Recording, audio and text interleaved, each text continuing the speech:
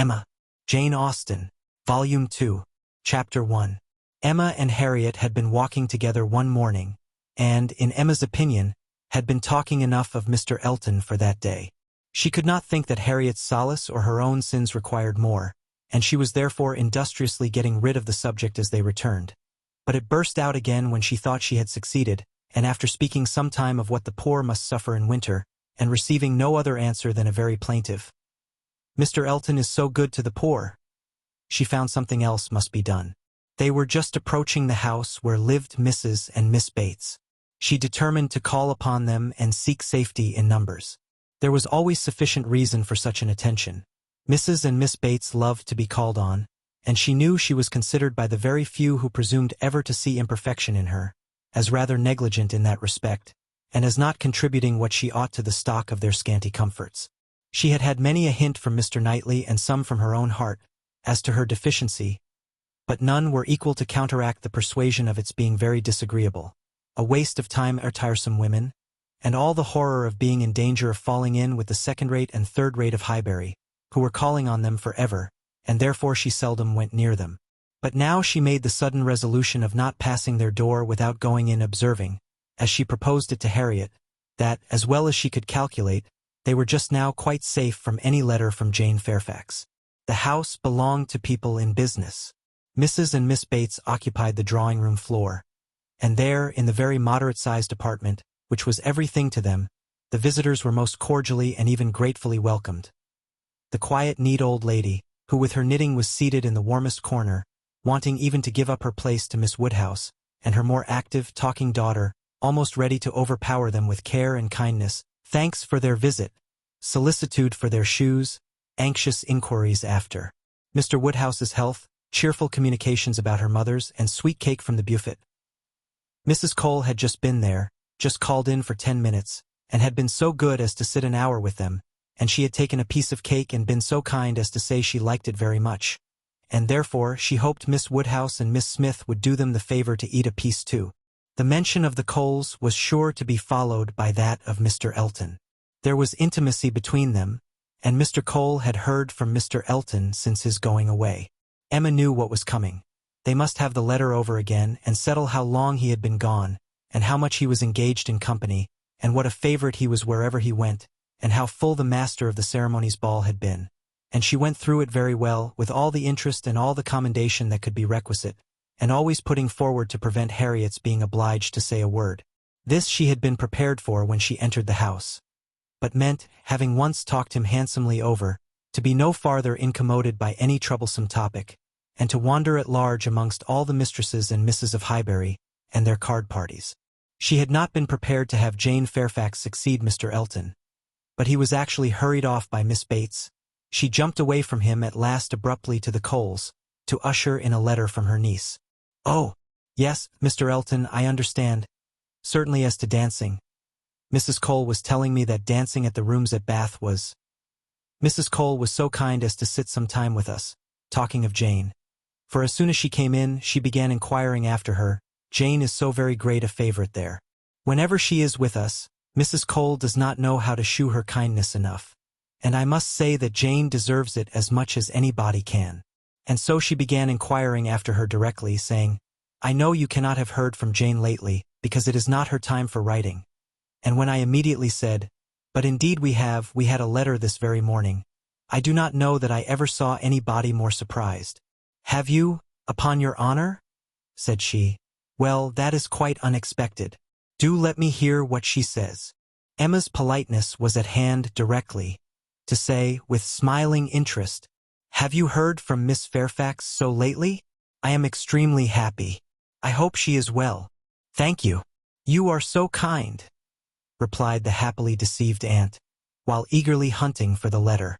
"Oh, here it is.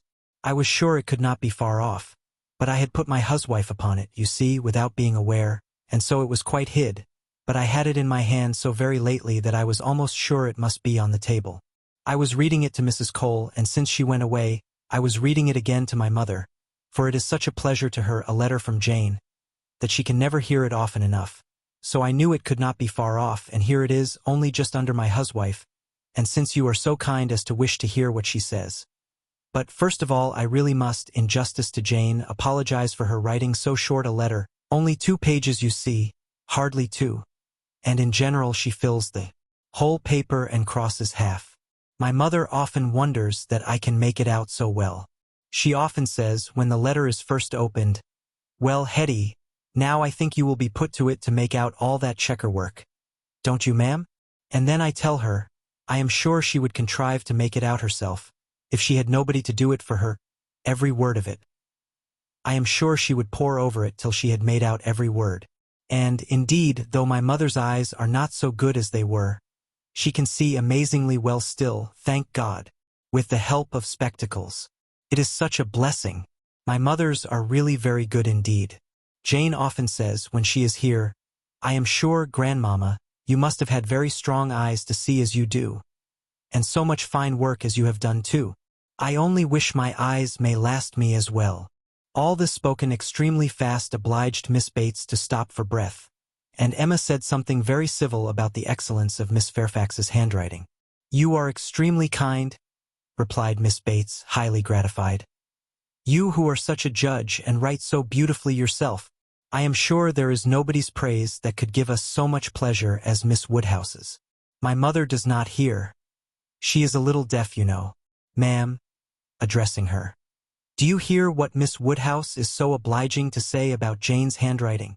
And Emma had the advantage of hearing her own silly compliment repeated twice over before the good old lady could comprehend it.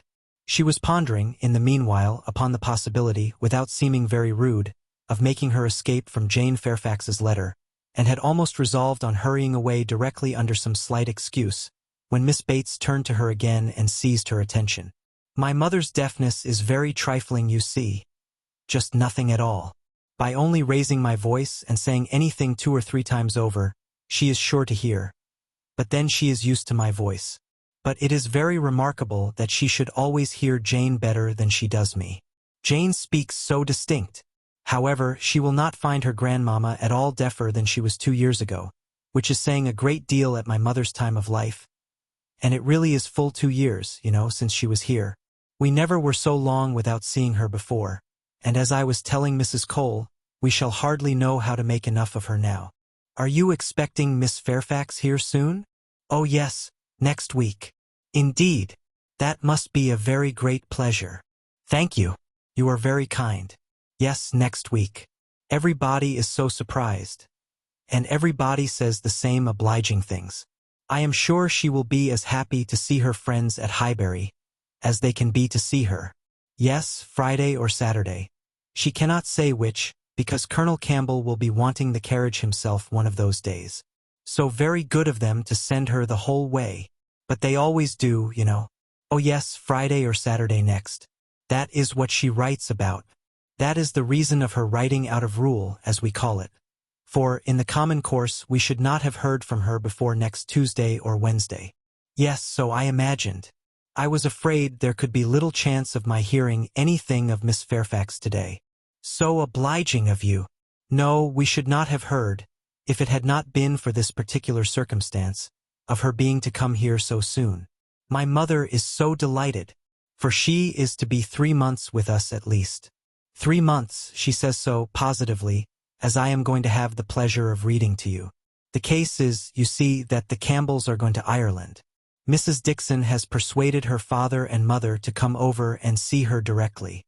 They had not intended to go over till the summer, but she is so impatient to see them again, for till she married, last October, she was never away from them so much as a week, which must make it very strange to be in different kingdoms, I was going to say, but however different countries, and so she wrote a very urgent letter to her mother or her father. I declare I do not know which it was, but we shall see presently in Jane's letter, wrote in Mr. Dixon's name as well as her own, to press. They're coming over directly, and they would give them the meeting in Dublin, and take them back to their country seat, Ballycraig, a beautiful place, I fancy. Jane has heard a great deal of its beauty. From Mr. Dixon, I do not know that she ever heard about it from anybody else. But it was very natural, you know, that he should like to speak of his own place while he was paying his addresses. And as Jane used to be very often walking out with them, for Colonel and Mrs. Campbell were very particular about their daughters not walking out often with only Mr. Dixon, for which I do not at all blame them. Of course she heard everything he might be telling Miss Campbell about his own home in Ireland, and I think she wrote us word that he had shown them some drawings of the place, views that he had taken himself. He is a most amiable, charming young man, I believe. Jane was quite longing to go to Ireland, from his account of things. At this moment, an ingenious and animating suspicion entering Emma's brain with regard to Jane Fairfax, this charming Mr. Dixon, and the not going to Ireland, she said, with the insidious design of farther discovery. You must feel it very fortunate that Miss Fairfax should be allowed to come to you at such a time. Considering the very particular friendship between her and Mrs. Dixon, you could hardly have expected her to be excused from accompanying Colonel and Mrs. Campbell. Very true indeed. The very thing that we have always been rather afraid of, for we should not have liked to have her at such a distance from us, for months together, not able to come if anything was to happen. But you see, everything turns out for the best. They want her, Mr. and Mrs. Dixon, excessively to come over with Colonel and Mrs. Campbell. Quite depend upon it. Nothing can be more kind or pressing than their joint invitation, Jane says, as you will hear presently. Mr. Dixon does not seem in the least backward in any attention. He is a most charming young man. Ever since the service he rendered Jane at Weymouth, when they were out in that party on the water, and she, by the sudden whirling round of something or other among the sails, would have been dashed into the sea at once, and actually was all but gone, if he had not, with the greatest presence of mind, caught hold of her habit. I can never think of it without trembling. But ever since we had the history of that day, I have been so fond of Mr. Dixon. But, in spite of all her friend's urgency, and her own wish of seeing Ireland, Miss Fairfax prefers devoting the time to you and Mrs. Bates? Yes, entirely her own doing, entirely her own choice. And Colonel and Mrs. Campbell think she does quite right, just what they should recommend. And indeed they particularly wish her to try her native air, as she has not been quite so well as usual lately. I am concerned to hear of it. I think they judge wisely. But Mrs. Dixon must be very much disappointed. Mrs. Dixon, I understand, has no remarkable degree of personal beauty, is not, by any means, to be compared with Miss Fairfax. Oh, no. You are very obliging to say such things. But certainly not. There is no comparison between them. Miss Campbell always was absolutely plain, but extremely elegant and amiable. Yes, that of course. Jane caught a bad cold, poor thing, so long ago as the 7th of November, as I am going to read to you, and has never been well since. A long time, is not it, for a cold to hang upon her? She never mentioned it before, because she would not alarm us. Just like her, so considerate.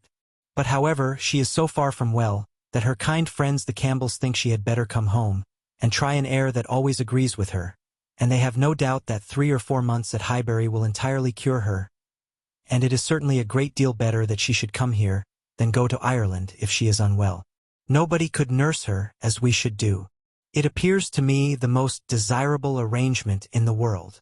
And so she is to come to us next Friday or Saturday, and the Campbells leave town in their way to Holyhead the Monday following, as you will find from Jane's letter.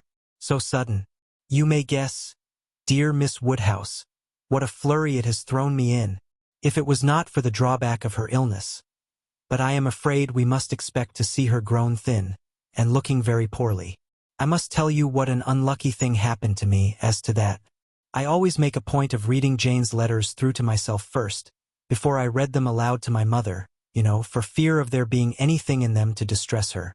Jane desired me to do it, so I always do, and so I began today with my usual caution. But no sooner did I come to the mention of her being unwell, than I burst out, quite frightened, with "Bless me! Poor Jane is ill," which my mother, being on the watch, heard distinctly, and was sadly alarmed at. However, when I read on, I found it was not near so bad as I had fancied at first, and I make so light of it now to her, that she does not think much about it. But I cannot imagine how I could be so off my guard. If Jane does not get well soon, we will call in Mr. Perry. The expense shall not be thought of, and though he is so liberal and so fond of Jane that I dare say he would not mean to charge anything for attendance, we could not suffer it to be so, He has a wife and family to maintain, and is not to be giving away his time. Well, now I have just given you a hint of what Jane writes about, we will turn to her letter, and I am sure she tells her own story a great deal better than I can tell it for her. "I am afraid we must be running away," said Emma, glancing at Harriet and beginning to rise. "My father will be expecting us. I had no intention. I thought I had no power of staying more than 5 minutes, when I first entered the house. I merely called because I would not pass the door without inquiring after Mrs. Bates. But I have been so pleasantly detained. Now, however, we must wish you and Mrs. Bates good morning." And not all that could be urged to detain her succeeded. She regained the street happy in this, that though much had been forced on her against her will, though she had in fact heard the whole substance of Jane Fairfax's letter, she had been able to escape the letter itself. Chapter 2.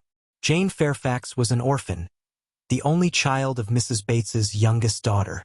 The marriage of Lieutenant Fairfax of the Regiment of Infantry and Miss Jane Bates had had its day of fame and pleasure, hope and interest, but nothing now remained of it, save the melancholy remembrance of him dying in action abroad, of his widow sinking under consumption and grief soon afterwards, and this girl.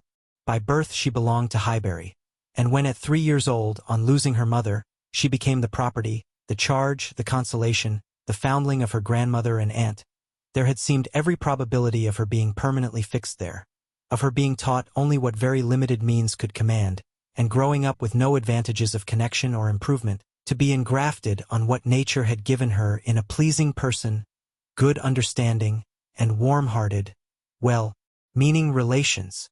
But the compassionate feelings of a friend of her father gave a change to her destiny. This was Colonel Campbell, who had very highly regarded Fairfax as an excellent officer and most deserving young man, and farther, had been indebted to him for such attentions, during a severe camp fever, as he believed had saved his life. These were claims which he did not learn to overlook, though some years passed away from the death of poor Fairfax, before his own return to England put anything in his power. When he did return, he sought out the child and took notice of her. He was a married man, with only one living child, a girl about Jane's age, and Jane became their guest, paying them long visits and growing a favorite with all. And before she was 9 years old, his daughter's great fondness for her, and his own wish of being a real friend, united to produce an offer from Colonel Campbell of undertaking the whole charge of her education. It was accepted, and from that period Jane had belonged to Colonel Campbell's family, and had lived with them entirely, only visiting her grandmother from time to time. The plan was that she should be brought up for educating others, the very few £100 which she inherited from her father making independence impossible. To provide for her otherwise was out of Colonel Campbell's power, for though his income, by pay and appointments, was handsome, his fortune was moderate and must be all his daughter's. But, by giving her an education, he hoped to be supplying the means of respectable subsistence hereafter. Such was Jane Fairfax's history. She had fallen into good hands, known nothing but kindness from the Campbells, and been given an excellent education. Living constantly with right-minded and well-informed people, her heart and understanding had received every advantage of discipline and culture, and Colonel Campbell's residence being in London, every lighter talent had been done full justice to, by the attendance of first-rate masters. Her disposition and abilities were equally worthy of all that friendship could do, and at 18 or 19 she was, as far as such an early age can be qualified for the care of children, fully competent to the office of instruction herself. But she was too much beloved to be parted with. Neither father nor mother could promote, and the daughter could not endure it. The evil day was put off. It was easy to decide that she was still too young, and Jane remained with them, sharing, as another daughter, in all the rational pleasures of an elegant society, and a judicious mixture of home and amusement, with only the drawback of the future, the sobering suggestions of her own good understanding to remind her that all this might soon be over. The affection of the whole family, the warm attachment of Miss Campbell in particular, was the more honorable to each party from the circumstance of Jane's decided superiority both in beauty and acquirements. That nature had given it in feature could not be unseen by the young woman, nor could her higher powers of mind be unfelt by the parents. They continued together with unabated regard, however, till the marriage of Miss Campbell, who by that chance, that luck which so often defies anticipation in matrimonial affairs, giving attraction to what is moderate rather than to what is superior, engaged the affections of Mr. Dixon, a young man, rich and agreeable, almost as soon as they were acquainted, and was eligibly and happily settled, while Jane Fairfax had yet her bread to earn. This event had very lately taken place. too lately for anything to be yet attempted by her less fortunate friend towards entering on her path of duty, though she had now reached the age which her own judgment had fixed on for beginning. She had long resolved that 21 should be the period. With the fortitude of a devoted novitiate, she had resolved at 21 to complete the sacrifice, and retire from all the pleasures of life, of rational intercourse, equal society, peace and hope, to penance and mortification forever. The good sense of Colonel and Mrs. Campbell could not oppose such a resolution, though their feelings did. As long as they lived, no exertions would be necessary, their home might be hers forever, and for their own comfort they would have retained her wholly. But this would be selfishness. What must be at last had better be soon. Perhaps they began to feel it might have been kinder and wiser to have resisted the temptation of any delay, and spared her from a taste of such enjoyments of ease and leisure as must now be relinquished. Still, however, affection was glad to catch at any reasonable excuse for not hurrying on the wretched moment. She had never been quite well since the time of their daughter's marriage, and till she should have completely recovered her usual strength, they must forbid her engaging in duties, which, so far from being compatible with a weakened frame and varying spirits, seemed, under the most favorable circumstances, to require something more than human perfection of body and mind to be discharged with tolerable comfort. With regard to her not accompanying them to Ireland, her account to her aunt contained nothing but truth, though there might be some truths not told. It was her own choice to give the time of their absence to Highbury, to spend, perhaps, her last months of perfect liberty with those kind relations to whom she was so very dear, and the Campbells, whatever might be their motive or motives, whether single or double or treble, gave the arrangement their ready sanction, and said that they depended more on a few months spent in her native air, for the recovery of her health, than on anything else. Certain it was that she was to come, and that Highbury, instead of welcoming that perfect novelty which had been so long promised it, Mr. Frank Churchill, must put up for the present with Jane Fairfax, who could bring only the freshness of a 2 years' absence. Emma was sorry to have to pay civilities to a person she did not like through 3 long months, to be always doing more than she wished, and less than she ought. Why she did not like Jane Fairfax might be a difficult question to answer. Mr. Knightley had once told her it was because she saw in her the really accomplished young woman, which she wanted to be thought herself, and though the accusation had been eagerly refuted at the time, there were moments of self-examination in which her conscience could not quite acquit her. But she could never get acquainted with her.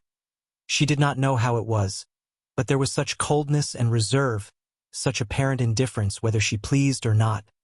And then, her aunt was such an eternal talker, and she was made such a fuss with by everybody, and it had been always imagined that they were to be so intimate. Because their ages were the same, everybody had supposed they must be so fond of each other. These were her reasons. She had no better. It was a dislike so little, just every imputed fault was so magnified by fancy, that she never saw Jane Fairfax the first time after any considerable absence, without feeling that she had injured her. And now, when the due visit was paid on her arrival after a 2 years' interval, she was particularly struck with the very appearance and manners, which for those 2 whole years she had been depreciating. Jane Fairfax was very elegant, remarkably elegant, and she had herself the highest value for elegance. Her height was pretty, just such as almost everybody would think tall, and nobody could think very tall. Her figure particularly graceful, her size a most becoming medium between fat and thin, though a slight appearance of ill health seemed to point out the likeliest evil of the two. Emma could not but feel all this. And then, her face, her features. There was more beauty in them altogether than she had remembered. It was not regular, but it was very pleasing beauty. Her eyes, a deep gray, with dark eyelashes and eyebrows, had never been denied their praise. But the skin, which she had been used to cavil at, as wanting color, had a clearness and delicacy which really needed no fuller bloom. It was a style of beauty of which elegance was the reigning character, and as such she must, in honor, by all her principles, admire it. Elegance, which, whether of person or of mind, she saw so little in Highbury. There, not to be vulgar, was distinction and merit. In short, she sat, during the first visit, looking at Jane Fairfax with twofold complacency, the sense of pleasure and the sense of rendering justice, and was determining that she would dislike her no longer. When she took in her history, indeed her situation as well as her beauty, when she considered what all this elegance was destined to, what she was going to sink from, how she was going to live, it seemed impossible to feel anything but compassion and respect. Especially, if to every well-known particular entitling her to interest were added the highly probable circumstance of an attachment to Mr. Dickson, which she had so naturally started to herself. In that case, nothing could be more pitiable or more honorable than the sacrifices she had resolved on. Emma was very willing now to acquit her of having seduced Mr. Dickson's affections from his wife, or of anything mischievous which her imagination had suggested at first. If it were love, it might be simple, single, successless love on her side alone. She might have been unconsciously sucking in the sad poison, while a sharer of his conversation with her friend, and from the best, the purest of motives, might now be denying herself this visit to Ireland, and resolving to divide herself effectually from him and his connections by soon beginning her career of laborious duty. Upon the whole, Emma left her with such softened, charitable feelings as made her look around in walking home, and lament that Highbury afforded no young man worthy of giving her independence, nobody that she could wish to scheme about for her. These were charming feelings, but not lasting. Before she had committed herself by any public profession of eternal friendship for Jane Fairfax, or done more towards a recantation of past prejudices and errors than saying to Mr. Knightley, "She certainly is handsome. She is better than handsome." Jane had spent an evening at Hartfield with her grandmother and aunt, and everything was relapsing much into its usual state. Former provocations reappeared. The aunt was as tiresome as ever, more tiresome because anxiety for her health was now added to admiration of her powers, and they had to listen to the description of exactly how little bread and butter she ate for breakfast, and how small a slice of mutton for dinner, as well as to see exhibitions of new caps and new work-bags for her mother and herself. And Jane's offenses rose again. They had music. Emma was obliged to play, and the thanks and praise which necessarily followed appeared to her an affectation of candor, an air of greatness, meaning only to shew off in higher style her own very superior performance. She was, besides, which was the worst of all, so cold, so cautious. There was no getting at her real opinion. Wrapped up in a cloak of politeness, she seemed determined to hazard nothing. She was was suspiciously reserved. If anything could be more, where all was most, she was more reserved on the subject of Weymouth and the Dicksons than anything. She seemed bent on giving no real insight into Mr. Dickson's character, or her own value for his company, or opinion of the suitableness of the match. It was all general approbation and smoothness, nothing delineated or distinguished. It did her no service, however. Her caution was thrown away. Emma saw its artifice, and returned to her first surmises. There probably was something more to conceal than her own preference. Mr. Dickson, perhaps, had been very near changing one friend for the other, or been fixed only to Miss Campbell, for the sake of the future £12,000. The like reserve prevailed on other topics. She and Mr. Frank Churchill had been at Weymouth at the same time. It was known that they were a little acquainted, but not a syllable of real information could Emma procure as to what he truly was. Was he handsome? She believed he was reckoned a very fine young man. Was he agreeable? He was generally thought so. Did he appear a sensible young man? A young man of information? At a watering place, or in a common London acquaintance, it was difficult to decide on such points. Manners were all that could be safely judged of, under a much longer knowledge than they had yet had of Mr. Churchill.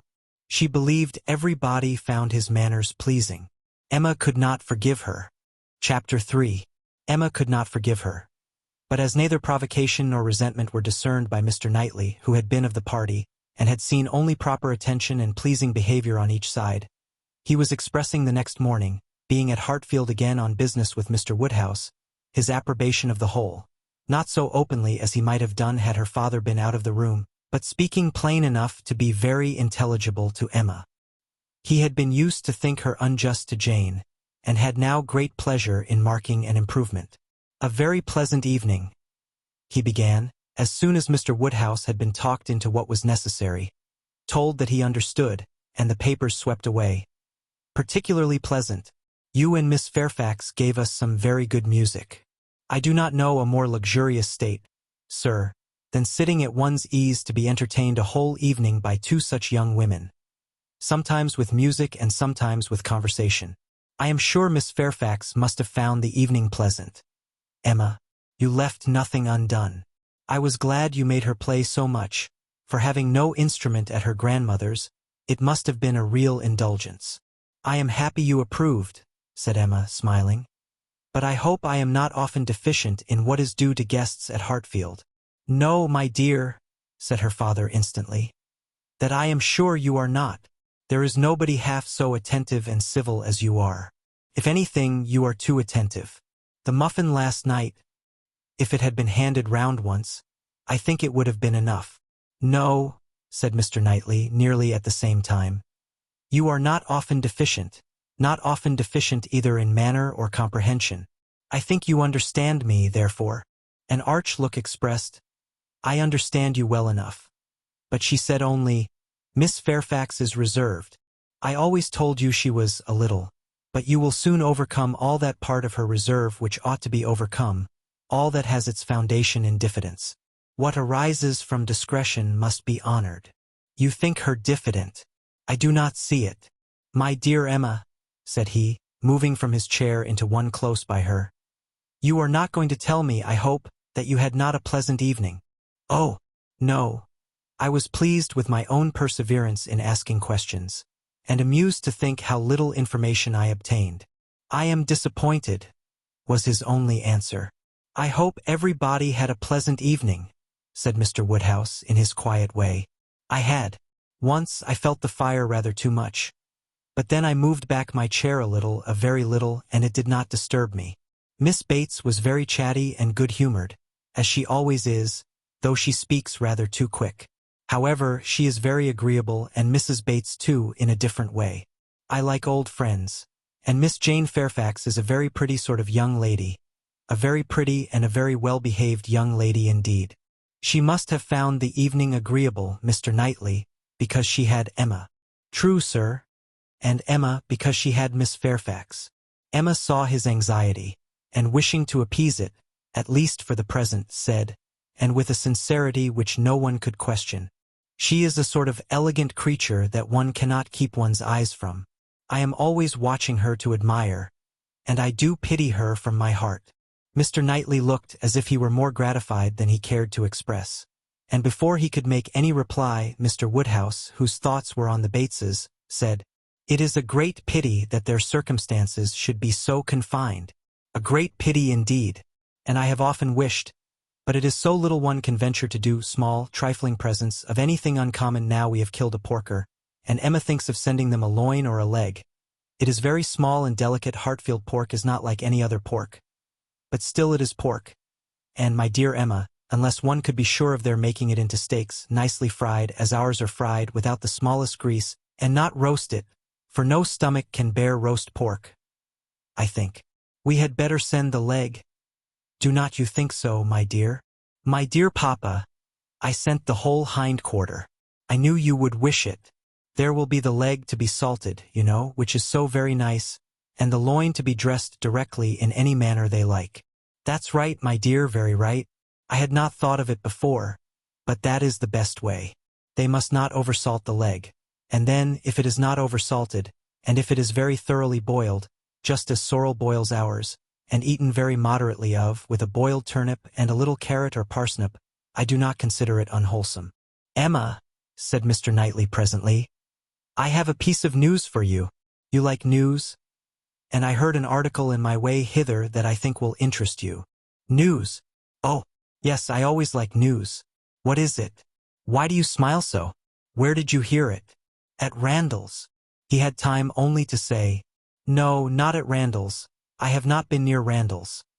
When the door was thrown open, and Miss Bates and Miss Fairfax walked into the room, full of thanks, and full of news, Miss Bates knew not which to give quickest. Mr. Knightley soon saw that he had lost his moment, and that not another syllable of communication could rest with him. Oh, my dear sir, how are you this morning? My dear Miss Woodhouse, I come quite overpowered. Such a beautiful hindquarter of pork. You are too bountiful. Have you heard the news? Mr. Elton is going to be married.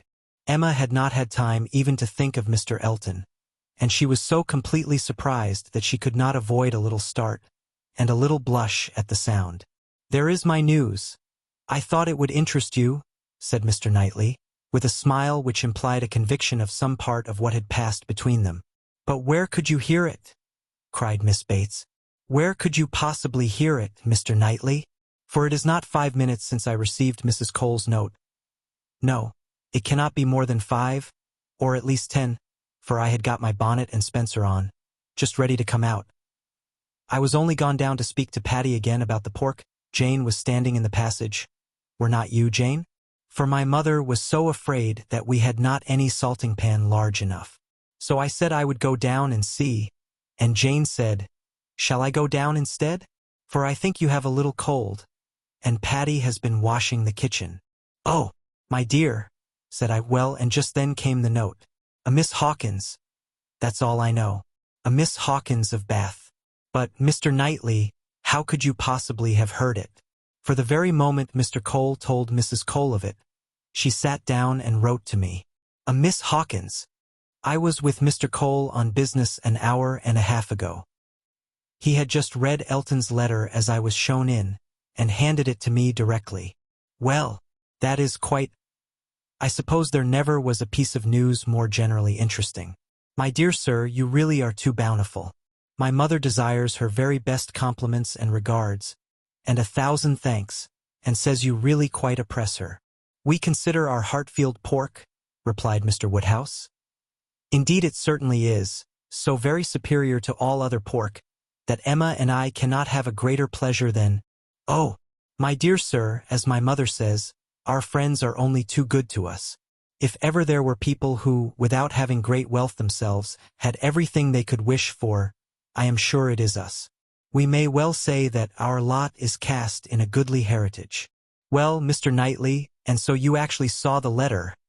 Well, it was short, merely to announce, but cheerful, exulting, of course. Here was a sly glance at Emma. He had been so fortunate as to, I forget the precise words. One has no business to remember them. The information was, as you state, that he was going to be married to a Miss Hawkins. By his style, I should imagine it just settled. Mr. Elton going to be married, said Emma, as soon as she could speak. He will have everybody's wishes for his happiness. He is very young to settle, was Mr. Woodhouse's observation. He had better not be in a hurry. He seemed to me very well off as he was. We were always glad to see him at Hartfield. A new neighbor for us all, Miss Woodhouse, said Miss Bates joyfully. My mother is so pleased. She says she cannot bear to have the poor old vicarage without a mistress. This is great news indeed. Jane, you have never seen Mr. Elton. No wonder that you have such a curiosity to see him. Jane's curiosity did not appear of that absorbing nature as wholly to occupy her. No, I have never seen Mr. Elton, she replied, starting on this appeal. Is he a tall man? Who shall answer that question? Cried Emma. My father would say yes, Mr. Knightley no, and Miss Bates and I that he is just the happy medium. When you have been here a little longer, Miss Fairfax, you will understand that Mr. Elton is the standard of perfection in Highbury, both in person and mind. Very true, Miss Woodhouse, so she will. He is the very best young man. But, my dear Jane, if you remember, I told you yesterday he was precisely the height of Mr. Perry. Miss Hawkins, I dare say, an excellent young woman. His extreme attention to my mother, wanting her to sit in the vicarage pew that she might hear the better, for my mother is a little deaf, you know. It is not much, but she does not hear quite quick. Jane says that Colonel Campbell is a little deaf. He fancied bathing might be good for it, the warm bath. But she says it did him no lasting benefit. Colonel Campbell, you know, is quite our angel. And Mr. Dixon seems a very charming young man, quite worthy of him. It is such a happiness when good people get together, and they always do. Now, here will be Mr. Elton and Miss Hawkins, and there are the Coles, such very good people, and the Perrys. I suppose there never was a happier or a better couple than Mr. and Mrs. Perry. I say, sir, turning to Mr. Woodhouse, I think there are few places with such society as Highbury. I always say we are quite blessed in our neighbors. My dear sir, if there is one thing my mother loves better than another, it is pork, a roast loin of pork. As to who or what Miss Hawkins is, or how long he has been acquainted with her, said Emma, Nothing, I suppose, can be known. One feels that it cannot be a very long acquaintance. He has been gone only 4 weeks. Nobody had any information to give, and after a few more wonderings, Emma said, "You were silent, Miss Fairfax. But I hope you mean to take an interest in this news. You, who have been hearing and seeing so much of late on these subjects, who must have been so deep in the business on Miss Campbell's account. We shall not excuse your being indifferent about Mr. Elton and Miss Hawkins." "When I have seen Mr. Elton," replied Jane, "I dare say I shall be interested, but I believe it requires that with me. And as it is some months since Miss Campbell married, the impression may be a little worn off." "Yes, he has been gone just 4 weeks, as you observe, Miss Woodhouse," said Miss Bates. "4 weeks yesterday. A Miss Hawkins. Well, I had always rather fancied it would be some young lady hereabouts. Not that I ever Mrs. Cole once whispered to me, but I immediately said, 'No, Mr. Elton is a most worthy young man,' but, in short, I do not think I am particularly quick at those sort of discoveries. I do not pretend to it. What is before me I see. At the same time, nobody could wonder if Mr. Elton should have aspired. Miss Woodhouse lets me chatter on, so good-humoredly. She knows I would not offend for the world. How does Miss Smith do? She seems quite recovered now. Have you heard from Mrs. John Knightley lately? Oh, those dear little children. Jane, do you know I always fancy Mr. Dixon like Mr. John Knightley.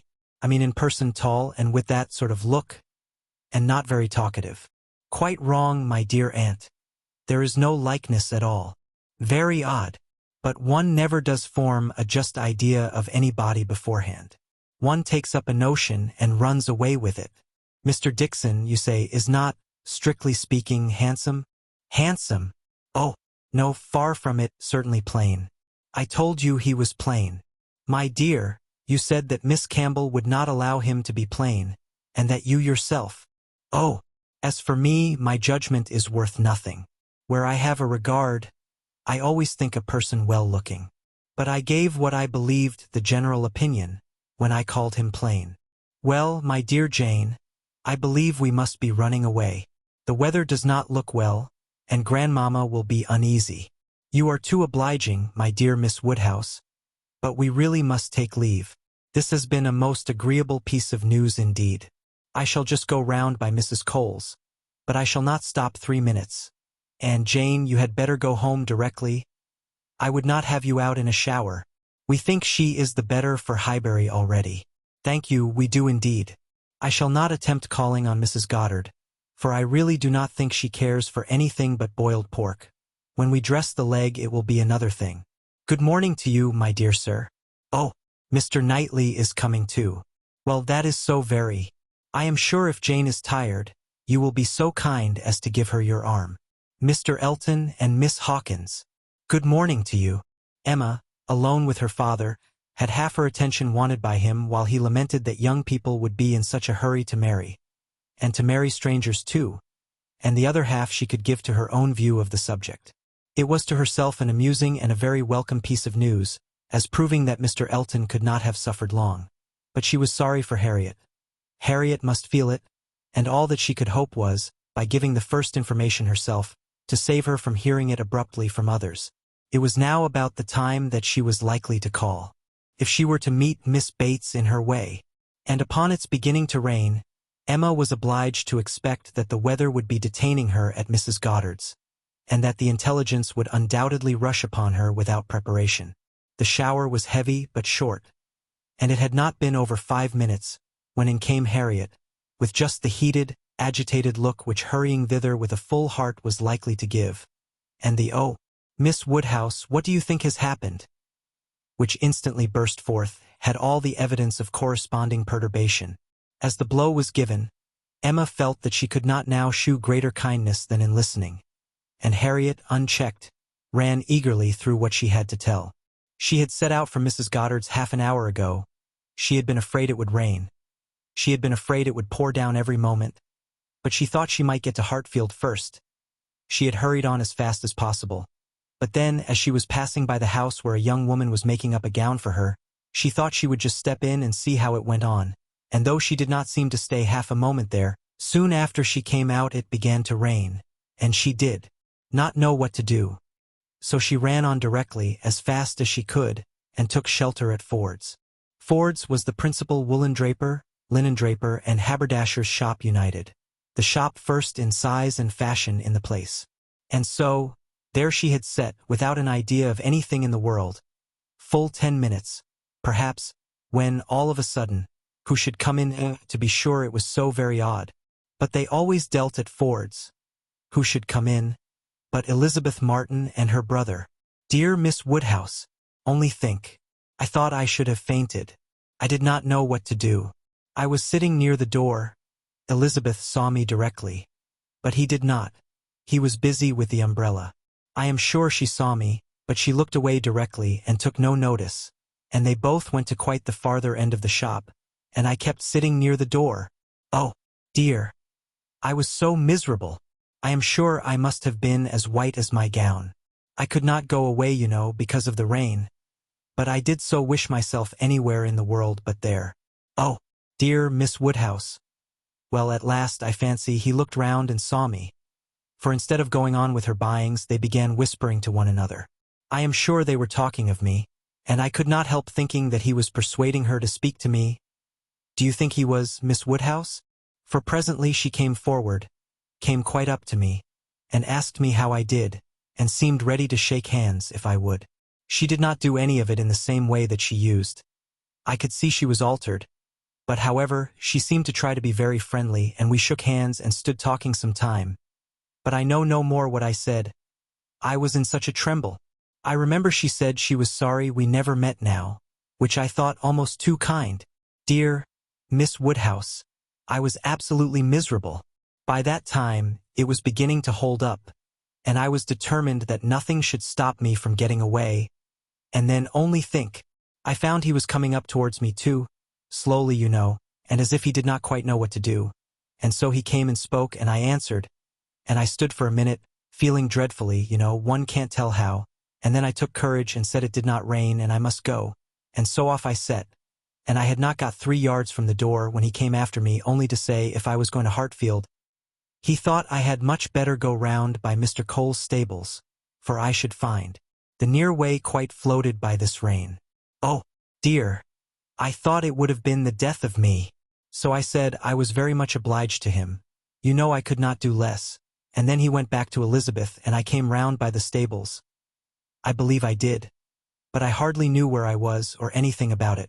Oh, Miss Woodhouse, I would rather done anything than have it happen. And yet, there was a sort of satisfaction in seeing him behave so pleasantly and so kindly. And Elizabeth, too. Oh, Miss Woodhouse, do talk to me and make me comfortable again. Very sincerely did Emma wish to do so, but it was not immediately in her power. She was obliged to stop and think. She was not thoroughly comfortable herself. The young man's conduct, and his sister's, seemed the result of real feeling, and she could not but pity them. As Harriet described it, there had been an interesting mixture of wounded affection and genuine delicacy in their behavior. But she had believed them to be well-meaning, worthy people before, and what difference did this make in the evils of the connection? It was folly to be disturbed by it. Of course, he must be sorry to lose her. They must be all sorry. Ambition, as well as love, had probably been mortified. They might all have hoped to rise by Harriet's acquaintance. And besides, what was the value of Harriet's description? So easily pleased, so little discerning. What signified her praise? She exerted herself, and did try to make her comfortable, by considering all that had passed as a mere trifle, and quite unworthy of being dwelt on. It might be distressing for the moment, said she, but you seem to have behaved extremely well, and it is over and can never, as a first meeting, occur again, and therefore you need not think about it. Harriet said, very true, and she would not think about it. But still she talked of it. Still she could talk of nothing else, and Emma at last, in order to put the Martins out of her head, was obliged to hurry on the news, which she had meant to give with so much tender caution. Hardly knowing herself whether to rejoice or be angry, ashamed or only amused, at such a state of mind in poor Harriet, such a conclusion of Mr. Elton's importance with her. Mr. Elton's rights, however, gradually revived. Though she did not feel the first intelligence as she might have done the day before, or an hour before, its interest soon increased. And before their first conversation was over, she had talked herself into all the sensations of curiosity, wonder and regret, pain and pleasure, as to this fortunate Miss Hawkins, which could conduce to place the Martins under proper subordination in her fancy. Emma learned to be rather glad that there had been such a meeting. It had been serviceable in deadening the first shock, without retaining any influence to alarm. As Harriet now lived, the Martins could not get at her without seeking her, where hitherto they had wanted either the courage or the condescension to seek her. For since her refusal of the brother, the sisters never had been at Mrs. Goddard's, and a 12-month might pass without their being thrown together again, with any necessity, or even any power of speech. Chapter 4. Human nature is so well disposed towards those who are in interesting situations, that a young person, who either marries or dies, is sure of being kindly spoken of. A week had not passed since Miss Hawkins's name was first mentioned in Highbury, before she was, by some means or other, discovered to have every recommendation of person and mind, to be handsome, elegant, highly accomplished, and perfectly amiable.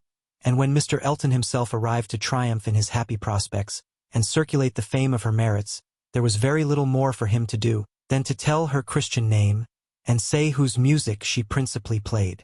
Mr. Elton returned, a very happy man. He had gone away rejected and mortified, disappointed in a very sanguine hope, after a series of what appeared to him strong encouragement, and not only losing the right lady, but finding himself debased to the level of a very wrong one. He had gone away deeply offended. He came back engaged to another, and to another as superior, of course, to the first, as under such circumstances what is gained always is to what is lost. He came back gay and self-satisfied, eager and busy, caring nothing for Miss Woodhouse, and defying Miss Smith. The charming Augusta Hawkins, in addition to all the usual advantages of perfect beauty and merit, was in possession of an independent fortune, of so many thousands as would always be called 10. A point of some dignity, as well as some convenience. The story told well. He had not thrown himself away. He had gained a woman of 10,000 L or thereabouts, and he had gained her with such delightful rapidity. The first hour of introduction had been so very soon followed by distinguishing notice. The history which he had to give Mrs. Cole of the rise and progress of the affair was so glorious, the steps so quick, from the accidental rencontre, to the dinner at Mr. Green's, and the party at Mrs. Brown's, smiles and blushes rising in importance, with consciousness and agitation richly scattered. The lady had been so easily impressed, so sweetly disposed, had, in short, to use a most intelligible phrase, been so very ready to have him, that vanity and prudence were equally contented. He had caught both substance and shadow, both fortune and affection, and was just the happy man he ought to be, talking only of himself and his own concerns, expecting to be congratulated, ready to be laughed at, and with cordial, fearless smiles, now addressing all the young ladies of the place, to whom, a few weeks ago, he would have been more cautiously gallant. The wedding was no distant event, as the parties had only themselves to please, and nothing but the necessary preparations to wait for, and when he set out for Bath again, there was a general expectation, which a certain glance of Mrs. Cole's did not seem to contradict, that when he next entered Highbury he would bring his bride. During his present short stay, Emma had barely seen him, but just enough to feel that the first meeting was over, and to give her the impression of his not being improved by the mixture of pique and pretension, now spread over his air. She was, in fact, beginning very much to wonder that she had ever thought him pleasing at all, and his sight was so inseparably connected with some very disagreeable feelings, that, except in a moral light as a penance, a lesson, a source of profitable humiliation to her own mind, she would have been thankful to be assured of never seeing him again. She wished him very well, but he gave her pain, and his welfare 20 miles off would administer most satisfaction. The pain of his continued residence in Highbury, however, must certainly be lessened by his marriage. Many vain solicitudes would be prevented, many awkwardnesses smoothed by it. A Mrs. Elton would be an excuse for any change of intercourse. Former intimacy might sink without remark. It would be almost beginning their life of civility again. Of the lady individually Emma thought very little. She was good enough for Mr. Elton, no doubt. Accomplished enough for Highbury, handsome enough to look plain, probably, by Harriet's side. As to connection, there Emma was perfectly easy. Persuaded that after all his own vaunted claims and disdain of Harriet, he had done nothing. On that article, truth seemed attainable.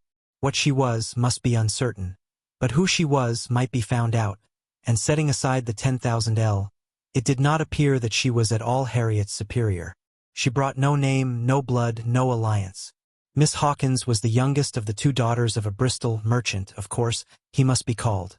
But as the whole of the profits of his mercantile life appeared so very moderate, it was not unfair to guess the dignity of his line of trade had been very moderate also. Part of every winter she had been used to spend in Bath. But Bristol was her home, the very heart of Bristol.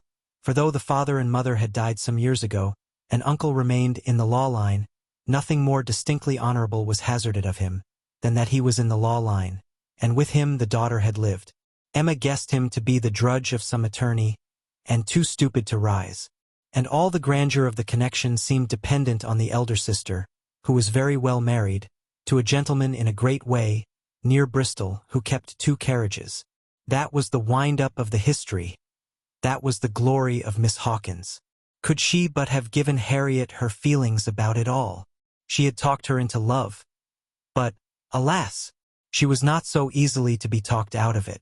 The charm of an object to occupy the many vacancies of Harriet's mind was not to be talked away.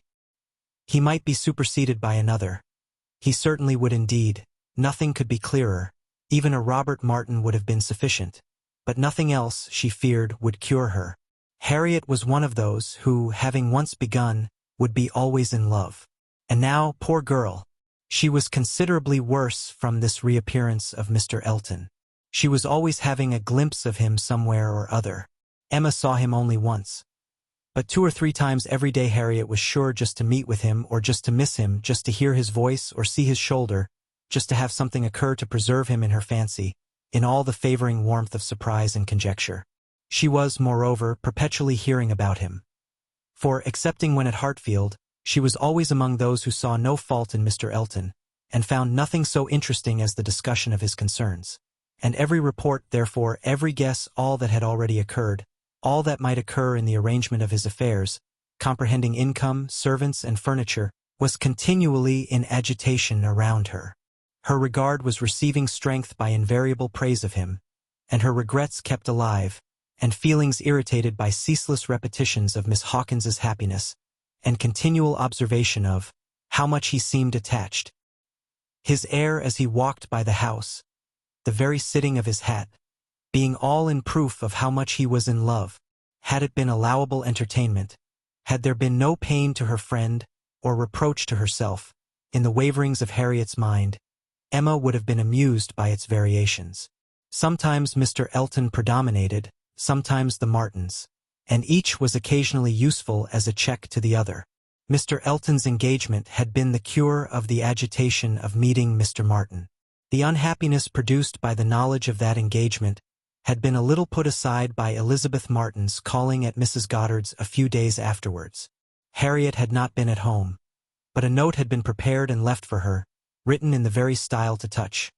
A small mixture of reproach with a great deal of kindness. Until Mr. Elton himself appeared, she had been much occupied by it, continually pondering over what could be done in return, and wishing to do more than she dared to confess.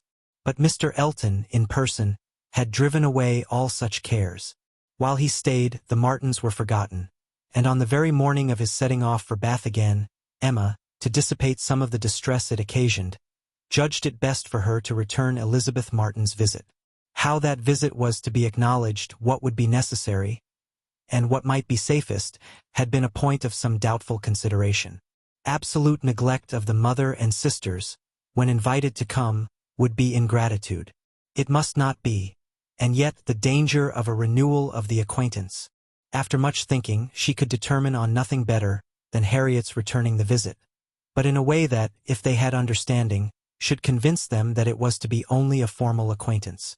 She meant to take her in the carriage, leave her at the Abbey Mill while she drove a little farther, and call for her again so soon as to allow no time for insidious applications or dangerous recurrences to the past, and give the most decided proof of what degree of intimacy was chosen for the future. She could think of nothing better, and though there was something in it which her own heart could not approve, something of ingratitude, merely glossed over, it must be done, or what would become of Harriet. Chapter 5. Small heart had Harriet for visiting.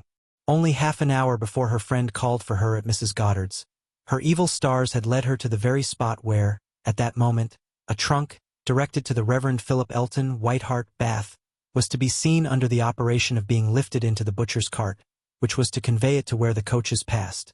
And everything in this world, excepting that trunk and the direction, was consequently a blank. She went, however, and when they reached the farm and she was to be put down, at the end of the broad, neat gravel walk, which led between espalier apple trees to the front door, the sight of everything which had given her so much pleasure the autumn before was beginning to revive a little local agitation. And when they parted, Emma observed her to be looking around with a sort of fearful curiosity, which determined her not to allow the visit to exceed the proposed quarter of an hour. She went on herself, to give that portion of time to an old servant who was married, and settled in Donwell. The quarter of an hour brought her punctually to the White Gate again, and Miss Smith, receiving her summons, was with her without delay, and unattended by any alarming young man. She came solitarily down the gravel walk, a Miss Martin just appearing at the door, and parting with her seemingly with ceremonious civility. Harriet could not very soon give an intelligible account. She was feeling too much, but at last Emma collected from her enough to understand the sort of meeting, and the sort of pain it was creating. She had seen only Mrs. Martin and the two girls. They had received her doubtingly, if not coolly, and nothing beyond the merest commonplace had been talked almost all the time, till just at last, when Mrs. Martin, saying, all of a sudden, that she thought Miss Smith was grown, had brought on a more interesting subject and a warmer manner. In that very room she had been measured last September with her two friends. There were the penciled marks and memorandums on the wainscot by the window. He had done it. They all seemed to remember the day, the hour, the party, the occasion, to feel the same consciousness, the same regrets, to be ready to return to the same good understanding. And they were just growing again like themselves, Harriet, as Emma must suspect, as ready as the best of them to be cordial and happy. When the carriage reappeared and all was over, the style of the visit, and the shortness of it, were then felt to be decisive. 14 minutes to be given to those with whom she had thankfully passed 6 weeks, not 6 months ago. Emma could not but picture it all, and feel how justly they might resent, how naturally Harriet must suffer. It was a bad business. She would have given a great deal, or endured a great deal, to have had the Martins in a higher rank of life. They were so deserving, that a little higher should have been enough. But as it was, how could she have done otherwise? Impossible! She could not repent. They must be separated. But there was a great deal of pain in the process, so much to herself at this time, that she soon felt the necessity of a little consolation, and resolved on going home by way of Randalls to procure it. Her mind was quite sick of Mr. Elton and the Martins. The refreshment of Randalls was absolutely necessary. It was a good scheme, but on driving to the door they heard that neither master nor mistress was at home. They had both been out some time. The man believed they were gone to Hartfield. "This is too bad," cried Emma as they turned away. "And now we shall just miss them. Too provoking. I do not know when I have been so disappointed." And she leaned back in the corner to indulge her murmurs or to reason them away, probably a little of both, such being the commonest process of a not ill-disposed mind. Presently the carriage stopped. She looked up. It was stopped by Mr. and Mrs. Weston, who were standing to speak to her. There was instant pleasure in the sight of them, and still greater pleasure was conveyed in sound, for Mr. Weston immediately accosted her with, "How d'ye do? How d'ye do? We have been sitting with your father, glad to see him so well. Frank comes tomorrow. I had a letter this morning. We see him tomorrow by dinner-time to a certainty. He is at Oxford today, and he comes for a whole fortnight. I knew it would be so. If he had come at Christmas, he could not have stayed 3 days. I was always glad he did not come at Christmas. Now we are going to have just the right weather for him, fine, dry, settled weather. We shall enjoy him completely. Everything has turned out exactly as we could wish." There was no resisting such news, no possibility of avoiding the influence of such a happy face as Mr. Weston's, confirmed as it all was by the words and the countenance of his wife, fewer and quieter, but not less to the purpose. To know that she thought his coming certain was enough to make Emma consider it so, and sincerely did she rejoice in their joy. It was a most delightful reanimation of exhausted spirits. The worn-out past was sunk in the freshness of what was coming, and in the rapidity of half a moment's thought, she hoped Mr. Elton would now be talked of no more. Mr. Weston gave her the history of the engagements at Enscombe, which allowed his son to answer for having an entire fortnight at his command, as well as the route and the method of his journey, and she listened and smiled and congratulated. "I shall soon bring him over to Hartfield," said he at the conclusion. Emma could imagine she saw a touch of the arm at this speech from his wife. "We had better move on, Mr. Weston," said she. "We are detaining the girls." "Well, well, I am ready," and turning again to Emma, "but you must not be expecting such a very fine young man. You have only had my account, you know. I dare say he is really nothing extraordinary." Though his own sparkling eyes at the moment were speaking a very different conviction, Emma could look perfectly unconscious and innocent, and answer in a manner that appropriated nothing. "Think of me tomorrow, my dear Emma, about 4 o'clock," was Mrs. Weston's parting injunction, spoken with some anxiety and meant only for her. 4 o'clock. "Depend upon it he will be here by 3, was Mr. Weston's quick amendment, and so ended a most satisfactory meeting. Emma's spirits were mounted quite up to happiness. Everything wore a different air. James and his horses seemed not half so sluggish as before. When she looked at the hedges, she thought the elder at least must soon be coming out, and when she turned round to Harriet, she saw something like a look of spring, a tender smile even there. "Will Mr. Frank Churchill pass through Bath as well as Oxford?" was a question, however, which did not augur much. But neither geography nor tranquility could come all at once, and Emma was now in a humor to resolve that they should both come in time. The morning of the interesting day arrived, and Mrs. Weston's faithful pupil did not forget either at 10, or 11, or 12 o'clock, that she was to think of her at 4. "My dear, dear anxious friend," said she in mental soliloquy, while walking downstairs from her own room, "always over-careful for everybody's comfort but your own. I see you now in all your little fidgets, going again and again into his room, to be sure that all is right." The clock struck 12 as she passed through the hall.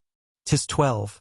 I shall not forget to think of you 4 hours hence, and by this time tomorrow, perhaps, or a little later, I may be thinking of the possibility of their all calling here. I am sure they will bring him soon." She opened the parlor door, and saw 2 gentlemen sitting with her father, Mr. Weston, and his son. They had been arrived only a few minutes, and Mr. Weston had scarcely finished his explanation of Frank's being a day before his time, and her father was yet in the midst of his very civil welcome and congratulations, when she appeared to have her share of surprise, introduction, and pleasure.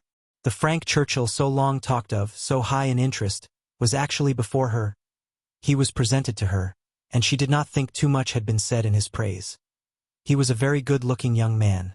Height, air, address, all were unexceptionable, and his countenance had a great deal of the spirit and liveliness of his father's. He looked quick and sensible. She felt immediately that she should like him, and there was a well-bred ease of manner, and a readiness to talk, which convinced her that he came intending to be acquainted with her, and that acquainted they soon must be. He had reached Randalls the evening before. She was pleased with the eagerness to arrive which had made him alter his plan, and travel earlier, later, and quicker, that he might gain half a day. "I told you yesterday," cried Mr. Weston with exultation. "I told you all that he would be here before the time named. I remembered what I used to do myself. One cannot creep upon a journey. One cannot help getting on faster than one has planned, and the pleasure of coming in upon one's friends before the lookout begins is worth a great deal more than any little exertion it needs. It is a great pleasure where one can indulge in it," said the young man, "though there are not many houses that I should presume on so far, but in coming home I felt I might do anything." The word home made his father look on him with fresh complacency. Emma was directly sure that he knew how to make himself agreeable. The conviction was strengthened by what followed.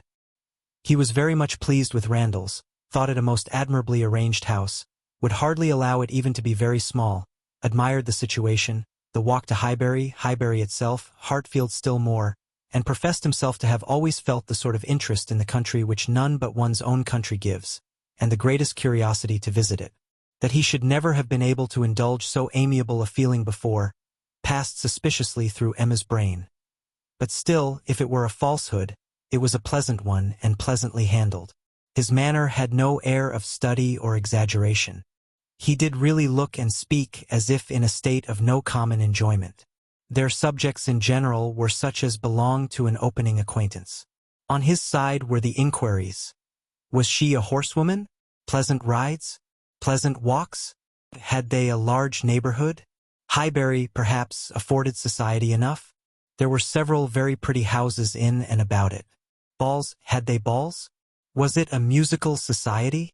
But when satisfied on all these points, and their acquaintance proportionably advanced, he contrived to find an opportunity, while their two fathers were engaged with each other, of introducing his mother-in-law, and speaking of her with so much handsome praise, so much warm admiration, so much gratitude for the happiness she secured to his father, and her very kind reception of himself, as was an additional proof of his knowing how to please, and of his certainly thinking it worth while to try to please her. He did not advance a word of praise beyond what she knew to be thoroughly deserved by Mrs. Weston. But undoubtedly he could know very little of the matter. He understood what would be welcome. He could be sure of little else. His father's marriage, he said, had been the wisest measure, every friend must rejoice in it, and the family from whom he had received such a blessing must be ever considered as having conferred the highest obligation on him. He got as near as he could to thanking her for Miss Taylor's merits, without seeming quite to forget that, in the common course of things, it was to be rather supposed that Miss Taylor had formed Miss Woodhouse's character, than Miss Woodhouse Miss Taylor's. And at last, as if resolved to qualify his opinion completely for traveling round to its object, he wound it all up with astonishment at the youth and beauty of her person. "Elegant, agreeable manners I was prepared for," said he. "But I confess that, considering everything, I had not expected more than a very tolerably well-looking woman of a certain age. I did not know that I was to find a pretty young woman in Mrs. Weston." "You cannot see too much perfection in Mrs. Weston for my feelings," said Emma. "Were you to guess her to be 18, I should listen with pleasure, but she would be ready to quarrel with you for using such words. Don't let her imagine that you have spoken of her as a pretty young woman." "I hope I should know better," he replied.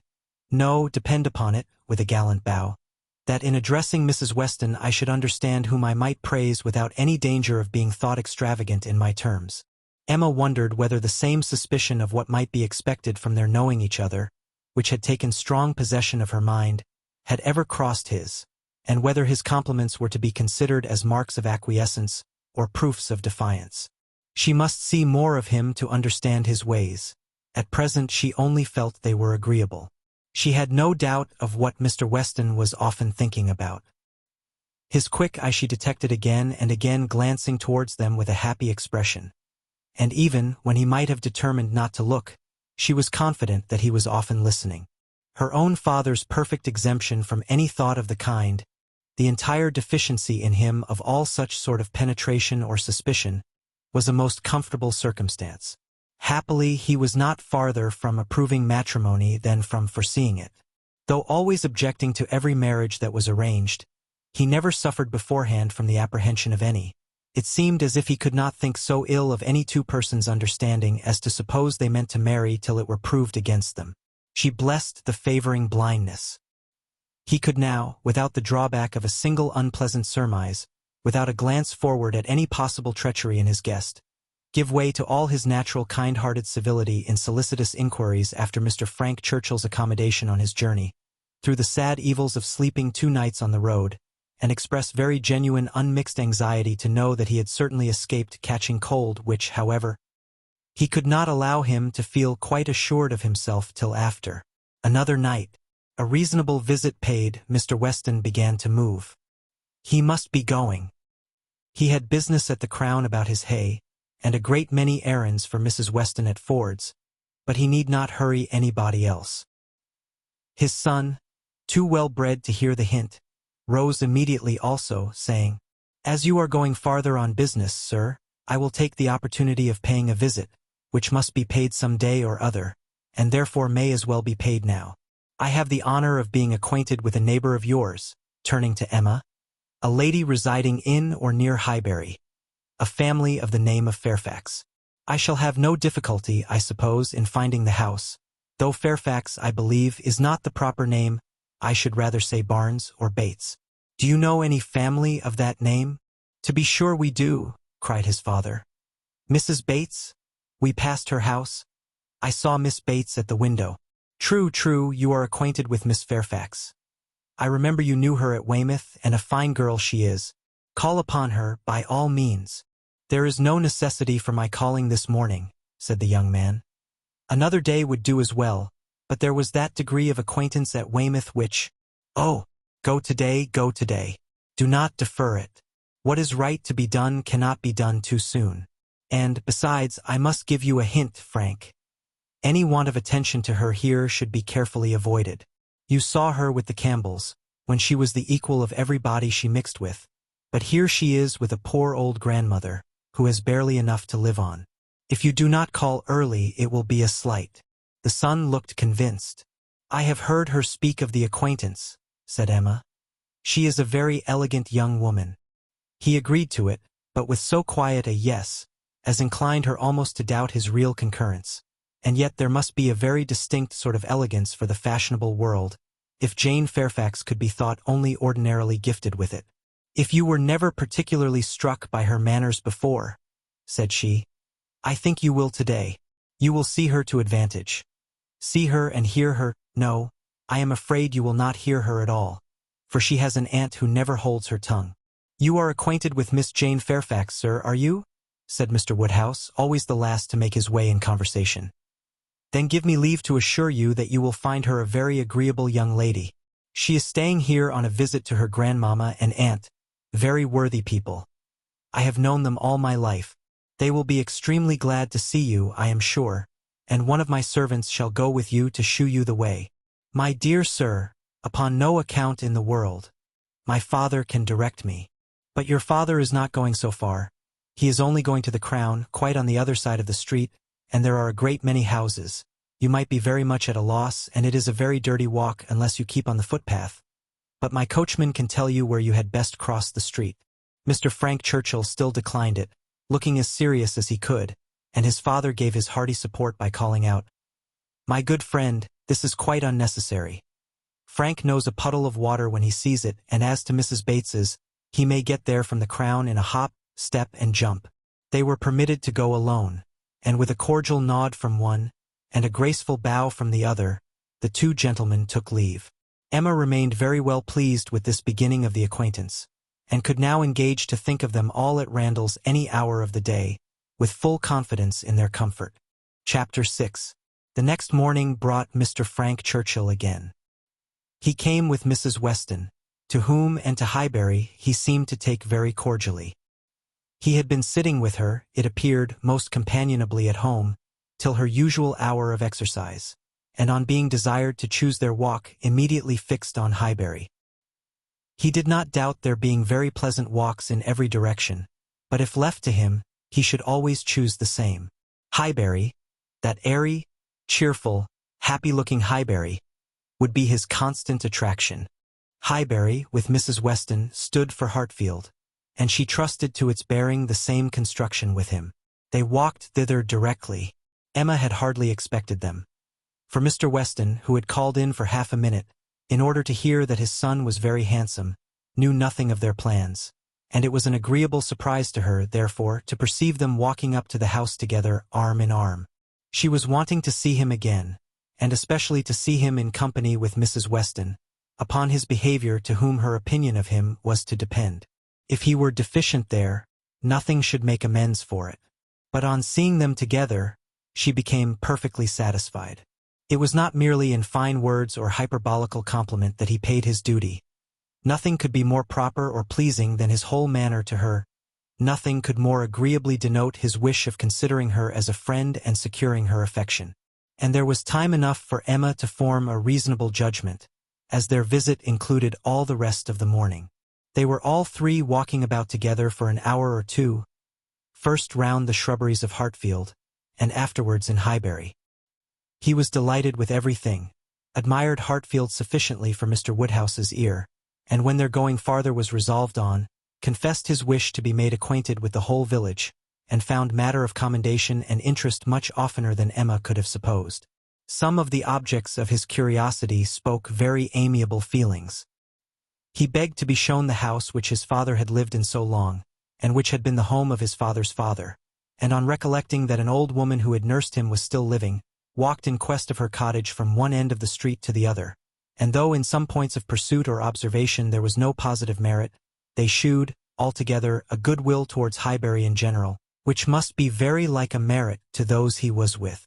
Emma watched and decided that with such feelings as were now shown, it could not be fairly supposed that he had been ever voluntarily absenting himself, that he had not been acting a part, or making a parade of insincere professions, and that Mr. Knightley certainly had not done him justice. Their first pause was at the Crown Inn, an inconsiderable house, though the principal one of the sort, where a couple of pair of post-horses were kept, more for the convenience of the neighborhood than from any run on the road, and his companions had not expected to be detained by any interest excited there. But in passing it they gave the history of the large room visibly added. It had been built many years ago for a ballroom, and while the neighborhood had been in a particularly populous, dancing state, had been occasionally used as such. But such brilliant days had long passed away, and now the highest purpose for which it was ever wanted was to accommodate a whist club established among the gentlemen and half-gentlemen of the place. He was immediately interested.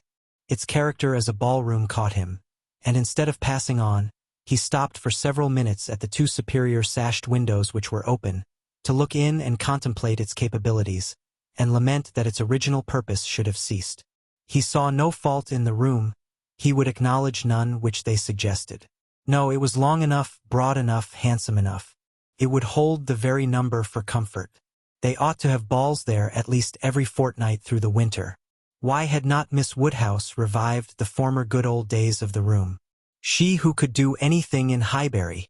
The want of proper families in the place, and the conviction that none beyond the place and its immediate environs could be tempted to attend, were mentioned, but he was not satisfied. He could not be persuaded that so many good-looking houses as he saw around him could not furnish numbers enough for such a meeting, and even when particulars were given and families described, he was still unwilling to admit that the inconvenience of such a mixture would be anything, or that there would be the smallest difficulty in everybody's returning into their proper place the next morning. He argued like a young man very much bent on dancing, and Emma was rather surprised to see the constitution of the Weston prevail so decidedly against the habits of the Churchills. He seemed to have all the life and spirit, cheerful feelings, and social inclinations of his father, and nothing of the pride or reserve of Enscombe. Of pride, indeed, there was, perhaps, scarcely enough. His indifference to a confusion of rank bordered too much on inelegance of mind. He could be no judge, however, of the evil he was holding cheap. It was but an effusion of lively spirits. At last he was persuaded to move on from the front of the Crown, and being now almost facing the house where the Bateses lodged, Emma recollected his intended visit the day before, and asked him if he had paid it.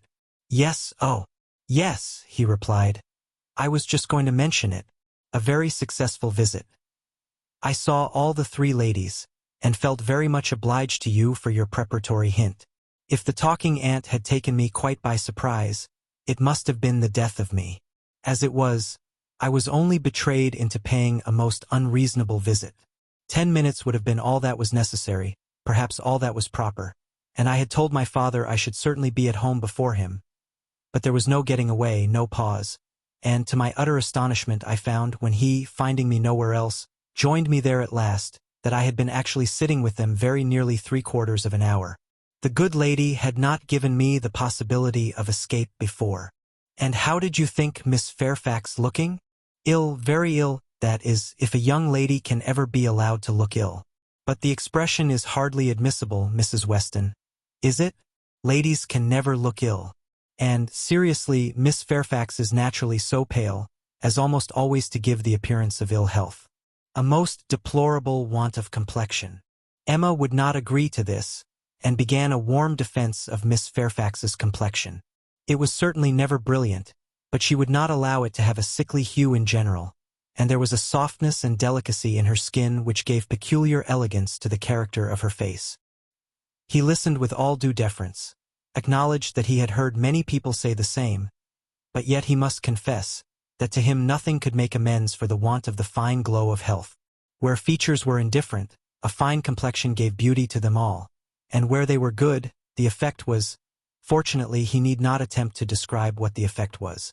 "Well," said Emma, "there is no disputing about taste. At least you admire her except her complexion." He shook his head and laughed. "I cannot separate Miss Fairfax and her complexion. Did you see her often at Weymouth? Were you often in the same society?" At this moment they were approaching Ford's, and he hastily exclaimed, "Ha! This must be the very shop that everybody attends every day of their lives, as my father informs me. He comes to Highbury himself, he says, 6 days out of the 7, and has always business at Ford's. If it be not inconvenient to you, pray let us go in, that I may prove myself to belong to the place, to be a true citizen of Highbury. I must buy something at Ford's. It will be taking out my freedom. I dare say they sell gloves." "Oh, yes, gloves and everything. I do admire your patriotism. You will be adored in Highbury. You were very popular before you came, because you were Mr. Weston's son. But lay out half a guinea at Ford's, and your popularity will stand upon your own virtues." They went in, and while the sleek, well-tied parcels of men's beavers and York tan were bringing down and displaying on the counter, he said, "But I beg your pardon, Miss Woodhouse, you were speaking to me. You were saying something at the very moment of this burst of my amour patrie. Do not let me lose it. I assure you the utmost stretch of public fame would not make me amends for the loss of any happiness in private life. I merely asked whether you had known much of Miss Fairfax and her party at Weymouth. And now that I understand your question, I must pronounce it to be a very unfair one. It is always the lady's right to decide on the degree of acquaintance. Miss Fairfax must already have given her account. I shall not commit myself by claiming more than she may choose to allow. Upon my word, you answer as discreetly as she could do herself. But her account of everything leaves so much to be guessed. She is so very reserved, so very unwilling to give the least information about anybody, that I really think you may say what you like of your acquaintance with her." "May I, indeed? Then I will speak the truth, and nothing suits me so well. I met her frequently at Weymouth. I had known the Campbells a little in town, and at Weymouth we were very much in the same set. Colonel Campbell is a very agreeable man, and Mrs. Campbell a friendly, warm-hearted woman. I like them all. You know Miss Fairfax's situation in life, I conclude. What she is destined to be?" "Yes," rather hesitatingly. "I believe I do." "You get upon delicate subjects, Emma," said Mrs. Weston, smiling. "Remember that I am here. Mr. Frank Churchill hardly knows what to say when you speak of Miss Fairfax's situation in life. I will move a little farther off. I certainly do forget to think of her," said Emma, "as having ever been anything but my friend and my dearest friend." He looked as if he fully understood and honored such a sentiment. When the gloves were bought and they had quitted the shop again, "Did you ever hear the young lady we were speaking of play?" said Frank Churchill. "Ever hear her?" repeated Emma. "You forget how much she belongs to Highbury. I have heard her every year of our lives since we both began. She plays charmingly." "You think so, do you? I wanted the opinion of someone who could really judge. She appeared to me to play well, that is, with considerable taste, but I know nothing of the matter myself. I am excessively fond of music, but without the smallest skill or right of judging of anybody's performance. I have been used to hear hers admired, and I remember one proof of her being thought to play well. A man, a very musical man, and in love with another woman engaged to her on the point of marriage, would yet never ask that other woman to sit down to the instrument, if the lady in question could sit down instead, never seemed to like to hear one if he could hear the other. That, I thought, in a man of known musical talent was some proof." "Proof indeed," said Emma, highly amused. "Mr. Dickson is very musical, is he? We shall know more about them all in half an hour, from you, than Miss Fairfax would have vouchsafed in half a year." "Yes, Mr. Dickson and Miss Campbell were the persons, and I thought it a very strong proof." "Certainly very strong it was. To own the truth, a great deal stronger than, if I had been Miss Campbell, would have been at all agreeable to me. I could not excuse a man's having more music than love, more ear than eye, a more acute sensibility to fine sounds than to my feelings. How did Miss Campbell appear to like it?" "It was her very particular friend, you know." "Poor comfort," said Emma, laughing. One would rather have a stranger preferred than one's very particular friend. With a stranger it might not recur again. But the misery of having a very particular friend always at hand, to do everything better than one does oneself. Poor Mrs. Dixon. Well, I am glad she is gone to settle in Ireland. You are right. It was not very flattering to Miss Campbell, but she really did not seem to feel it. So much the better, or so much the worse. I do not know which. But be it sweetness or be it stupidity in her quickness of friendship, or dullness of feeling, there was one person, I think, who must have felt it, Miss Fairfax herself. She must have felt the improper and dangerous distinction. As to that, I do not. Oh, do not imagine that I expect an account of Miss Fairfax's sensations from you, or from anybody else. They are known to no human being, I guess, but herself. But if she continued to play whenever she was asked by Mr. Dixon, one may guess what one chooses. There appeared such a perfectly good understanding among them all. He began rather quickly, but checking himself added, however, it is impossible for me to say on what terms they really were, how it might all be behind the scenes. I can only say that there was smoothness outwardly. But you, who have known Miss Fairfax from a child, must be a better judge of her character, and of how she is likely to conduct herself in critical situations than I can be. I have known her from a child, undoubtedly. We have been children and women together, and it is natural to suppose that we should be intimate, that we should have taken to each other whenever she visited her friends. But we never did. I hardly know how it has happened. A little, perhaps, from that wickedness on my side which was prone to take disgust towards a girl so idolized and so cried up as she always was, by her aunt and grandmother and all their set. And then, her reserve. I never could attach myself to anyone so completely reserved. It is a most repulsive quality indeed, said he. Oftentimes very convenient, no doubt, but never pleasing. There is safety in reserve, but no attraction. One cannot love a reserved person. Not till the reserve ceases towards oneself, and then the attraction may be the greater. But I must be more in want of a friend, or an agreeable companion, than I have yet been, to take the trouble of conquering anybody's reserve to procure one. Intimacy between Miss Fairfax and me is quite out of the question. I have no reason to think ill of her, not the least, except that such extreme and perpetual cautiousness of word and manner, such a dread of giving a distinct idea about anybody, is apt to suggest suspicions of there being something to conceal. He perfectly agreed with her, and after walking together so long, and thinking so much alike, Emma felt herself so well acquainted with him, that she could hardly believe it to be only their second meeting. He was not exactly what she had expected. Less of the man of the world in some of his notions, less of the spoiled child of fortune, therefore better than she had expected. His ideas seemed more moderate, his feelings warmer. She was particularly struck by his manner of considering Mr. Elton's house, which, as well as the church, he would go and look at, and would not join them in finding much fault with. No, he could not believe it a bad house, not such a house as a man was to be pitied for having. If it were to be shared with the woman he loved, he could not think any man to be pitied for having that house. There must be ample room in it for every real comfort. The man must be a blockhead who wanted more. Mrs. Weston laughed, and said he did not know what he was talking about. Used only to a large house himself, and without ever thinking how many advantages and accommodations were attached to its size, he could be no judge of the privations inevitably belonging to a small one. But Emma, in her own mind, determined that he did know what he was talking about, and that he shewed a very amiable inclination to settle early in life, and to marry from worthy motives. He might not be aware of the inroads on domestic peace to be occasioned by no housekeeper's room, or a bad butler's pantry, but no doubt he did perfectly feel that Enscombe could not make him happy, and that whenever he were attached, he would willingly give up much of wealth to be allowed an early establishment. Chapter 7. Emma's very good opinion of Frank Churchill was a little shaken the following day, by hearing that he was gone off to London, merely to have his hair cut. A sudden freak seemed to have seized him at breakfast, and he had sent for a chaise and set off, intending to return to dinner, but with no more important view that appeared than having his hair cut. There was certainly no harm in his traveling 16 miles twice over on such an errand. but there was an air of foppery and nonsense in it which she could not approve.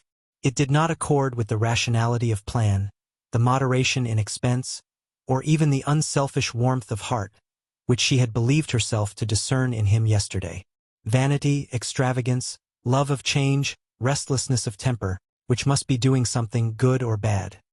Heedlessness as to the pleasure of his father and Mrs. Weston, indifferent as to how his conduct might appear in general. He became liable to all these charges. His father only called him a coxcomb and thought it a very good story, but that Mrs. Weston did not like it was clear enough, by her passing it over as quickly as possible, and making no other comment than that all young people would have their little whims. With the exception of this little blot, Emma found that his visit hitherto had given her friend only good ideas of him. Mrs. Weston was very ready to say how attentive and pleasant a companion he made himself, how much she saw to like in his disposition altogether. He appeared to have a very open temper, certainly a very cheerful and lively one. She could observe nothing wrong in his notions, a great deal decidedly right. He spoke of his uncle with warm regard, was fond of talking of him, said he would be the best man in the world if he were left to himself, and though there was no being attached to the aunt, he acknowledged her kindness with gratitude, and seemed to mean always to speak of her with respect. This was all very promising, and, but for such an unfortunate fancy for having his hair cut, there was nothing to denote him unworthy of the distinguished honor which her imagination had given him. The honor, if not of being really in love with her, of being at least very near it, and saved only by her own indifference, for still her resolution held of never marrying. The honor, in short, of being marked out for her by all their joint acquaintance. Mr. Weston, on his side, added a virtue to the account which must have some weight. He gave her to understand that Frank admired her extremely, thought her very beautiful and very charming, and with so much to be said for him altogether, she found she must not judge him harshly. As Mrs. Weston observed, all young people would have their little whims. There was one person among his new acquaintance in Surrey, not so leniently disposed. In general he was judged, throughout the parishes of Donwell and Highbury, with great candor. Liberal allowances were made for the little excesses of such a handsome young man, one who smiled so often and bowed so well. But there was one spirit among them not to be softened, from its power of censure, by bows or smiles, Mr. Knightley. The circumstance was told him at Hartfield. For the moment he was silent, but Emma heard him almost immediately afterwards say to himself, over a newspaper he held in his hand, just the trifling, silly fellow I took him for. She had half a mind to resent, but an instant's observation convinced her that it was really said only to relieve his own feelings, and not meant to provoke, and therefore she let it pass.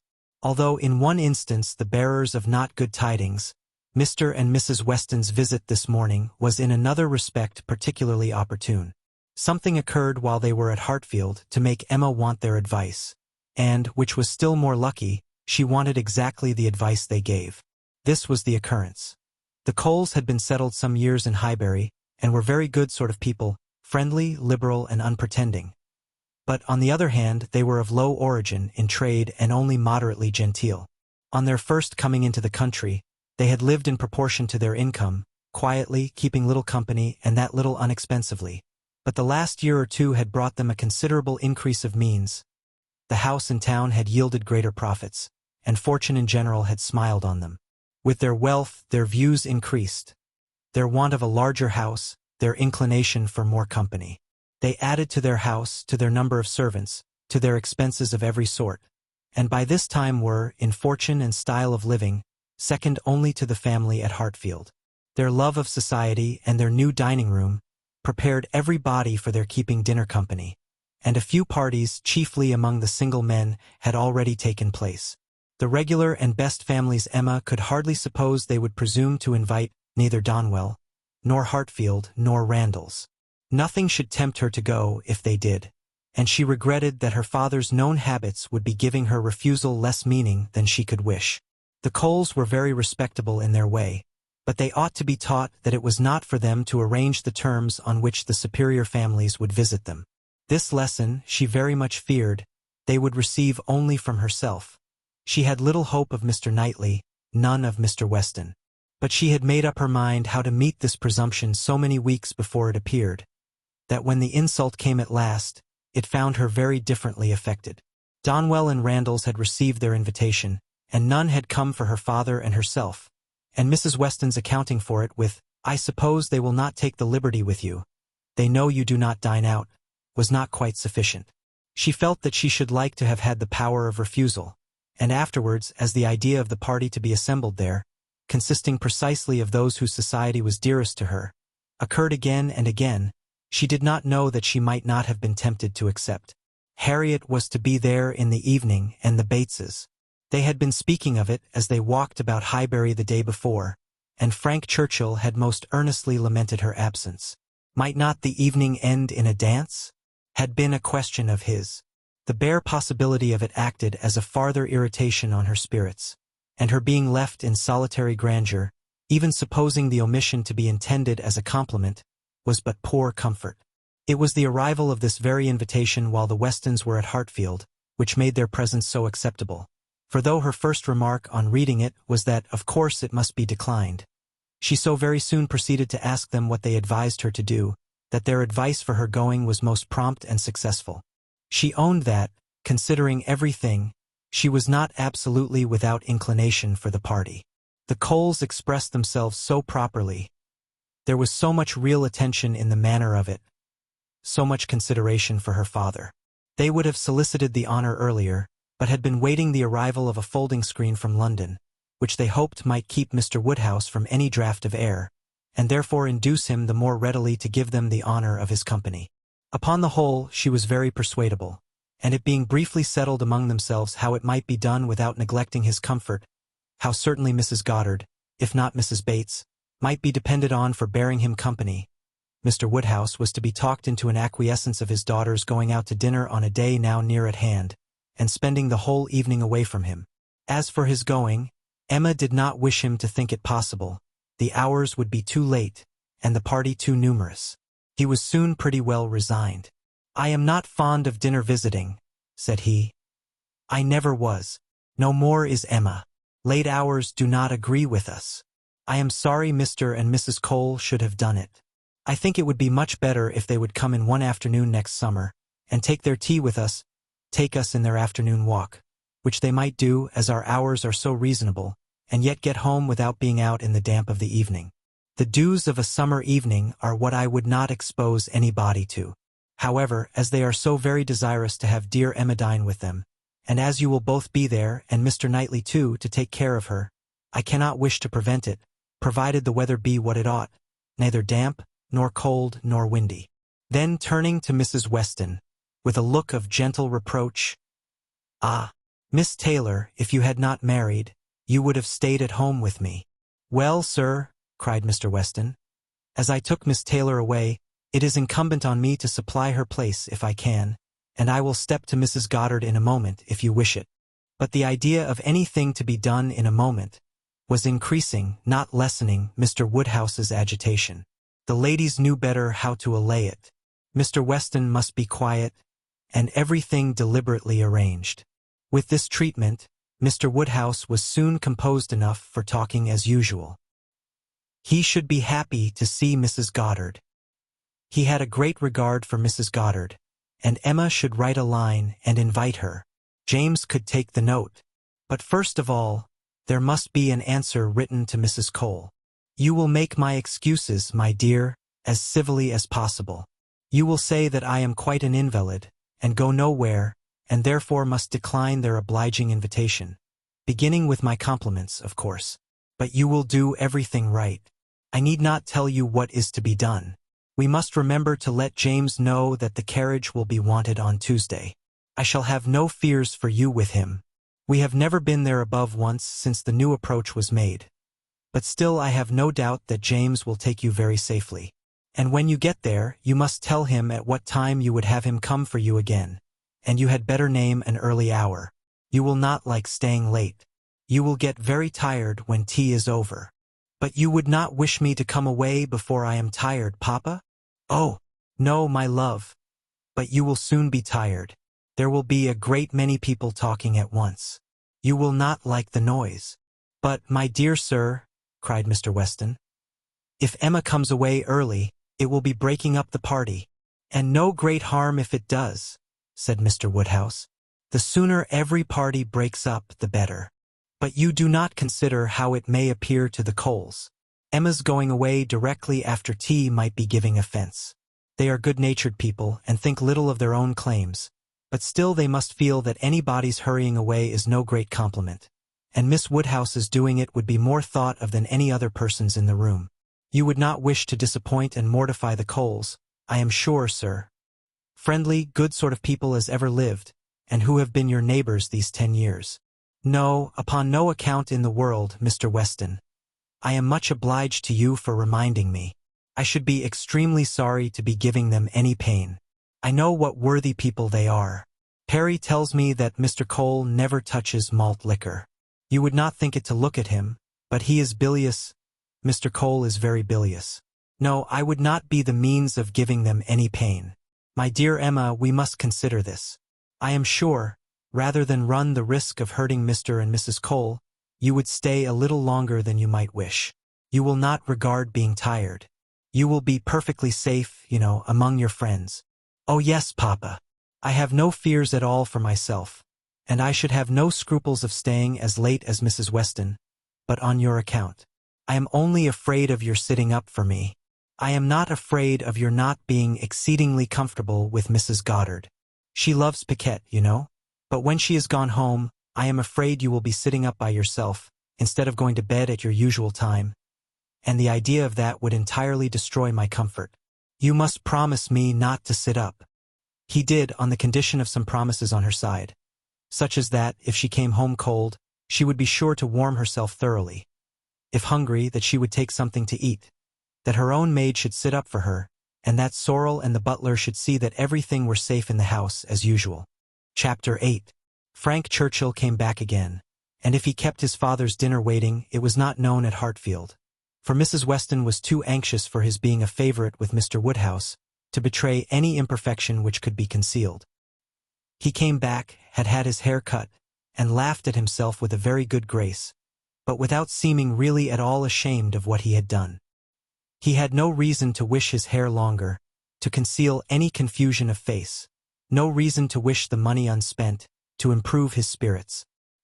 He was quite as undaunted and as lively as ever, and, after seeing him, Emma thus moralised to herself. I do not know whether it ought to be so, but certainly silly things do cease to be silly if they are done by sensible people in an impudent way. Wickedness is always wickedness, but folly is not always folly. It depends upon the character of those who handle it. Mr. Knightley, he is not a trifling, silly young man. If he were, he would have done this differently. He would either have gloried in the achievement, or been ashamed of it. There would have been either the ostentation of a coxcomb, or the evasions of a mind too weak to defend its own vanities. No, I am perfectly sure that he is not trifling or silly.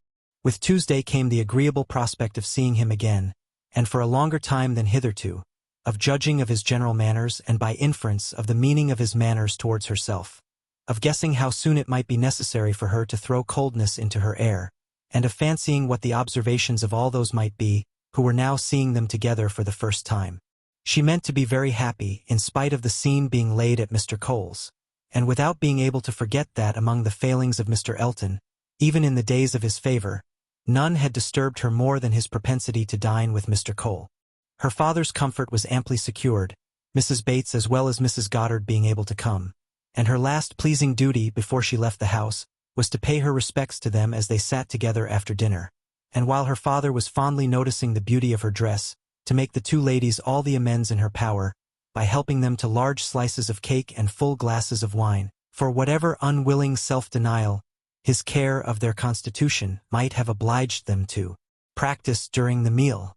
She had provided a plentiful dinner for them. She wished she could know that they had been allowed to eat it. She followed another carriage to Mr. Cole's door, and was pleased to see that it was Mr. Knightley's. For Mr. Knightley, keeping no horses, having little spare money and a great deal of health, activity, and independence, was too apt, in Emma's opinion, to get about as he could, and not use his carriage so often as became the owner of Donwell Abbey. She had an opportunity now of speaking her approbation while warm from her heart, for he stopped to hand her out. "This is coming as you should do," said she. Like a gentleman. I am quite glad to see you. He thanked her, observing, "How lucky that we should arrive at the same moment. For, if we had met first in the drawing-room, I doubt whether you would have discerned me to be more of a gentleman than usual. You might not have distinguished how I came, by my look or manner." "Yes, I should, I am sure I should. There is always a look of consciousness or bustle when people come in a way which they know to be beneath them. You think you carry it off very well, I dare say, but with you it is a sort of bravado, an air of affected unconcern. I always observe it whenever I meet you under those circumstances. Now you have nothing to try for. You are not afraid of being supposed ashamed. You are not striving to look taller than anybody else. Now I shall really be very happy to walk into the same room with you." "Nonsensical girl," was his reply, but not at all in anger. Emma had as much reason to be satisfied with the rest of the party as with Mr. Knightley. She was received with a cordial respect which could not but please, and given all the consequence she could wish for. When the Westons arrived, the kindest looks of love, the strongest of admiration were for her, from both husband and wife. The son approached her with a cheerful eagerness which marked her as his peculiar object, and at dinner she found him seated by her, and, as she firmly believed, not without some dexterity on his side. The party was rather large, as it included one other family, a proper unobjectionable country family, whom the Coles had the advantage of naming among their acquaintance, and the male part of Mr. Cox's family, the lawyer of Highbury. The less worthy females were to come in the evening, with Miss Bates, Miss Fairfax, and Miss Smith. But already at dinner they were too numerous for any subject of conversation to be general, and while politics and Mr. Elton were talked over, Emma could fairly surrender all her attention to the pleasantness of her neighbor. The first remote sound to which she felt herself obliged to attend was the name of Jane Fairfax. Mrs. Cole seemed to be relating something of her that was expected to be very interesting. She listened and found it well worth listening to. That very dear part of Emma, her fancy, received an amusing supply. Mrs. Cole was telling that she had been calling on Miss Bates, and as soon as she entered the room had been struck by the sight of a pianoforte, a very elegant-looking instrument, not a grand, but a large-sized square pianoforte, and the substance of the story, the end of all the dialogue which ensued of surprise and inquiry and congratulations on her side, and explanations on Miss Bates's, was that this pianoforte had arrived from Broadwoods the day before, to the great astonishment of both aunt and niece, entirely unexpected, that at first, by Miss Bates's account, Jane herself was quite at a loss, quite bewildered to think who could possibly have ordered it. But now, they were both perfectly satisfied that it could be from only one quarter. Of course it must be from Colonel Campbell. "One can suppose nothing else," added Mrs. Cole, "and I was only surprised that there could ever have been a doubt. But Jane, it seems, had a letter from them very lately, and not a word was said about it. She knows their ways best, but I should not consider their silence as any reason for their not meaning to make the present. They might choose to surprise her." Mrs. Cole had many to agree with her. Everybody who spoke on the subject was equally convinced that it must come from Colonel Campbell, and equally rejoiced that such a present had been made, and there were enough ready to speak to allow Emma to think her own way, and still listen to Mrs. Cole. "I declare, I do not know when I have heard anything that has given me more satisfaction. It always has quite hurt me that Jane Fairfax, who plays so delightfully, should not have an instrument. It seemed quite a shame, especially considering how many houses there are where fine instruments are absolutely thrown away. This is like giving ourselves a slap, to be sure. And it was but yesterday I was telling Mr. Cole, I really was ashamed to look at our new grand pianoforte in the drawing-room, while I do not know one note from another, and our little girls, who are but just beginning, perhaps may never make anything of it. And there is poor Jane Fairfax, who is mistress of music, has not anything of the nature of an instrument, not even the pitifullest old spinet in the world, to amuse herself with. I was saying this to Mr. Cole but yesterday, and he quite agreed with me, only he is so particularly fond of music that he could not help indulging himself in the purchase, hoping that some of our good neighbors might be so obliging occasionally to put it to a better use than we can. And that really is the reason why the instrument was bought, or else I am sure we ought to be ashamed of it. We are in great hopes that Miss Woodhouse may be prevailed with to try it this evening." Miss Woodhouse made the proper acquiescence, and finding that nothing more was to be entrapped from any communication of Mrs. Cole's, turned to Frank Churchill. "Why do you smile?" said she. "Nay, why do you?" "Me. I suppose I smile for pleasure at Colonel Campbell's being so rich and so liberal. It is a handsome present. Very. I rather wonder that it was never made before. Perhaps Miss Fairfax has never been staying here so long before, or that he did not give her the use of their own instrument, which must now be shut up in London, untouched by anybody.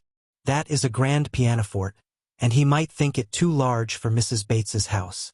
You may say what you choose, but your countenance testifies that your thoughts on this subject are very much like mine. I do not know. I rather believe you are giving me more credit for acuteness than I deserve. I smile because you smile, and shall probably suspect whatever I find you suspect. But at present I do not see what there is to question. If Colonel Campbell is not the person, who can be? What do you say to Mrs. Dixon? Mrs. Dixon. Very true indeed. I had not thought of Mrs. Dixon. She must know as well as her father how acceptable an instrument would be, and perhaps the mode of it, the mystery, the surprise, is more like a young woman's scheme than an elderly man's. It is Mrs. Dixon, I dare say.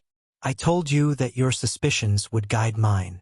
If so, you must extend your suspicions and comprehend Mr. Dixon in them. Mr. Dixon. Very well. Yes, I immediately perceive that it must be the joint present of Mr. and Mrs. Dixon. We were speaking the other day, of his being so warm an admirer of her performance. Yes, and what you told me on that head confirmed an idea which I had entertained before. I do not mean to reflect upon the good intentions of either Mr. Dixon or Miss Fairfax, but I cannot help suspecting either that, after making his proposals to her friend, he had the misfortune to fall in love with her, or that he became conscious of a little attachment on her side. One might guess 20 things without guessing exactly the right, but I am sure there must be a particular cause for her choosing to come to Highbury instead of going with the Campbells to Ireland. Here she must be leading a life of privation and penance. There it would have been all enjoyment. As to the pretense of trying her native air, I look upon that as a mere excuse. In the summer it might have passed. But what can anybody's native air do for them in the months of January, February, and March? Good fires and carriages would be much more to the purpose in most cases of delicate health, and I dare say in hers. I do not require you to adopt all my suspicions, though you make so noble a profession of doing it, but I honestly tell you what they are. And, upon my word, they have an air of great probability. Mr. Dixon's preference of her music to her friends, I can answer for being very decided. And then he saved her life. Did you ever hear of that? A water party, and by some accident she was falling overboard. He caught her. He did. I was there, one of the party. Were you really? Well, but you observed nothing, of course, for it seems to be a new idea to you. If I had been there, I think I should have made some discoveries. I dare say you would. But I, simple I, saw nothing but the fact that Miss Fairfax was nearly dashed from the vessel and that Mr. Dixon caught her. It was the work of a moment. And though the consequent shock and alarm was very great and much more durable, indeed I believe it was half an hour before any of us were comfortable again. Yet that was too general a sensation for anything of peculiar anxiety to be observable. I do not mean to say, however, that you might not have made discoveries. The conversation was here interrupted. They were called on to share in the awkwardness of a rather long interval between the courses, and obliged to be as formal and as orderly as the others. But when the table was again safely covered, when every corner dish was placed exactly right, and occupation and ease were generally restored, Emma said, "The arrival of this pianoforte is decisive with me. I wanted to know a little more, and this tells me quite enough. Depend upon it, we shall soon hear that it is a present from Mr. and Mrs. Dixon. And if the Dixons should absolutely deny all knowledge of it, we must conclude it to come from the Campbells. No, I am sure it is not from the Campbells. Miss Fairfax knows it is not from the Campbells, or they would have been guessed at first. She would not have been puzzled had she dared fix on them. I may not have convinced you perhaps, but I am perfectly convinced myself that Mr. Dixon is a principal in the business. Indeed, you injure me if you suppose me unconvinced. Your reasonings carry my judgment along with them entirely. At first, while I supposed you satisfied that Colonel Campbell was the giver, I saw it only as paternal kindness, and thought it the most natural thing in the world. But when you mentioned Mrs. Dixon, I felt how much more probable that it should be the tribute of warm female friendship. And now I can see it in no other light than as an offering of love. There was no occasion to press the matter farther. The conviction seemed real. He looked as if he felt it. She said no more. Other subjects took their turn, and the rest of the dinner passed away. The dessert succeeded, the children came in and were talked to and admired amid the usual rate of conversation. A few clever things said, a few downright silly, but by much the larger proportion neither the one nor the other nothing worse than everyday remarks, dull repetitions, old news, and heavy jokes. The ladies had not been long in the drawing-room before the other ladies, in their different divisions, arrived.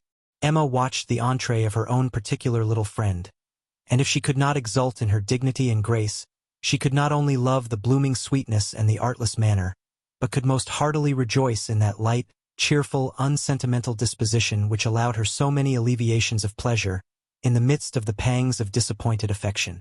There she sat, and who would have guessed how many tears she had been lately shedding? To be in company, nicely dressed herself and seeing others nicely dressed, to sit and smile and look pretty, and say nothing, was enough for the happiness of the present hour. Jane Fairfax did look and move superior, but Emma suspected she might have been glad to change feelings with Harriet, very glad to have purchased the mortification of having loved, yes, of having loved even Mr. Elton in vain, by the surrender of all the dangerous pleasure of knowing herself beloved by the husband of her friend. In so large a party it was not necessary that Emma should approach her. She did not wish to speak of the pianoforte, she felt too much in the secret herself, to think the appearance of curiosity or interest fair, and therefore purposely kept at a distance. But by the others, the subject was almost immediately introduced, and she saw the blush of consciousness with which congratulations were received, the blush of guilt which accompanied the name of my excellent friend Colonel Campbell.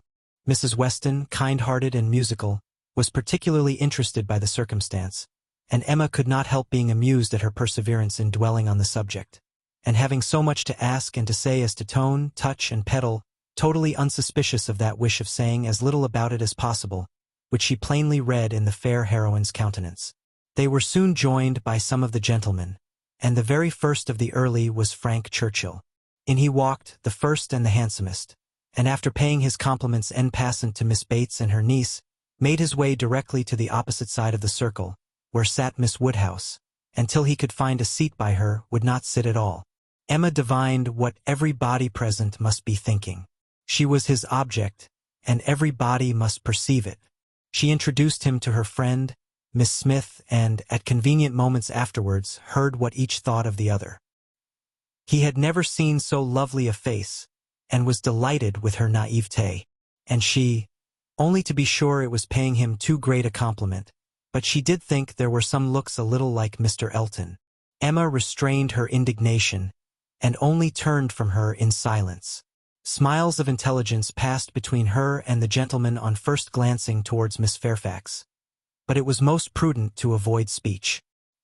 He told her that he had been impatient to leave the dining-room, hated sitting long, was always the first to move when he could, that his father, Mr. Knightley, Mr. Cox, and Mr. Cole were left very busy over parish business, that as long as he had stayed, however, it had been pleasant enough, as he had found them in general a set of gentlemanlike, sensible men, and spoke so handsomely of Highbury altogether, thought it so abundant in agreeable families, that Emma began to feel she had been used to despise the place rather too much. She questioned him as to the society in Yorkshire, the extent of the neighborhood about Enscombe, and the sort, and could make out from his answers that, as far as Enscombe was concerned, there was very little going on, that their visitings were among a range of great families, none very near, and that even when days were fixed and invitations accepted, it was an even chance that Mrs. Churchill were not in health and spirits for going, that they made a point of visiting no fresh person, and that, though he had his separate engagements, it was not without difficulty, without considerable address at times, that he could get away, or introduce an acquaintance for a night. She saw that Enscombe could not satisfy, and that Highbury, taken at its best, might reasonably please a young man who had more retirement at home than he liked. His importance at Enscombe was very evident. He did not boast, but it naturally betrayed itself, that he had persuaded his aunt where his uncle could do nothing, and on her laughing and noticing it, he owned that he believed, excepting 1 or 2 points, he could with time persuade her to anything. One of those points on which his influence failed, he then mentioned. He had wanted very much to go abroad, had been very eager indeed to be allowed to travel, but she would not hear of it. This had happened the year before. Now, he said, he was beginning to have no longer the same wish. The unpersuadable point, which he did not mention, Emma guessed to be good behavior to his father. "I have made a most wretched discovery," said he, after a short pause. "I have been here a week tomorrow, half my time. I never knew days fly so fast.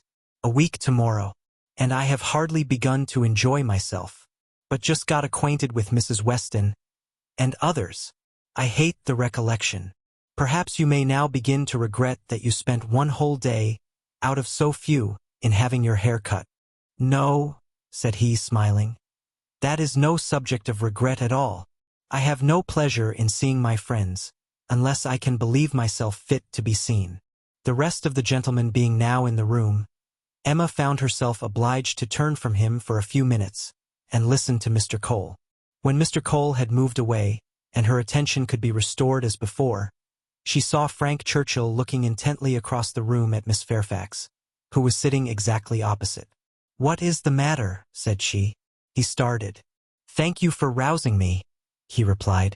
"I believe I have been very rude, but really Miss Fairfax has done her hair in so odd a way, so very odd a way, that I cannot keep my eyes from her.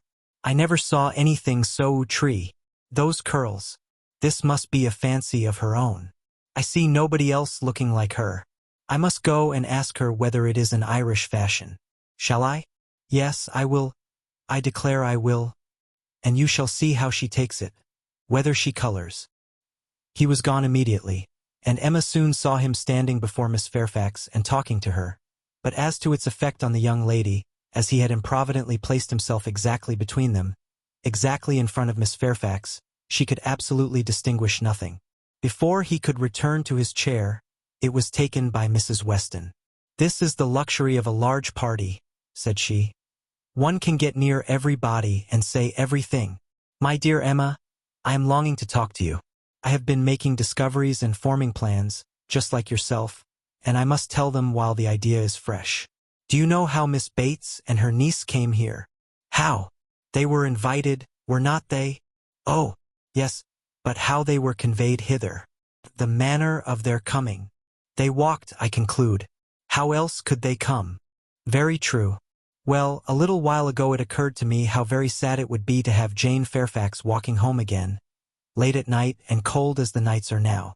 And as I looked at her, though I never saw her appear to more advantage, it struck me that she was heated, and would therefore be particularly liable to take cold. Poor girl! I could not bear the idea of it. So, as soon as Mr. Weston came into the room and I could get at him, I spoke to him about the carriage.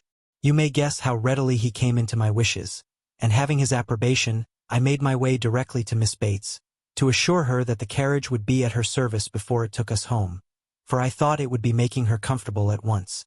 Good soul! She was as grateful as possible, you may be sure. Nobody was ever so fortunate as herself. But with many, many thanks. There was no occasion to trouble us, for Mr. Knightley's carriage had brought, and was to take them home again. I was quite surprised. Very glad, I am sure, but really quite surprised. Such a very kind attention, and so thoughtful an attention, the sort of thing that so few men would think of. And, in short, from knowing his usual ways, I am very much inclined to think that it was for their accommodation the carriage was used at all. I do suspect he would not have had a pair of horses for himself, and that it was only as an excuse for assisting them. Very likely, said Emma. Nothing more likely. I know no man more likely than Mr. Knightley to do the sort of thing, to do anything really good-natured, useful, considerate, or benevolent. He is not a gallant man, but he is a very humane one, and this, considering Jane Fairfax's ill health, would appear a case of humanity to him.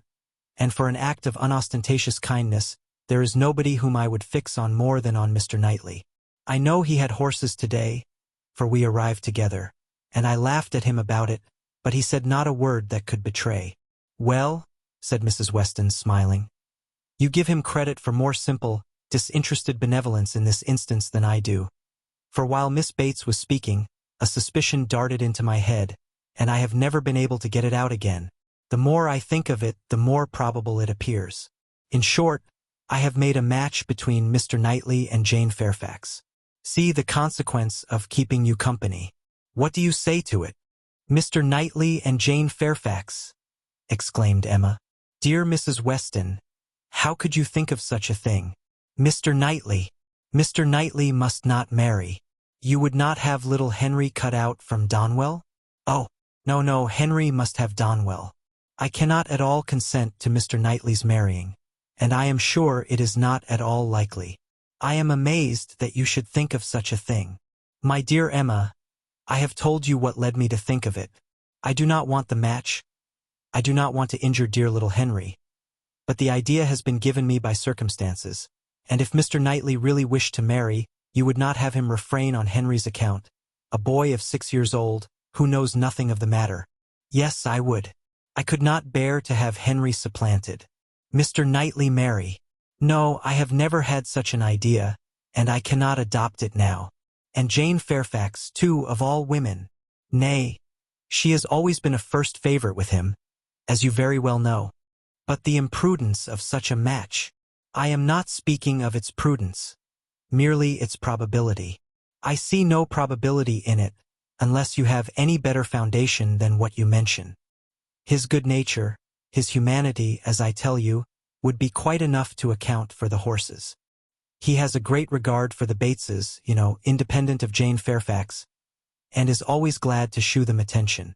My dear Mrs. Weston, do not take to matchmaking. You do it very ill. Jane Fairfax, mistress of the Abbey. Oh, no. Every feeling revolts.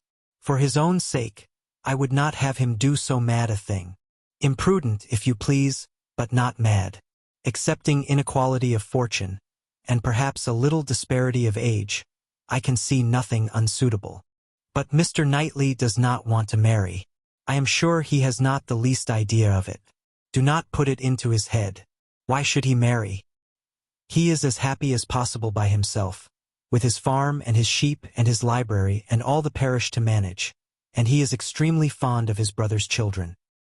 He has no occasion to marry, either to fill up his time or his heart. My dear Emma, as long as he thinks so, it is so. But if he really loves Jane Fairfax, nonsense! He does not care about Jane Fairfax.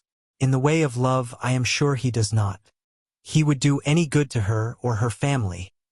But, well, said Mrs. Weston, laughing, perhaps the greatest good he could do them would be to give Jane such a respectable home. If it would be good to her, I am sure it would be evil to himself. A very shameful and degrading connection. How would he bear to have Miss Bates belonging to him? To have her haunting the Abbey, and thanking him all day long for his great kindness in marrying Jane? So very kind and obliging, but he always had been such a very kind neighbor, and then fly off through half a sentence to her mother's old petticoat. Not that it was such a very old petticoat either, for still it would last a great while. And, indeed, she must thankfully say that their petticoats were all very strong. For shame, Emma, do not mimic her. You divert me against my conscience. And, upon my word, I do not think Mr. Knightley would be much disturbed by Miss Bates. Little things do not irritate him. She might talk on, and if he wanted to say anything himself, he would only talk louder and drown her voice. But the question is not whether it would be a bad connection for him, but whether he wishes it, and I think he does. I have heard him speak, and so must you, so very highly of Jane Fairfax. The interest he takes in her, his anxiety about her health, his concern that she should have no happier prospect. I have heard him express himself so warmly on those points, such an admirer of her performance on the pianoforte, and of her voice. I have heard him say that he could listen to her forever. Oh, and I had almost forgotten one idea that occurred to me. This pianoforte that has been sent here by somebody. Though we have all been so well satisfied to consider it a present from the Campbells, may it not be from Mr. Knightley? I cannot help suspecting him. I think he is just the person to do it, even without being in love. then it can be no argument to prove that he is in love. But I do not think it is at all a likely thing for him to do. Mr. Knightley does nothing mysteriously. I have heard him lamenting her having no instrument repeatedly, oftener than I should suppose such a circumstance would, in the common course of things, occur to him. Very well, and if he had intended to give her one, he would have told her so. There might be scruples of delicacy, my dear Emma. I have a very strong notion that it comes from him. I am sure he was particularly silent when Mrs. Cole told us of it at dinner. You take up an idea, Mrs. Weston, and run away with it, as you have many a time reproached me with doing. I see no sign of attachment. I believe nothing of the pianoforte. And proof only shall convince me that Mr. Knightley has any thought of marrying Jane Fairfax. They combated the point some time longer in the same way, Emma rather gaining ground over the mind of her friend, for Mrs. Weston was the most used of the two to yield, till a little bustle in the room shewed them that tea was over and the instrument in preparation, and at the same moment Mr. Cole approaching to entreat Miss Woodhouse would do them the honor of trying it. Frank Churchill, of whom, in the eagerness of her conversation with Mrs. Weston, she had been seeing nothing, except that he had found a seat by Miss Fairfax, followed Mr. Cole, to add his very pressing entreaties. And as, in every respect, it suited Emma best to lead, she gave a very proper compliance. She knew the limitations of her own powers too well to attempt more than she could perform with credit. She wanted neither taste nor spirit in the little things which are generally acceptable, and could accompany her own voice well. One accompaniment to her song took her agreeably by surprise, a second, slightly but correctly taken by Frank Churchill. Her pardon was duly begged at the close of the song, and everything usual followed. He was accused of having a delightful voice and a perfect knowledge of music, which was properly denied, and that he knew nothing of the matter and had no voice at all, roundly asserted. They sang together once more, and Emma would then resign her place to Miss Fairfax, whose performance, both vocal and instrumental, she never could attempt to conceal from herself, was infinitely superior to her own.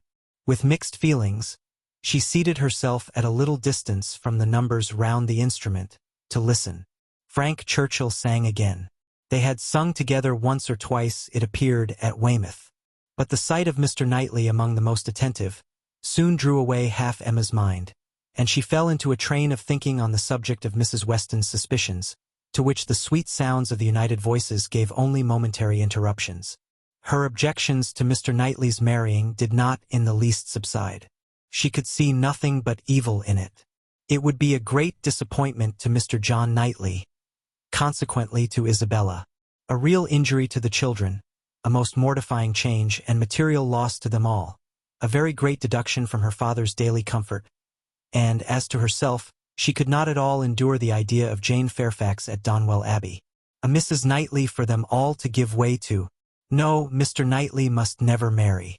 Little Henry must remain the heir of Donwell. Presently Mr. Knightley looked back, and came and sat down by her.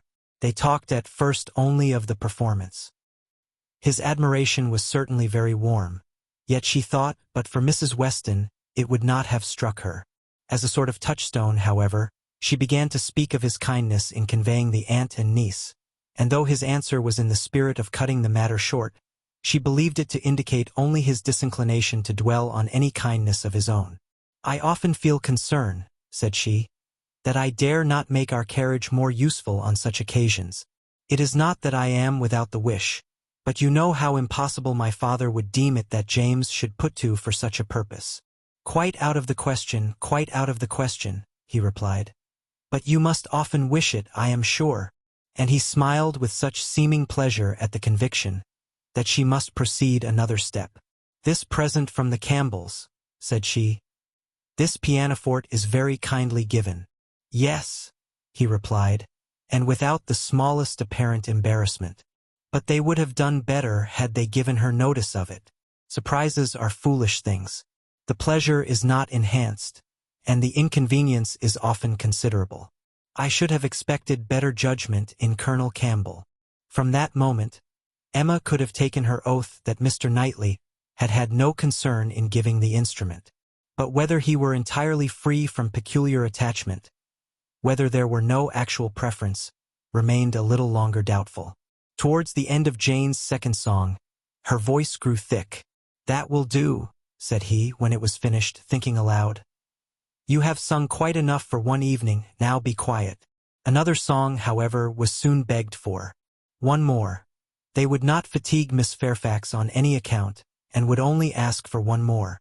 And Frank Churchill was heard to say, "I think you could manage this without effort.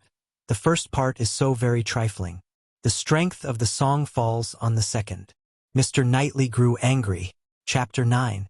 Emma did not repent her condescension in going to the Coles. The visit afforded her many pleasant recollections the next day, and all that she might be supposed to have lost on the side of dignified seclusion must be amply repaid in the splendor of popularity. She must have delighted the Coles worthy people, who deserved to be made happy, and left a name behind her that would not soon die away. Perfect happiness, even in memory, is not common, and there were 2 points on which she was not quite easy.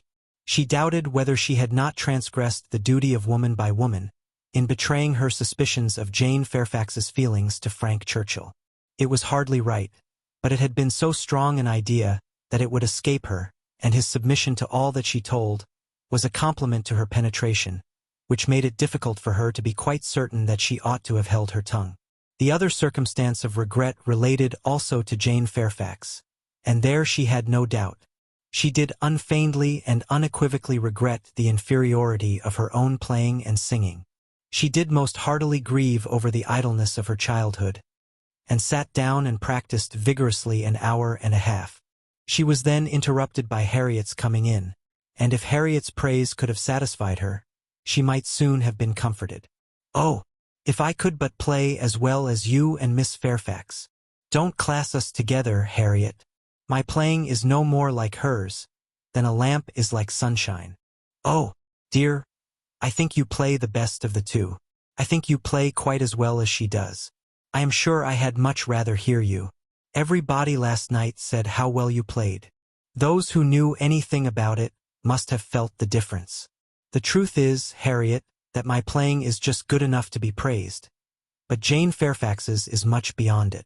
"Well, I always shall think that you play quite as well as she does, or that if there is any difference nobody would ever find it out.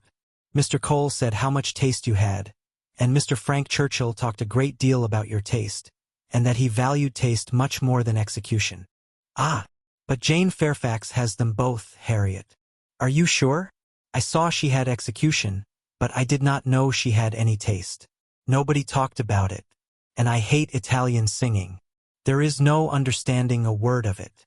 Besides, if she does play so very well, it is no more than she is obliged to do because she will have to teach. The Coxes were wondering last night whether she would get into any great family. How did you think the Coxes looked?" "Just as they always do, a very vulgar." "They told me something," said Harriet rather hesitatingly, "but it is nothing of any consequence."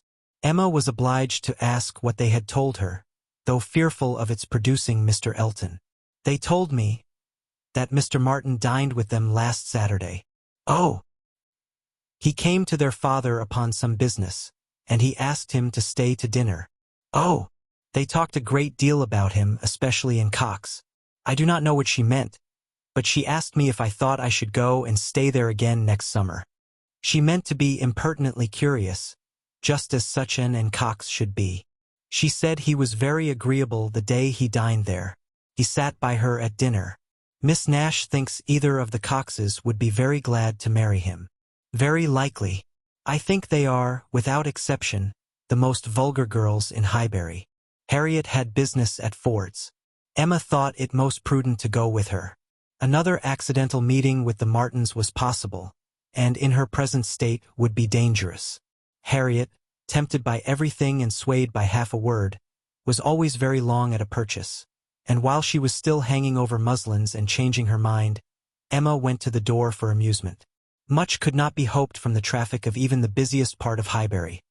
Mr. Perry walking hastily by, Mr. William Cox letting himself in at the office door, Mr. Cole's carriage horses returning from exercise, or a stray letter boy on an obstinate mule, were the liveliest objects she could presume to expect, and when her eyes fell only on the butcher with his tray, a tidy old woman traveling homewards from shop with her full basket, 2 curs quarreling over a dirty bone, and a string of dawdling children round the baker's little bow window eyeing the gingerbread.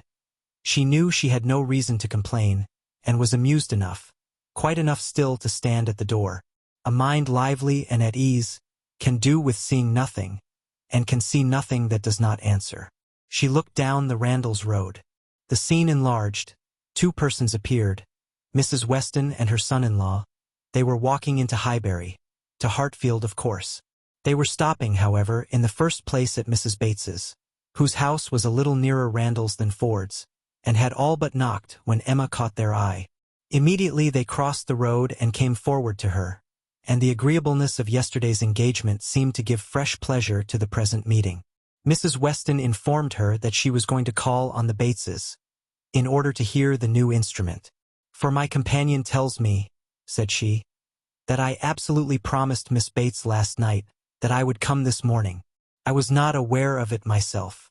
I did not know that I had fixed a day, but as he says I did, I am going now. And while Mrs. Weston pays her visit, I may be allowed, I hope," said Frank Churchill, "to join your party and wait for her at Hartfield, if you are going home." Mrs. Weston was disappointed. "I thought you meant to go with me." "They would be very much pleased." "Me? I should be quite in the way. But, perhaps, I may be equally in the way here. Miss Woodhouse looks as if she did not want me. My aunt always sends me off when she is shopping. She says I fidget her to death. And Miss Woodhouse looks as if she could almost say the same. What am I to do?" "I am here on no business of my own," said Emma. "I am only waiting for my friend. She will probably have soon done, and then we shall go home. But you had better go with Mrs. Weston and hear the instrument." "Well, if you advise it. But," with a smile, "if Colonel Campbell should have employed a careless friend, and if it should prove to have an indifferent tone, what shall I say? I shall be no support to Mrs. Weston. She might do very well by herself. A disagreeable truth would be palatable through her lips, but I am the wretchedest being in the world at a civil falsehood." "I do not believe any such thing," replied Emma.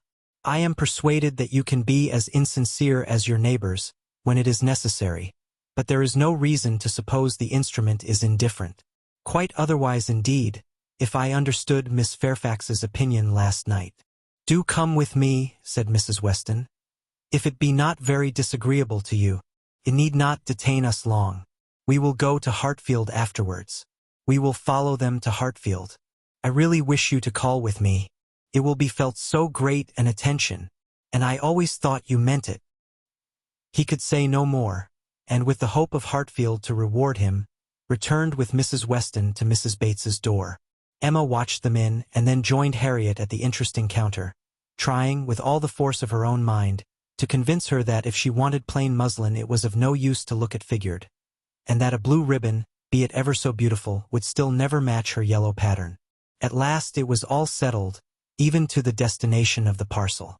"Should I send it to Mrs. Goddard's, ma'am?" asked Mrs. Ford. "Yes, no, yes, to Mrs. Goddard's. Only my pattern gown is at Hartfield." "No, you shall send it to Hartfield, if you please. But then Mrs. Goddard will want to see it. And I could take the pattern gown home any day. But I shall want the ribbon directly. So it had better go to Hartfield, at least the ribbon. You could make it into 2 parcels, Mrs. Ford. Could not you?" "It is not worth while, Harriet, to give Mrs. Ford the trouble of 2 parcels. No more it is." "No trouble in the world, ma'am," said the obliging Mrs. Ford. "Oh, but indeed I would much rather have it only in 1. "Then, if you please, you shall send it all to Mrs. Goddard's. I do not know, no, I think, Miss Woodhouse, I may just as well have it sent to Hartfield, and take it home with me at night. What do you advise?" "That you do not give another half-second to the subject. To Hartfield, if you please, Mrs. Ford." "Aye, that will be much best," said Harriet, quite satisfied. "I should not at all like to have it sent to Mrs. Goddard's." Voices approached the shop, or rather 1 voice and 2 ladies. Mrs. Weston and Miss Bates met them at the door. "My dear Miss Woodhouse," said the latter, "I am just run across to entreat the favor of you to come and sit down with us a little while, and give us your opinion of our new instrument, you and Miss Smith." "How do you do, Miss Smith?" "Very well, I thank you. And I begged Mrs. Weston to come with me, that I might be sure of succeeding." I hope Mrs. Bates and Miss Fairfax are. Very well, I am much obliged to you. My mother is delightfully well, and Jane caught no cold last night. How is Mr. Woodhouse? I am so glad to hear such a good account. Mrs. Weston told me you were here. Oh, then, said I must run across. I am sure Miss Woodhouse will allow me just to run across and entreat her to come in. My mother will be so very happy to see her. And now we are such a nice party, she cannot refuse. Ay, pray do, said Mr. Frank Churchill. Miss Woodhouse's opinion of the instrument will be worth having. But, said I shall be more sure of succeeding if one of you will go with me. Oh, said he, wait half a minute, till I have finished my job. For, would you believe it, Miss Woodhouse, there he is, in the most obliging manner in the world, fastening in the rivet of my mother's spectacles. The rivet came out, this morning. So very obliging, for my mother had no use of her spectacles, could not put them on. And, by the by, everybody ought to have 2 pair of spectacles. They should indeed. Jane said so. I meant to take them over to John Saunders the first thing I did, but something or other hindered me all the morning. First one thing, then another, there is no saying what, At one time Patty came to say she thought the kitchen chimney wanted sweeping. Oh, said I, Patty, do not come with your bad news to me. Here is the rivet of your mistress's spectacles out. Then the baked apples came home. Mrs. Wallace sent them by her boy. They are extremely civil and obliging to us, the Wallaces, always. I have heard some people say that Mrs. Wallace can be uncivil and give a very rude answer, but we have never known anything but the greatest attention from them. And it cannot be for the value of our custom now, for what is our consumption of bread, Only 3 of us. Besides dear Jane at present. And she really eats nothing. Makes such a shocking breakfast, you would be quite frightened if you saw it. I dare not let my mother know how little she eats. So I say one thing and then I say another, and it passes off. But about the middle of the day she gets hungry, and there is nothing she likes so well as these baked apples, and they are extremely wholesome. For I took the opportunity the other day of asking Mr. Perry. I happened to meet him in the street. Not that I had any doubt before, I have so often heard Mr. Woodhouse recommend a baked apple. I believe it is the only way that Mr. Woodhouse thinks the fruit thoroughly wholesome. We have apple dumplings, however, very often. Patty makes an excellent apple dumpling. Well, Mrs. Weston, you have prevailed, I hope, and these ladies will oblige us. Emma would be very happy to wait on Mrs. Bates, C. And they did at last move out of the shop, with no farther delay from Miss Bates than, How do you do, Mrs. Ford? I beg your pardon. I did not see you before. I hear you have a charming collection of new ribbons from town. Jane came back delighted yesterday. Thank ye, the gloves do very well. Only a little too large about the wrist. But Jane is taking them in. What was I talking of? Said she, beginning again when they were all in the street. Emma wondered on what, of all the medley, she would fix. I declare I cannot recollect what I was talking of. Oh, my mother's spectacles. So very obliging of Mr. Frank Churchill. Oh, said he, I do think I can fasten the rivet. I like a job of this kind excessively, which shewed him to be so very. Indeed, I must say that, much as I had heard of him before and much as I had expected, he very far exceeds anything. I do congratulate you, Mrs. Weston, most warmly. He seems everything the fondest parent could. Oh, said he, I can fasten the rivet. I like a job of that sort excessively. I never shall forget his manner. And when I brought out the baked apples from the closet, and hoped our friends would be so very obliging as to take some, oh, said he directly, there is nothing in the way of fruit half so good, and these are the finest-looking home-baked apples I ever saw in my life. That, was so very, and I am sure, by his manner, it was no compliment. Indeed, they are very delightful apples, and Mrs. Wallace does them full justice. Only we do not have them baked more than twice, and Mr. Woodhouse made us promise to have them done 3 times. But Miss Woodhouse will be so good as not to mention it. The apples themselves are the very finest sort for baking, beyond a doubt. All from Donwell, some of Mr. Knightley's most liberal supply. He sends us a sack every year, and certainly there never was such a keeping apple anywhere as one of his trees. I believe there is 2 of them. My mother says the orchard was always famous in her younger days. But I was really quite shocked the other day, for Mr. Knightley called one morning, and Jane was eating these apples, and we talked about them and said how much she enjoyed them, and he asked whether we were not got to the end of our stock. I am sure you must be, said he, and I will send you another supply, for I have a great many more than I can ever use. William Larkins let me keep a larger quantity than usual this year. I will send you some more, before they get good for nothing. So I begged he would not, for really as to ours being gone, I could not absolutely say that we had a great many left. It was but half a dozen indeed, but they should be all kept for Jane, and I could not at all bear that he should be sending us more, so liberal as he had been already, and Jane said the same. And when he was gone, she almost quarreled with me. No, I should not say quarreled, for we never had a quarrel in our lives. But she was quite distressed that I had owned the apples were so nearly gone. She wished I had made him believe we had a great many left. Oh, said I, my dear, I did say as much as I could. However, the very same evening William Larkins came over with a large basket of apples, the same sort of apples, a bushel at least, and I was very much obliged and went down and spoke to William Larkins and said everything, as you may suppose. William Larkins is such an old acquaintance. I am always glad to see him. But, however, I found afterwards from Patty that William said it was all the apples of that sort his master had. He had brought them all, and now his master had not one left to bake or boil. William did not seem to mind it himself. He was so pleased to think his master had sold so many. For William, thinks more of his master's profit than anything. But Mrs. Hodges, he said, was quite displeased at their being all sent away.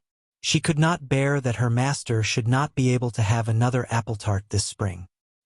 He told Patty this, but bid her not mind it, and be sure not to say anything to us about it, for Mrs. Hodges would be cross sometimes, and as long as so many sacks were sold, it did not signify who ate the remainder. And so Patty told me, and I was excessively shocked indeed. I would not have Mr. Knightley know anything about it for the world. He would be so very— I wanted to keep it from Jane's knowledge. But, unluckily, I had mentioned it before I was aware. Miss Bates had just done as Patty opened the door, and her visitors walked upstairs without having any regular narration to attend to, pursued only by the sounds of her desultory goodwill. Pray take care, Mrs. Weston. There is a step at the turning. Pray take care, Miss Woodhouse, ours is rather a dark staircase. Rather darker and narrower than one could wish. Miss Smith, pray take care. Miss Woodhouse, I am quite concerned. I am sure you hit your foot. Miss Smith, the step at the turning. Chapter 10. The appearance of the little sitting room as they entered was tranquility itself. Mrs. Bates, deprived of her usual employment, slumbering on one side of the fire, Frank Churchill at a table near her, most deedily occupied about her spectacles, and Jane Fairfax, standing with her back to them, intent on her pianoforte. Busy as he was, however, the young man was yet able to shew a most happy countenance on seeing Emma again. "This is a pleasure," said he in rather a low voice, "coming at least 10 minutes earlier than I had calculated. You find me trying to be useful. Tell me if you think I shall succeed." "What?" said Mrs. Weston. "Have not you finished it yet? You would not earn a very good livelihood as a working silversmith at this rate." "I have not been working uninterruptedly," he replied. "I have been assisting Miss Fairfax in trying to make her instrument stand steadily. It was not quite firm. An unevenness in the floor, I believe. You see, we have been wedging one leg with paper. This was very kind of you to be persuaded to come. I was almost afraid you would be hurrying home." He contrived that she should be seated by him, and was sufficiently employed in looking out the best baked apple for her, and trying to make her help or advise him in his work, till Jane Fairfax was quite ready to sit down to the pianoforte again. That she was not immediately ready, Emma did suspect to arise from the state of her nerves.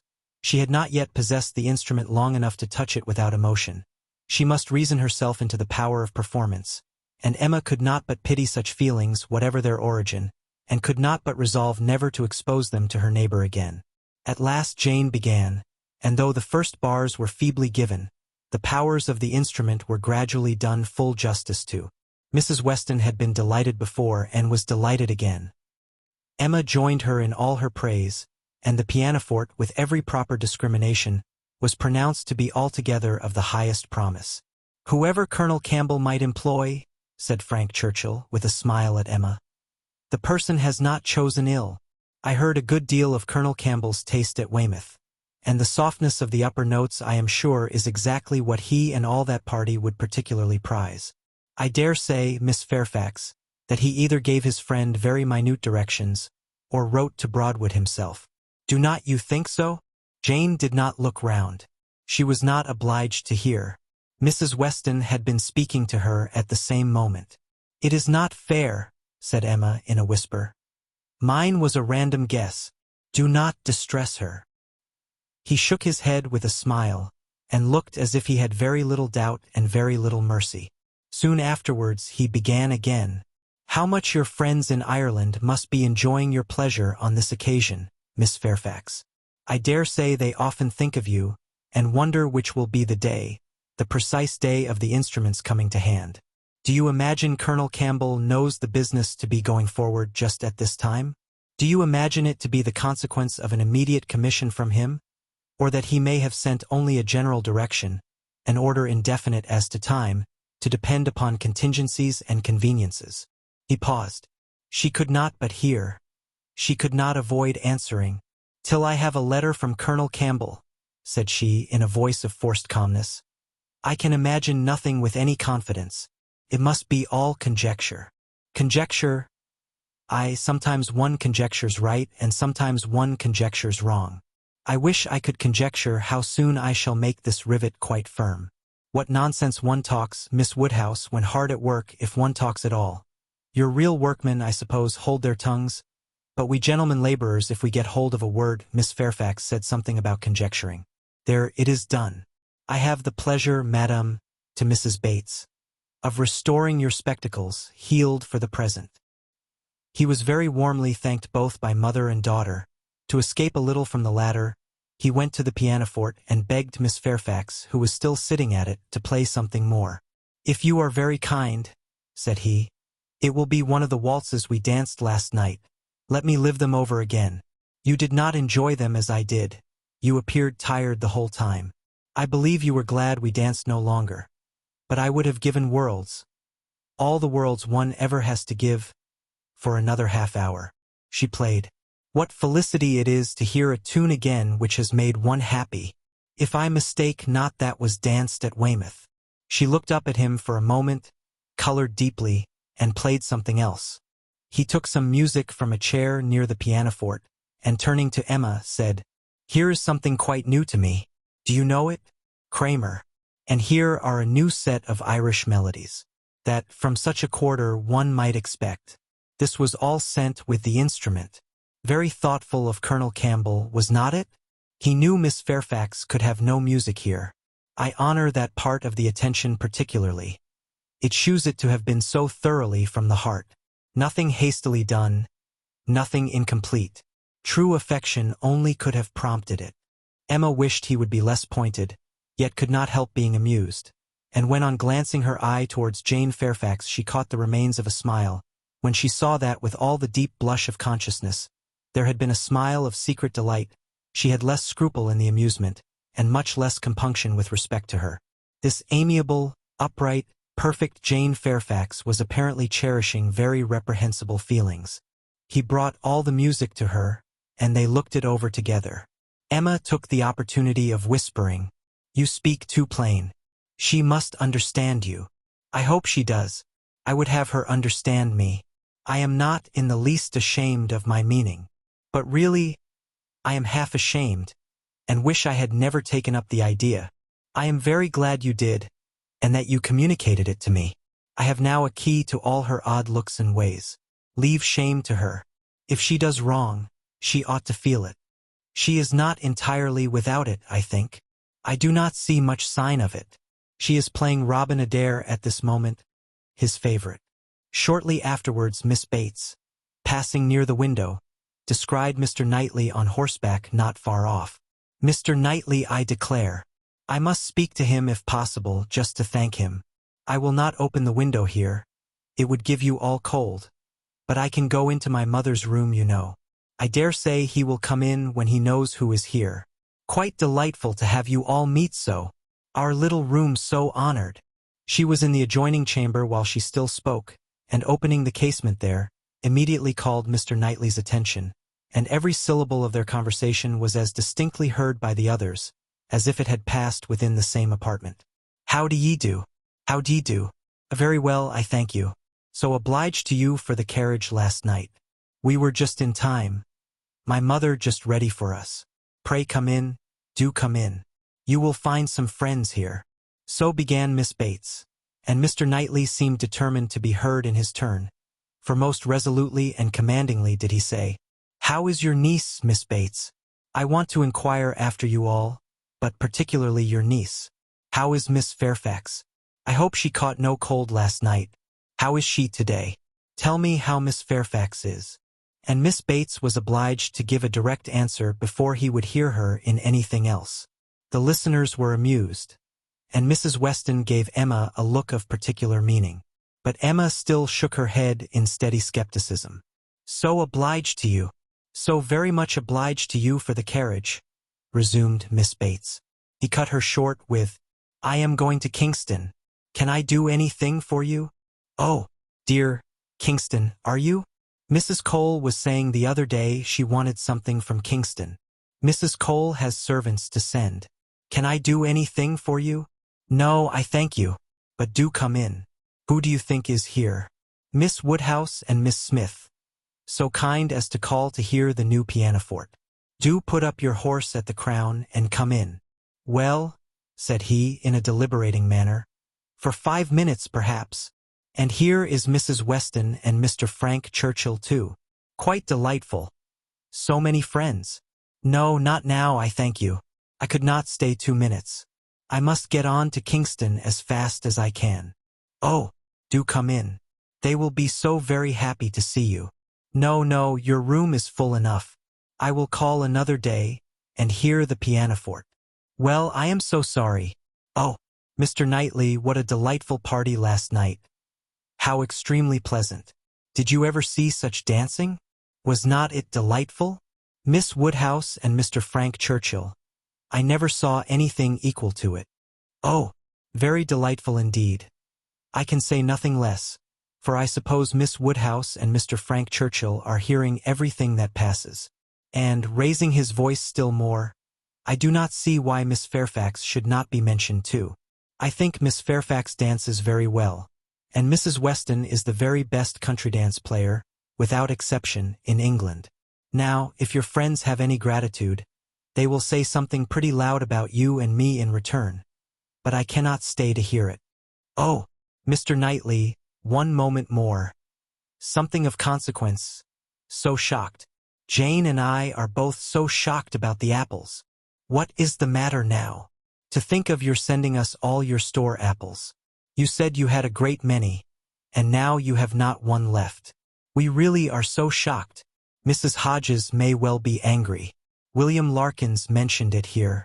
You should not have done it, indeed you should not. Ah, he is off. He never can bear to be thanked. But I thought he would have stayed now, and it would have been a pity not to have mentioned. Well, returning to the room, I have not been able to succeed. Mr. Knightley cannot stop. He is going to Kingston. He asked me if he could do anything. Yes, said Jane. We heard his kind offers, we heard everything. Oh, yes, my dear, I dare say you might, because you know the door was open, and the window was open, and Mr. Knightley spoke loud. You must have heard everything to be sure. Can I do anything for you at Kingston? Said he. So I just mentioned, oh, Miss Woodhouse, must you be going? You seem but just come. So very obliging of you. Emma found it really time to be at home. The visit had already lasted long, and on examining watches, so much of the morning was perceived to be gone, that Mrs. Weston and her companion taking leave also, could allow themselves only to walk with the two young ladies to Hartfield gates, before they set off for Randalls. Chapter 11. It may be possible to do without dancing entirely. Instances have been known of young people passing many, many months successively, without being at any ball of any description, and no material injury accrue either to body or mind. But when a beginning is made, when the felicities of rapid motion have once been, though slightly, felt, it must be a very heavy set that does not ask for more. Frank Churchill had danced once at Highbury, and longed to dance again, and the last half-hour of an evening which Mr. Woodhouse was persuaded to spend with his daughter at Randall's was passed by the two young people in schemes on the subject. Frank's was the first idea, and his the greatest zeal in pursuing it, for the lady was the best judge of the difficulties, and the most solicitous for accommodation and appearance. But still she had inclination enough for shewing people again how delightfully Mr. Frank Churchill and Miss Woodhouse danced, for doing that in which she need not blush to compare herself with Jane Fairfax, and even for simple dancing itself, without any of the wicked aids of vanity, to assist him first in pacing out the room they were in to see what it could be made to hold, and then in taking the dimensions of the other parlor, in the hope of discovering, in spite of all that Mr. Weston could say of their exactly equal size, that it was a little the largest. His first proposition and request, that the dance begun at Mr. Cole's should be finished there, that the same party should be collected, and the same musician engaged, met with the readiest acquiescence. Mr. Weston entered into the idea with thorough enjoyment, and Mrs. Weston most willingly undertook to play as long as they could wish to dance. And the interesting employment had followed of reckoning up exactly who there would be, and portioning out the indispensable division of space to every couple. You and Miss Smith and Miss Fairfax will be 3 and the 2 Miss Coxes 5, had been repeated many times over. And there will be the 2 Gilberts, young Cox, my father and myself, besides Mr. Knightley. Yes, that will be quite enough for pleasure. You and Miss Smith and Miss Fairfax will be 3 and the 2 Miss Coxes 5, and for 5 couple there will be plenty of room. But soon it came to be on one side, but will there be good room for 5 couple? I really do not think there will. On another, and after all, 5 couple are not enough to make it worthwhile to stand up. 5 couple are nothing when one thinks seriously about it. It will not do to invite 5 couple. It can be allowable only as the thought of the moment. Somebody said that Miss Gilbert was expected at her brother's, and must be invited with the rest. Somebody else believed Mrs. Gilbert would have danced the other evening, if she had been asked. A word was put in for a second young Cox, and at last, Mr. Weston naming one family of cousins who must be included, and another a very old acquaintance who could not be left out, it became a certainty that the 5 couple would be at least 10, and a very interesting speculation in what possible manner they could be disposed of. The doors of the 2 rooms were just opposite each other. Might not they use both rooms, and dance across the passage? It seemed the best scheme, and yet it was not so good but that many of them wanted a better. Emma said it would be awkward. Mrs. Weston was in distress about the supper, and Mr. Woodhouse opposed it earnestly on the score of health. It made him so very unhappy, indeed, that it could not be persevered in. Oh, no, said he. It would be the extreme of imprudence. I could not bear it for Emma. Emma is not strong. She would catch a dreadful cold. So would poor little Harriet. So you would all. Mrs. Weston, you would be quite laid up. Do not let them talk of such a wild thing. Pray do not let them talk of it. That young man, speaking lower, is very thoughtless. Do not tell his father, but that young man is not quite the thing. He has been opening the doors very often this evening, and keeping them open very inconsiderately. He does not think of the draught. I do not mean to set you against him, but indeed he is not quite the thing. Mrs. Weston was sorry for such a charge. She knew the importance of it, and said everything in her power to do it away. Every door was now closed, the passage plan given up, and the first scheme of dancing only in the room they were in resorted to again, and with such goodwill on Frank Churchill's part, that the space which a quarter of an hour before had been deemed barely sufficient for 5 couple, was now endeavored to be made out quite enough for 10. We were too magnificent, said he. We allowed unnecessary room. 10 couple may stand here very well. Emma demurred. It would be a crowd, a sad crowd. And what could be worse than dancing without space to turn in? Very true, he gravely replied. It was very bad. But still he went on measuring, and still he ended with, I think there will be very tolerable room for 10 couple. No, no, said she. You are quite unreasonable. It would be dreadful to be standing so close. Nothing can be farther from pleasure than to be dancing in a crowd. And a crowd in a little room. There is no denying it, he replied. I agree with you exactly. A crowd in a little room. Miss Woodhouse, you have the art of giving pictures in a few words. Exquisite. Quite exquisite. Still, however, having proceeded so far, one is unwilling to give the matter up. It would be a disappointment to my father, and altogether, I do not know that. I am rather of opinion that 10 couple might stand here very well. Emma perceived that the nature of his gallantry was a little self-willed, and that he would rather oppose than lose the pleasure of dancing with her. But she took the compliment and forgave the rest. Had she intended ever to marry him, it might have been worth while to pause and consider, and try to understand the value of his preference, and the character of his temper. But for all the purposes of their acquaintance, he was quite amiable enough. Before the middle of the next day, he was at Hartfield, and he entered the room with such an agreeable smile as certified the continuance of the scheme. It soon appeared that he came to announce an improvement. "Well, Miss Woodhouse," he almost immediately began, "your inclination for dancing has not been quite frightened away, I hope, by the terrors of my father's little rooms. I bring a new proposal on the subject, a thought of my father's, which waits only your approbation to be acted upon. May I hope for the honor of your hand for the 2 first dances of this little projected ball, to be given, not at Randall's, but at the Crown Inn." "The Crown?" "Yes, if you and Mr. Woodhouse see no objection, and I trust you cannot, my father hopes his friends will be so kind as to visit him there. Better accommodations, he can promise them, and not a less grateful welcome than at Randall's. It is his own idea. Mrs. Weston sees no objection to it, provided you are satisfied. This is what we all feel." "Oh, you were perfectly right. 10 couple in either of the Randalls' rooms would have been insufferable. Dreadful. I felt how right you were the whole time, but was too anxious for securing anything to like to yield. Is not it a good exchange? Do you consent? I hope you consent. It appears to me a plan that nobody can object to, if Mr. and Mrs. Weston do not. I think it admirable, and, as far as I can answer for myself, shall be most happy. It seems the only improvement that could be." "Papa, do you not think it an excellent improvement?" She was obliged to repeat and explain it, before it was fully comprehended, and then, being quite new, farther representations were necessary to make it acceptable.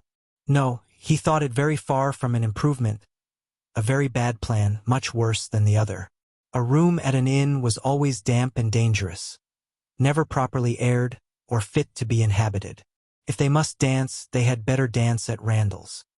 He had never been in the room at the Crown in his life, did not know the people who kept it by sight. Oh, no, a very bad plan. They would catch worse colds at the Crown than anywhere. "I was going to observe, sir," said Frank Churchill, "that one of the great recommendations of this change would be the very little danger of anybody's catching cold, so much less danger at the Crown than at Randall's. Mr. Perry might have reason to regret the alteration, but nobody else could." "Sir," said Mr. Woodhouse, rather warmly, "you are very much mistaken if you suppose Mr. Perry to be that sort of character. Mr. Perry is extremely concerned when any of us are ill. But I do not understand how the room at the Crown can be safer for you than your father's house. From the very circumstance of its being larger, sir. We shall have no occasion to open the windows at all, not once the whole evening. And it is that dreadful habit of opening the windows, letting in cold air upon heated bodies, which, as you well know, sir, does the mischief." "Open the windows? But surely, Mr. Churchill, nobody would think of opening the windows at Randall's. Nobody could be so imprudent. I never heard of such a thing. Dancing with open windows. I am sure, neither your father nor Mrs. Weston, poor Miss Taylor that was, would suffer it."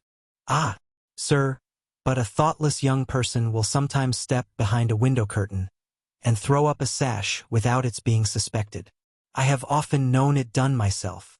"Have you indeed, sir? Bless me, I never could have supposed it. But I live out of the world, and am often astonished at what I hear. However, this does make a difference.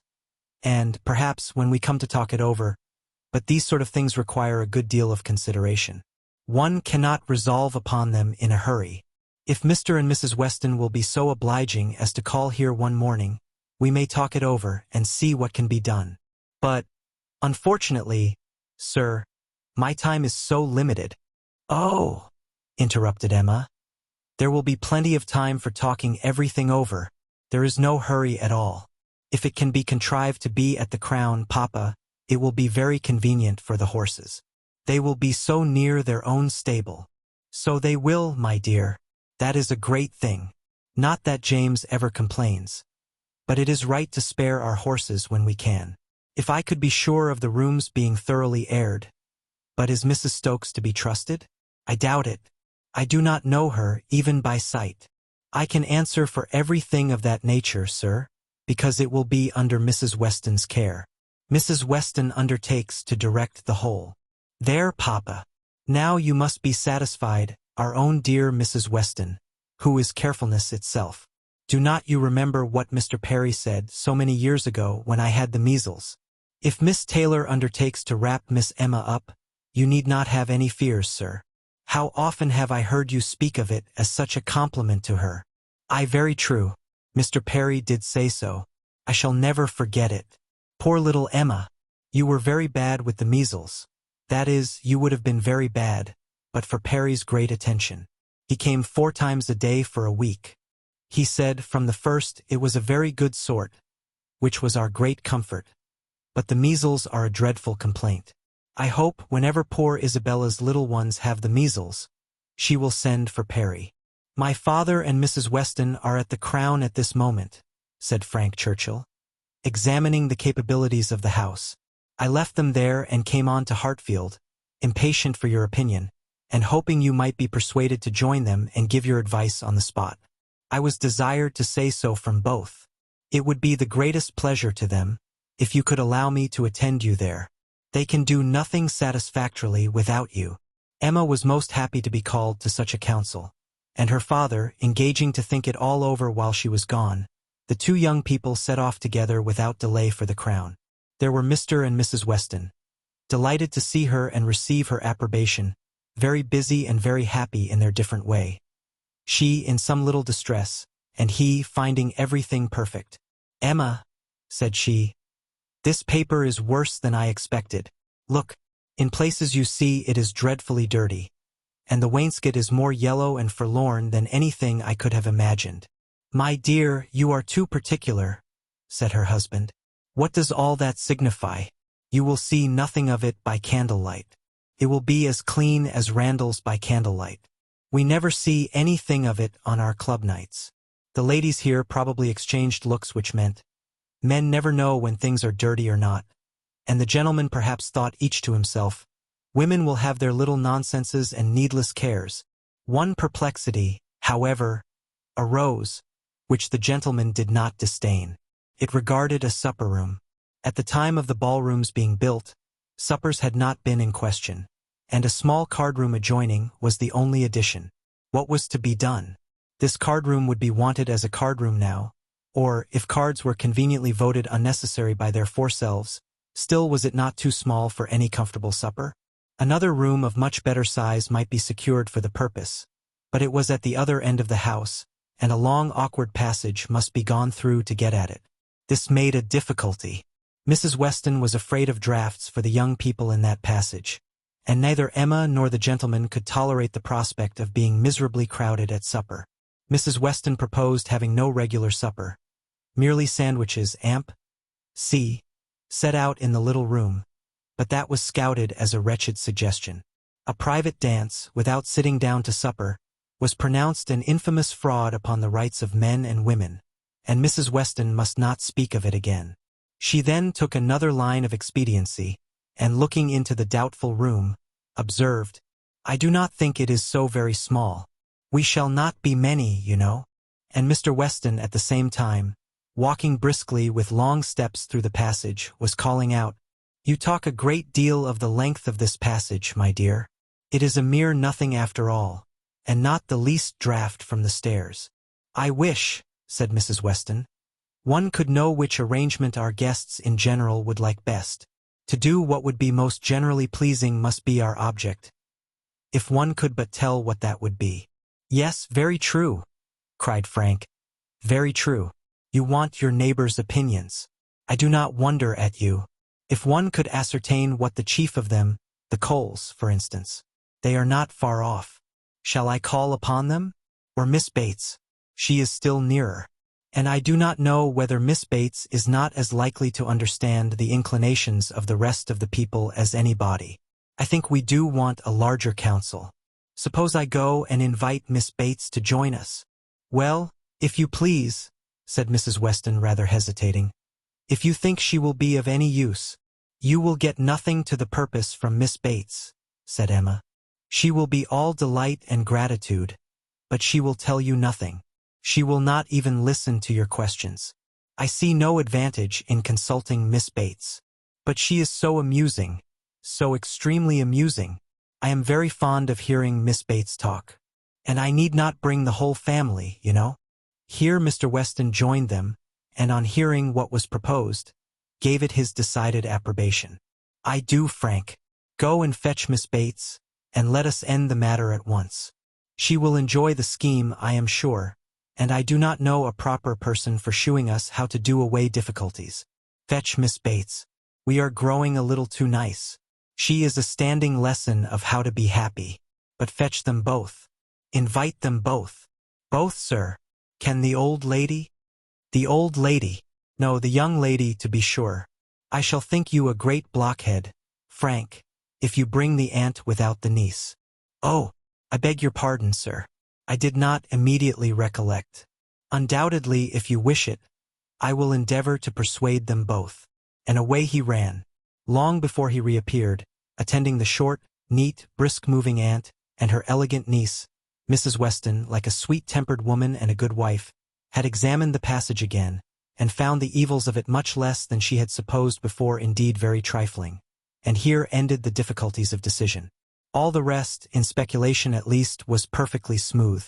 All the minor arrangements of table and chair, lights and music, tea and supper, made themselves, or were left as mere trifles to be settled at any time between Mrs. Weston and Mrs. Stokes. Everybody invited was certainly to come. Frank had already written to Enscombe to propose staying a few days beyond his fortnight, which could not possibly be refused. And a delightful dance it was to be. Most cordially, when Miss Bates arrived, did she agree that it must. As a counselor she was not wanted. But as an approver, a much safer character, she was truly welcome. Her approbation, at once general and minute, warm and incessant, could not but please. And for another half-hour they were all walking to and fro, between the different rooms, some suggesting, some attending, and all in happy enjoyment of the future. The party did not break up without Emma's being positively secured for the 2 first dances by the hero of the evening, nor without her overhearing Mr. Weston whisper to his wife, "He has asked her, my dear. That's right. I knew he would." Chapter 12. One thing only was wanting to make the prospect of the ball completely satisfactory to Emma. Its being fixed for a day within the granted term of Frank Churchill's stay in Surrey. For, in spite of Mr. Weston's confidence, she could not think it so very impossible that the Churchills might not allow their nephew to remain a day beyond his fortnight. But this was not judged feasible. The preparations must take their time, nothing could be properly ready till the 3rd week were entered on, and for a few days they must be planning, proceeding and hoping in uncertainty, at the risk, in her opinion, the great risk of its being all in vain. Enscombe, however, was gracious in fact, if not in word. His wish of staying longer evidently did not please, but it was not opposed. All was safe and prosperous, and as the removal of one solicitude generally makes way for another, Emma, being now certain of her ball, began to adopt as the next vexation Mr. Knightley's provoking indifference about it, either because he did not dance himself, or because the plan had been formed without his being consulted. He seemed resolved that it should not interest him, determined against its exciting any present curiosity, or affording him any future amusement. To her voluntary communications Emma could get no more approving reply than, "Very well. If the Westons think it worth while to be at all this trouble for a few hours of noisy entertainment, I have nothing to say against it, but that they shall not choose pleasures for me. Oh, yes, I must be there. I could not refuse, and I will keep as much awake as I can. But I would rather be at home, looking over William Larkins's week's account. Much rather, I confess. Pleasure in seeing dancing. Not I, indeed, I never look at it, I do not know who does. Fine dancing, I believe, like virtue, must be its own reward. Those who are standing by are usually thinking of something very different. This Emma felt was aimed at her, and it made her quite angry. It was not in compliment to Jane Fairfax, however, that he was so indifferent or so indignant. He was not guided by her feelings in reprobating the ball, for she enjoyed the thought of it to an extraordinary degree. It made her animated, open-hearted. She voluntarily said, "Oh, Miss Woodhouse, I hope nothing may happen to prevent the ball. What a disappointment it would be. I do look forward to it, I own, with very great pleasure." It was not to oblige Jane Fairfax, therefore, that he would have preferred the society of William Larkins. No. She was more and more convinced that Mrs. Weston was quite mistaken in that surmise. There was a great deal of friendly and of compassionate attachment on his side, but no love. Alas! There was soon no leisure for quarreling with Mr. Knightley. 2 days of joyful security were immediately followed by the overthrow of everything. A letter arrived from Mr. Churchill to urge his nephew's instant return. Mrs. Churchill was unwell, far too unwell to do without him. She had been in a very suffering state, so said her husband, when writing to her nephew 2 days before, though from her usual unwillingness to give pain, and constant habit of never thinking of herself, she had not mentioned it. But now she was too ill to trifle, and must entreat him to set off for Enscombe without delay. The substance of this letter was forwarded to Emma, in a note from Mrs. Weston, instantly. As to his going, it was inevitable. He must be gone within a few hours, though without feeling any real alarm for his aunt, to lessen his repugnance. He knew her illnesses. They never occurred but for her own convenience. Mrs. Weston added, that he could only allow himself time to hurry to Highbury after breakfast, and take leave of the few friends there whom he could suppose to feel any interest in him, and that he might be expected at Hartfield very soon. This wretched note was the finale of Emma's breakfast. When once it had been read, there was no doing anything but lament and exclaim. The loss of the ball, the loss of the young man, and all that the young man might be feeling. It was too wretched. Such a delightful evening as it would have been. Everybody so happy, and she and her partner the happiest. I said it would be so, was the only consolation. Her father's feelings were quite distinct. He thought principally of Mrs. Churchill's illness, and wanted to know how she was treated. And as for the ball, it was shocking to have dear Emma disappointed, but they would all be safer at home. Emma was ready for her visitor some time before he appeared, but if this reflected at all upon his impatience, his sorrowful look and total want of spirits when he did come might redeem him. He felt the going away almost too much to speak of it. His dejection was most evident. He sat really lost in thought for the first few minutes, and when rousing himself it was only to say, "Of all horrid things, leave-taking is the worst." "But you will come again," said Emma. "This will not be your only visit to Randalls."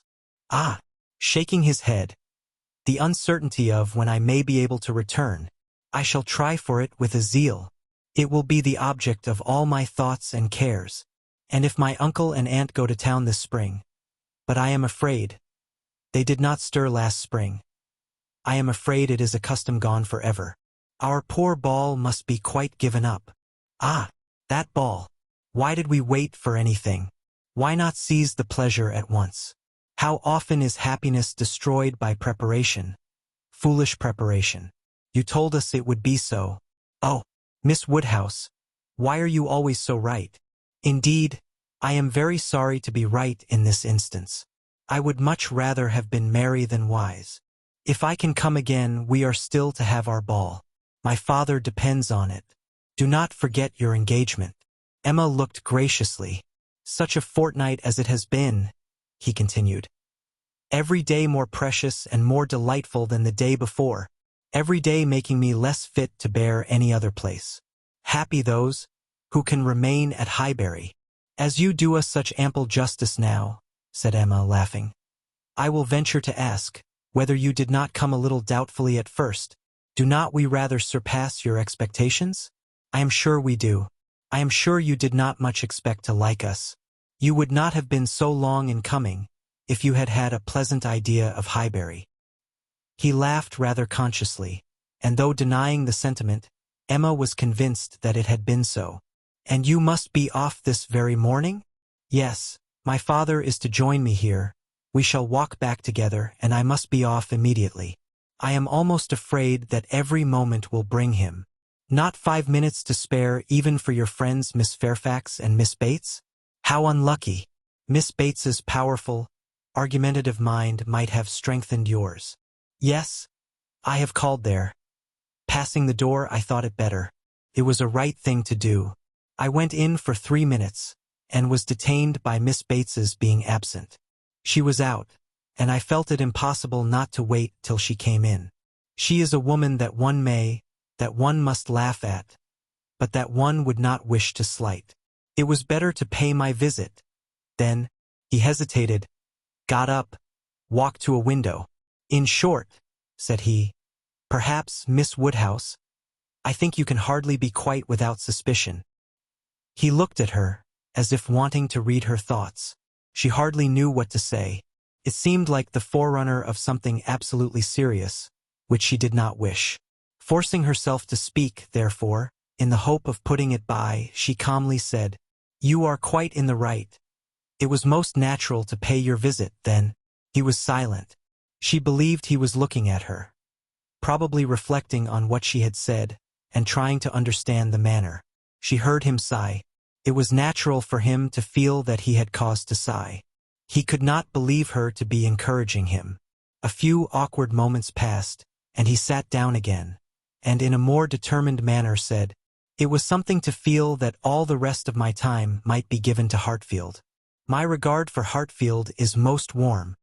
He stopped again, rose again, and seemed quite embarrassed. He was more in love with her than Emma had supposed, and who can say how it might have ended, if his father had not made his appearance? Mr. Woodhouse soon followed, and the necessity of exertion made him composed. A very few minutes more, however, completed the present trial. Mr. Weston, always alert when business was to be done, and as incapable of procrastinating any evil that was inevitable, as of foreseeing any that was doubtful, said, "It was time to go." And the young man, though he might and did sigh, could not but agree to take leave. "I shall hear about you all," said he. "That is my chief consolation. I shall hear of everything that is going on among you. I have engaged Mrs. Weston to correspond with me. She has been so kind as to promise it. Oh, the blessing of a female correspondent, when one is really interested in the absent. She will tell me everything. In her letters I shall be at dear Highbury again." A very friendly shake of the hand, a very earnest goodbye, closed the speech, and the door had soon shut out Frank Churchill.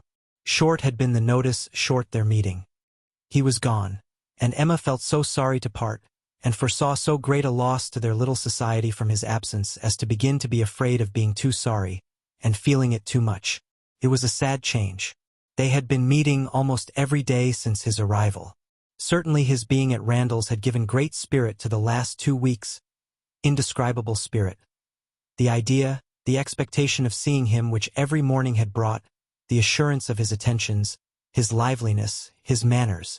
It had been a very happy fortnight, and forlorn must be the sinking from it into the common course of Hartfield days. To complete every other recommendation, he had almost told her that he loved her. What strength or what constancy of affection he might be subject to was another point, but at present she could not doubt his having a decidedly warm admiration, a conscious preference of herself, and this persuasion, joined to all the rest, made her think that she must be a little in love with him, in spite of every previous determination against it. "I certainly must," said she. This sensation of listlessness, weariness, stupidity, this disinclination to sit down and employ myself, this feeling of everything's being dull and insipid about the house. I must be in love. I should be the oddest creature in the world if I were not, for a few weeks at least. Well, evil to some is always good to others. I shall have many fellow mourners for the ball, if not for Frank Churchill, but Mr. Knightley will be happy. He may spend the evening with his dear William Larkins now if he likes. Mr. Knightley, however, shewed no triumphant happiness. He could not say that he was sorry on his own account. His very cheerful look would have contradicted him if he had. But he said, and very steadily, that he was sorry for the disappointment of the others, and with considerable kindness added, "You, Emma, who have so few opportunities of dancing, You are really out of luck. You are very much out of luck." It was some days before she saw Jane Fairfax, to judge of her honest regret in this woeful change. But when they did meet, her composure was odious. She had been particularly unwell, however, suffering from headache to a degree, which made her aunt declare that had the ball taken place, she did not think Jane could have attended it, and it was charity to impute some of her unbecoming indifference to the languor of ill health. Chapter 13. Emma continued to entertain no doubt of her being in love. Her ideas only varied as to the how much. At first she thought it was a good deal, and afterwards but little. She had great pleasure in hearing Frank Churchill talked of, and, for his sake, greater pleasure than ever in seeing Mr. and Mrs. Weston.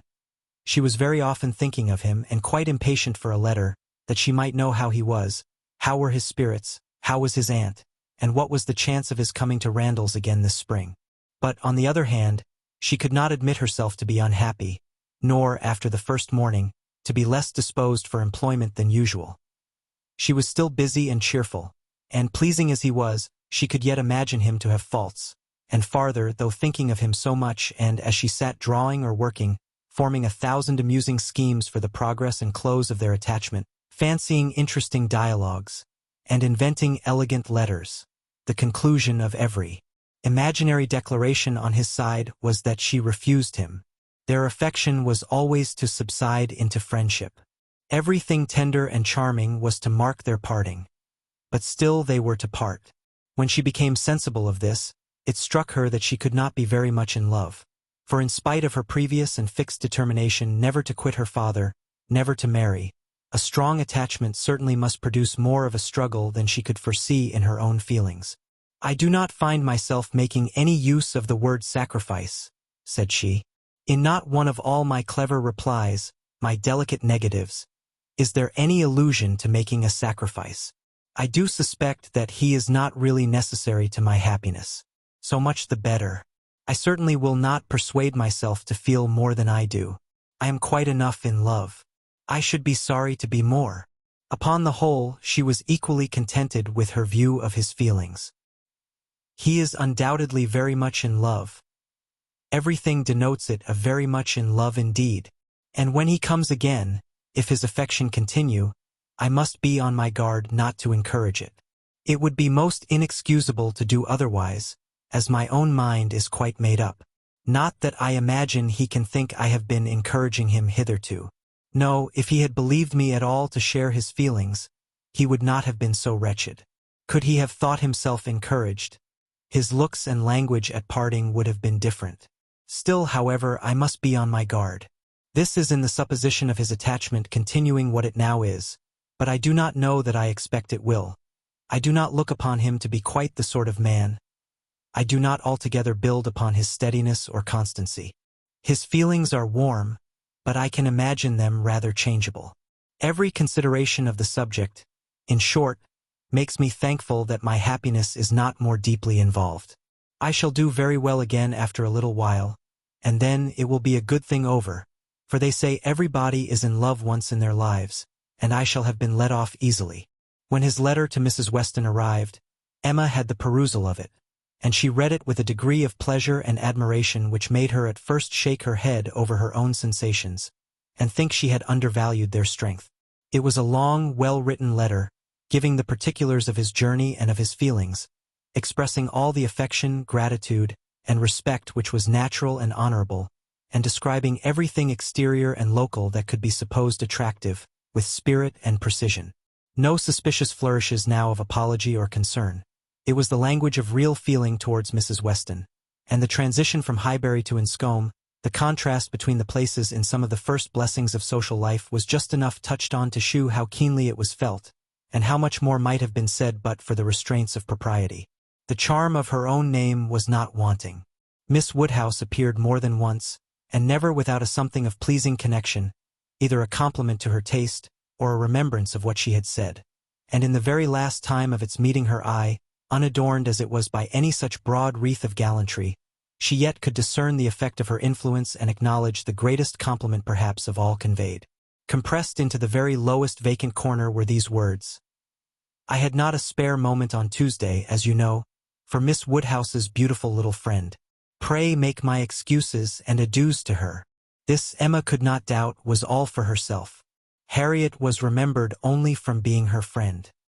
His information and prospects as to Enscombe were neither worse nor better than had been anticipated. Mrs. Churchill was recovering, and he dared not yet, even in his own imagination, fix a time for coming to Randalls again. Gratifying, however, and stimulative as was the letter in the material part, its sentiments, she yet found, when it was folded up and returned to Mrs. Weston, that it had not added any lasting warmth, that she could still do without the writer, and that he must learn to do without her. Her intentions were unchanged.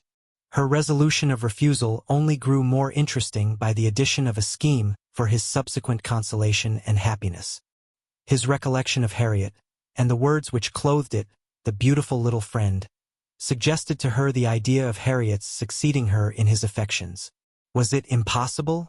No, Harriet undoubtedly was greatly his inferior in understanding, but he had been very much struck with the loveliness of her face and the warm simplicity of her manner, and all the probabilities of circumstance and connection were in her favor. For Harriet, it would be advantageous and delightful indeed. "I must not dwell upon it," said she. "I must not think of it. I know the danger of indulging such speculations. But stranger things have happened, and when we cease to care for each other as we do now, it will be the means of confirming us in that sort of true disinterested friendship which I can already look forward to with pleasure." It was well to have a comfort in store on Harriet's behalf, though it might be wise to let the fancy touch it seldom, for evil in that quarter was at hand. As Frank Churchill's arrival had succeeded Mr. Elton's engagement in the conversation of Highbury, as the latest interest had entirely borne down the first, so now upon Frank Churchill's disappearance, Mr. Elton's concerns were assuming the most irresistible form. His wedding day was named. He would soon be among them again, Mr. Elton and his bride. There was hardly time to talk over the first letter from Enscombe before Mr. Elton and his bride was in everybody's mouth, and Frank Churchill was forgotten. Emma grew sick at the sound.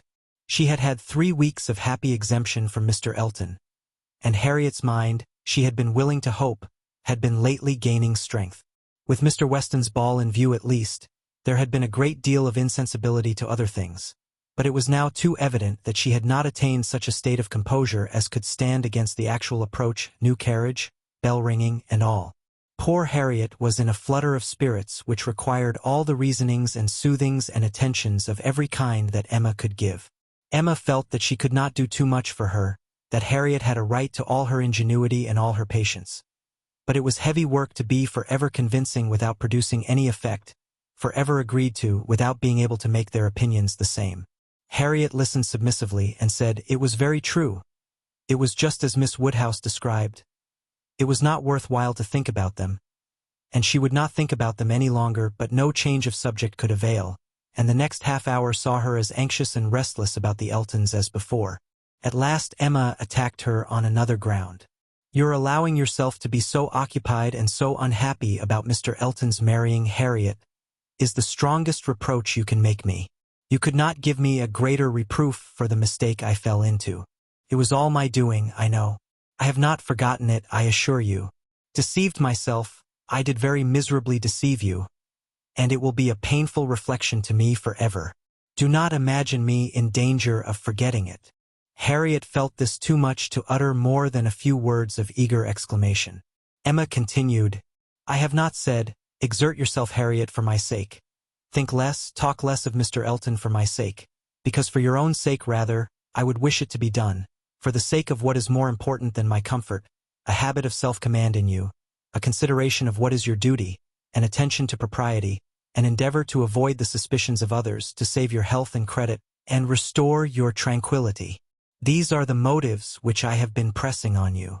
They are very important, and sorry I am that you cannot feel them sufficiently to act upon them.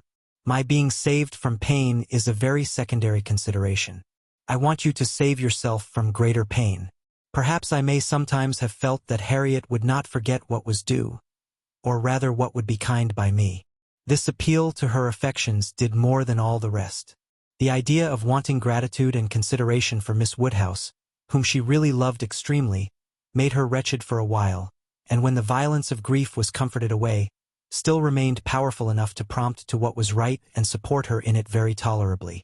You, who have been the best friend I ever had in my life, want gratitude to you. Nobody is equal to you. I care for nobody as I do for you. Oh, Miss Woodhouse, how ungrateful I have been. Such expressions, assisted as they were by everything that look and manner could do, made Emma feel that she had never loved Harriet so well, nor valued her affection so highly before. There is no charm equal to tenderness of heart, said she afterwards to herself. There is nothing to be compared to it. Warmth and tenderness of heart, with an affectionate, open manner, will beat all the clearness of head in the world. For attraction, I am sure it will. It is tenderness of heart which makes my dear father so generally beloved, which gives Isabella all her popularity. I have it not, but I know how to prize and respect it. Harriet is my superior in all the charm and all the felicity it gives. Dear Harriet, I would not change you for the clearest-headed, longest-sighted, best-judging female breathing. Oh, the coldness of a Jane Fairfax. Harriet is worth 100 such, and for a wife, a sensible man's wife, it is invaluable. I mention no names, but happy the man who changes Emma for Harriet. Chapter 14. Mrs. Elton was first seen at church, but though devotion might be interrupted, curiosity could not be satisfied by a bride in a pew, and it must be left for the visits in form which were then to be paid, to settle whether she were very pretty indeed, or only rather pretty or not pretty at all. Emma had feelings, less of curiosity than of pride or propriety, to make her resolve on not being the last to pay her respects, and she made a point of Harriet's going with her, that the worst of the business might be gone through as soon as possible. She could not enter the house again, could not be in the same room to which she had with such vain artifice retreated 3 months ago, to lace up her boot, without recollecting. 1,000 vexatious thoughts would recur, compliments, charades, and horrible blunders, and it was not to be supposed that poor Harriet should not be recollecting too. But she behaved very well, and was only rather pale and silent. The visit was of course short, and there was so much embarrassment and occupation of mind to shorten it, that Emma would not allow herself entirely to form an opinion of the lady, and on no account to give one, beyond the nothing-meaning terms of being elegantly dressed and very pleasing. She did not really like her. She would not be in a hurry to find fault, but she suspected that there was no elegance. Ease, but not elegance. She was almost sure that for a young woman, a stranger, a bride, there was too much ease. Her person was rather good, her face not unpretty, but neither feature, nor air, nor voice, nor manner were elegant. Emma thought at least it would turn out so. As for Mr. Elton, his manners did not appear, but no.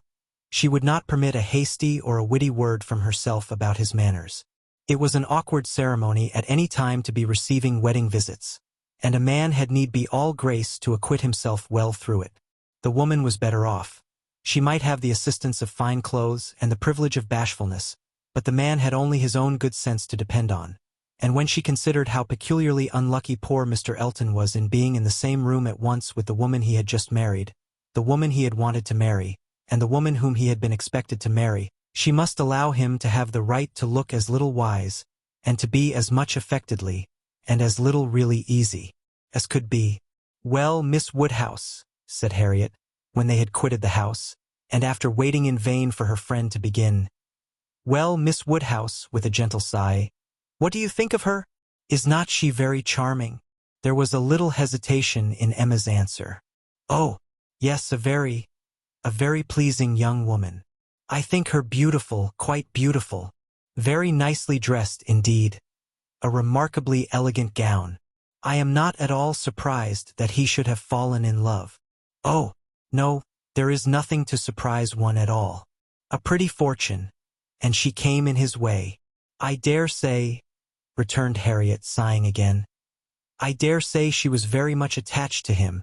Perhaps she might, but it is not every man's fate to marry the woman who loves him best. Miss Hawkins perhaps wanted a home, and thought this the best offer she was likely to have."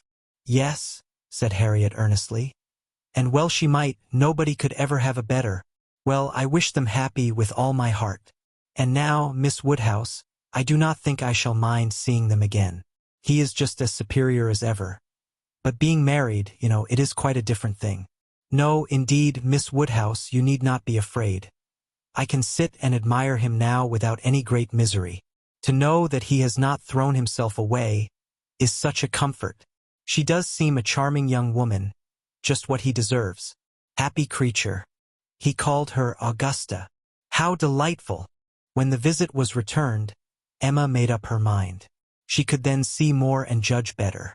From Harriet's happening not to be at Hartfield, and her father's being present to engage Mr. Elton, she had a quarter of an hour of the lady's conversation to herself, and could composedly attend to her, and the quarter of an hour quite convinced her that Mrs. Elton was a vain woman, extremely well satisfied with herself, and thinking much of her own importance, that she meant to shine and be very superior, but with manners which had been formed in a bad school, pert and familiar, that all her notions were drawn from one set of people and one style of living, that if not foolish she was ignorant, and that her society would certainly do Mr. Elton no good.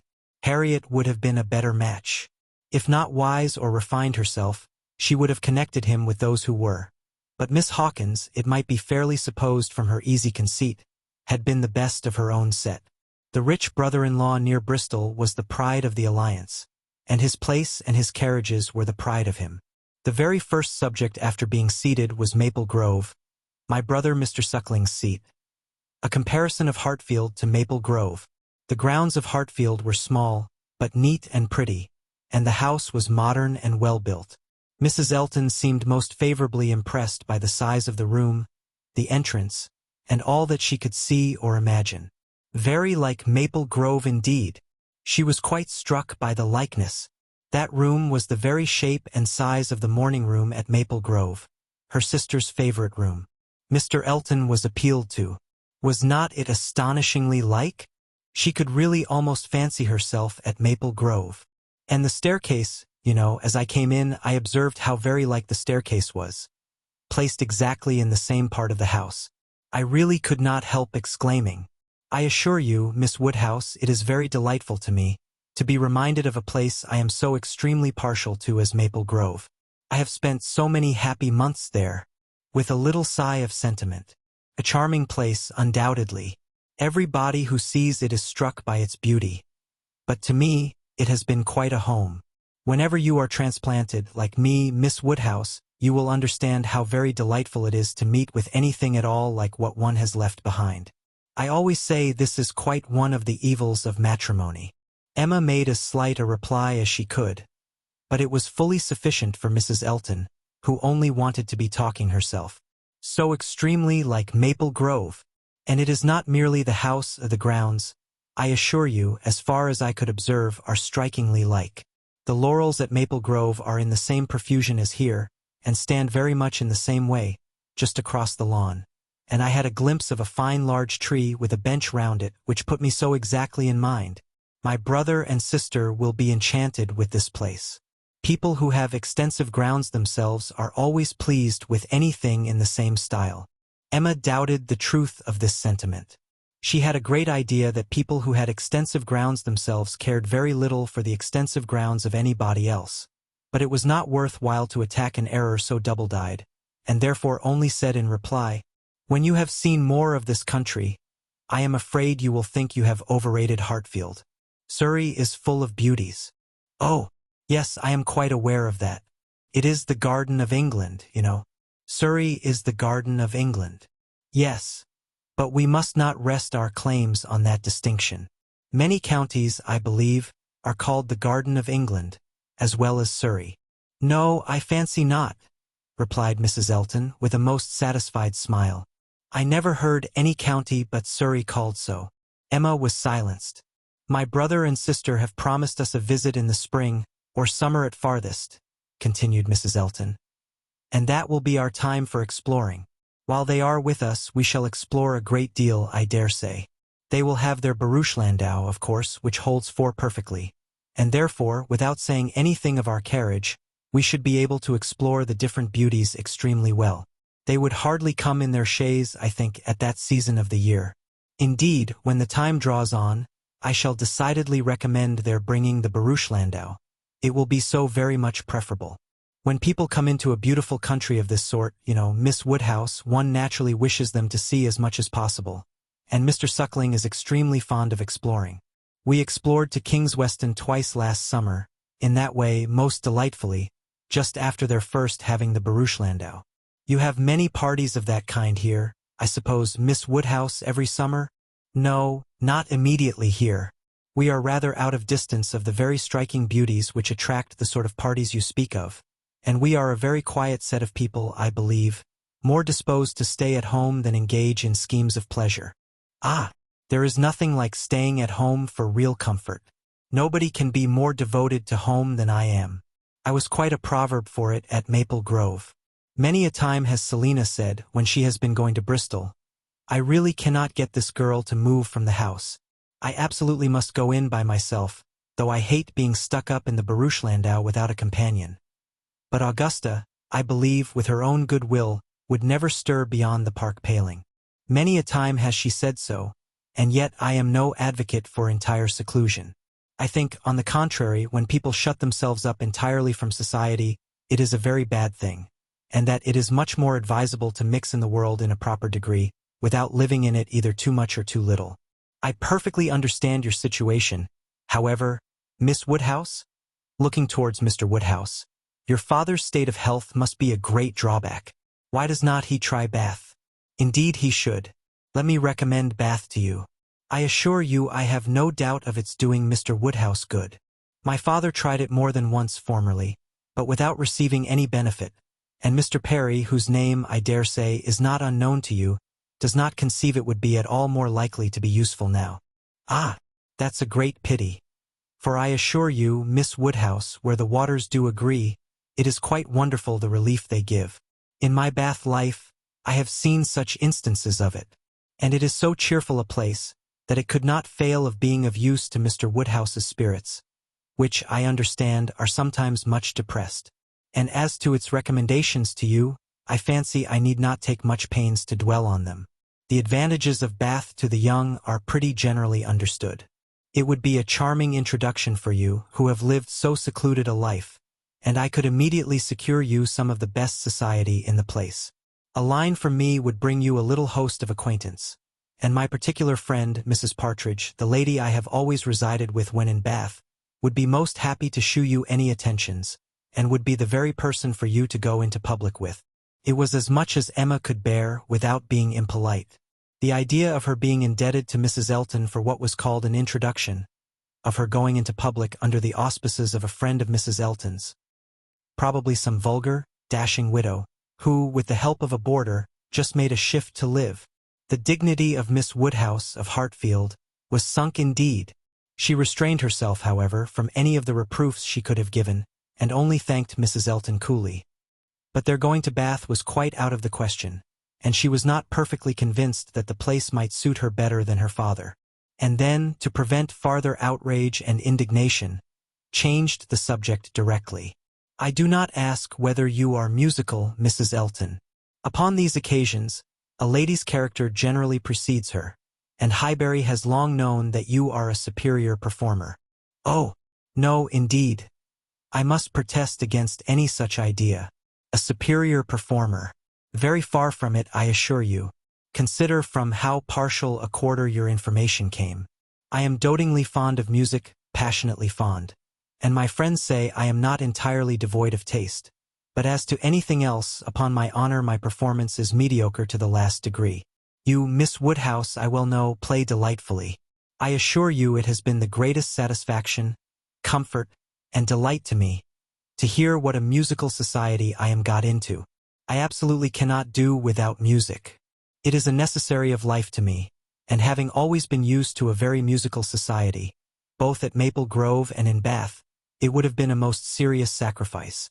I honestly said as much to Mr. E., when he was speaking of my future home, and expressing his fears lest the retirement of it should be disagreeable, and the inferiority of the house too, knowing what I had been accustomed to. Of course, he was not wholly without apprehension. When he was speaking of it in that way, I honestly said that the world I could give up, parties, balls, plays, for I had no fear of retirement. Blessed with so many resources within myself, the world was not necessary to me. I could do very well without it. To those who had no resources it was a different thing. But my resources made me quite independent. And as to smaller-sized rooms than I had been used to, I really could not give it a thought. I hoped I was perfectly equal to any sacrifice of that description. Certainly I had been accustomed to every luxury at Maple Grove, but I did assure him that 2 carriages were not necessary to my happiness, nor were spacious apartments. But, said I, to be quite honest, I do not think I can live without something of a musical society. I condition for nothing else. But without music, life would be a blank to me. We cannot suppose, said Emma, smiling, that Mr. Elton would hesitate to assure you of there being a very musical society in Highbury, and I hope you will not find he has outstepped the truth more than may be pardoned, in consideration of the motive. No, indeed, I have no doubts at all on that head. I am delighted to find myself in such a circle. I hope we shall have many sweet little concerts together. I think, Miss Woodhouse, you and I must establish a musical club, and have regular weekly meetings at your house or ours. Will not it be a good plan? If we exert ourselves, I think we shall not be long in want of allies. Something of that nature would be particularly desirable for me, as an inducement to keep me in practice. For married women, you know, there is a sad story against them in general. They are but too apt to give up music. But you, who are so extremely fond of it, there can be no danger, surely? I should hope not. But really when I look around among my acquaintance, I tremble. Selina has entirely given up music, never touches the instrument, though she played sweetly. And the same may be said of Mrs. Jeffreys, Clara Partridge, that was, and of the 2 Millmans, now Mrs. Bird and Mrs. James Cooper, and of more than I can enumerate. Upon my word, it is enough to put one in a fright. I used to be quite angry with Selina, but really I begin now to comprehend that a married woman has many things to call her attention. I believe I was half an hour this morning shut up with my housekeeper. But everything of that kind, said Emma, will soon be in so regular a train. Well, said Mrs. Elton, laughing, we shall see.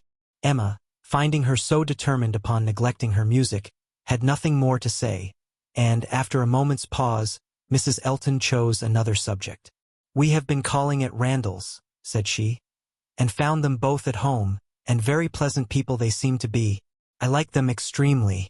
Mr. Weston seems an excellent creature, quite a first-rate favorite with me already, I assure you, and she appears so truly good. There is something so motherly and kind-hearted about her, that it wins upon one directly. She was your governess, I think? Emma was almost too much astonished to answer, but Mrs. Elton hardly waited for the affirmative before she went on. Having understood as much, I was rather astonished to find her so very ladylike, but she is really quite the gentlewoman. Mrs. Weston's manners, said Emma, were always particularly good. Their propriety, simplicity, and elegance would make them the safest model for any young woman. And who do you think came in while we were there? Emma was quite at a loss. The tone implied some old acquaintance, and how could she possibly guess? Knightley, continued Mrs. Elton. Knightley himself. Was not it lucky? For, not being within when he called the other day, I had never seen him before, and of course, as so particular a friend of Mr. E.'s, I had a great curiosity. My friend Knightley had been so often mentioned, that I was really impatient to see him, and I must do my caro sposo the justice to say that he need not be ashamed of his friend. Knightley is quite the gentleman. I like him very much. Decidedly, I think a very gentlemanlike man. Happily, it was now time to be gone. They were off, and Emma could breathe. Insufferable woman, was her immediate exclamation. Worse than I had supposed. Absolutely insufferable. Knightley. I could not have believed it. Knightley. Never seen him in her life before, and call him Knightley, and discover that he is a gentleman. A little upstart, vulgar being, with her Mr. E., and her caro sposo, and her resources, and all her airs of pert pretension and underbred finery. Actually to discover that Mr. Knightley is a gentleman. I doubt whether he will return the compliment, and discover her to be a lady. I could not have believed it. And to propose that she and I should unite to form a musical club. One would fancy we were bosom friends. and Mrs. Weston, astonished that the person who had brought me up should be a gentlewoman. Worse and worse. I never met with her equal. Much beyond my hopes. Harriet is disgraced by any comparison. Oh, what would Frank Churchill say to her if he were here? How angry and how diverted he would be. Ah, there I am, thinking of him directly. Always the first person to be thought of. How I catch myself out. Frank Churchill comes as regularly into my mind. All this ran so glibly through her thoughts, that by the time her father had arranged himself, after the bustle of the Eltons' departure, and was ready to speak, she was very tolerably capable of attending. "Well, my dear," he deliberately began, "considering we never saw her before, she seems a very pretty sort of young lady, and I dare say she was very much pleased with you. She speaks a little too quick. A little quickness of voice there is which rather hurts the ear. But I believe I am nice. I do not like strange voices, and nobody speaks like you and poor Miss Taylor.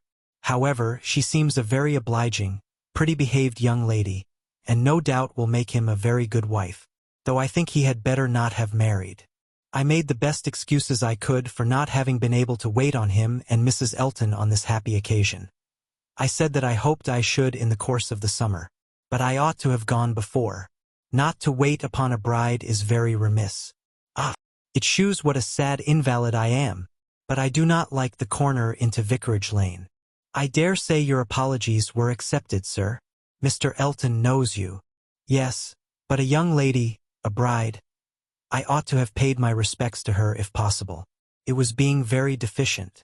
But, my dear papa, you are no friend to matrimony, and therefore why should you be so anxious to pay your respects to a bride? It ought to be no recommendation to you. It is encouraging people to marry if you make so much of them. No, my dear, I never encouraged anybody to marry, but I would always wish to pay every proper attention to a lady, and a bride, especially, is never to be neglected. More is avowedly due to her. A bride, you know, my dear, is always the first in company. Let the others be who they may. Well, papa, if this is not encouragement to marry, I do not know what is, and I should never have expected you to be lending your sanction to such vanity baits for poor young ladies. My dear, you do not understand me. This is a matter of mere common politeness and good breeding, and has nothing to do with any encouragement to people to marry. Emma had done. Her father was growing nervous, and could not understand her. Her mind returned to Mrs. Elton's offenses, and long, very long, did they occupy her. Chapter 15. Emma was not required, by any subsequent discovery, to retract her ill opinion of Mrs. Elton. Her observation had been pretty correct. Such as Mrs. Elton appeared to her on this second interview, such she appeared whenever they met again. Self-important, presuming, familiar, ignorant, and ill-bred.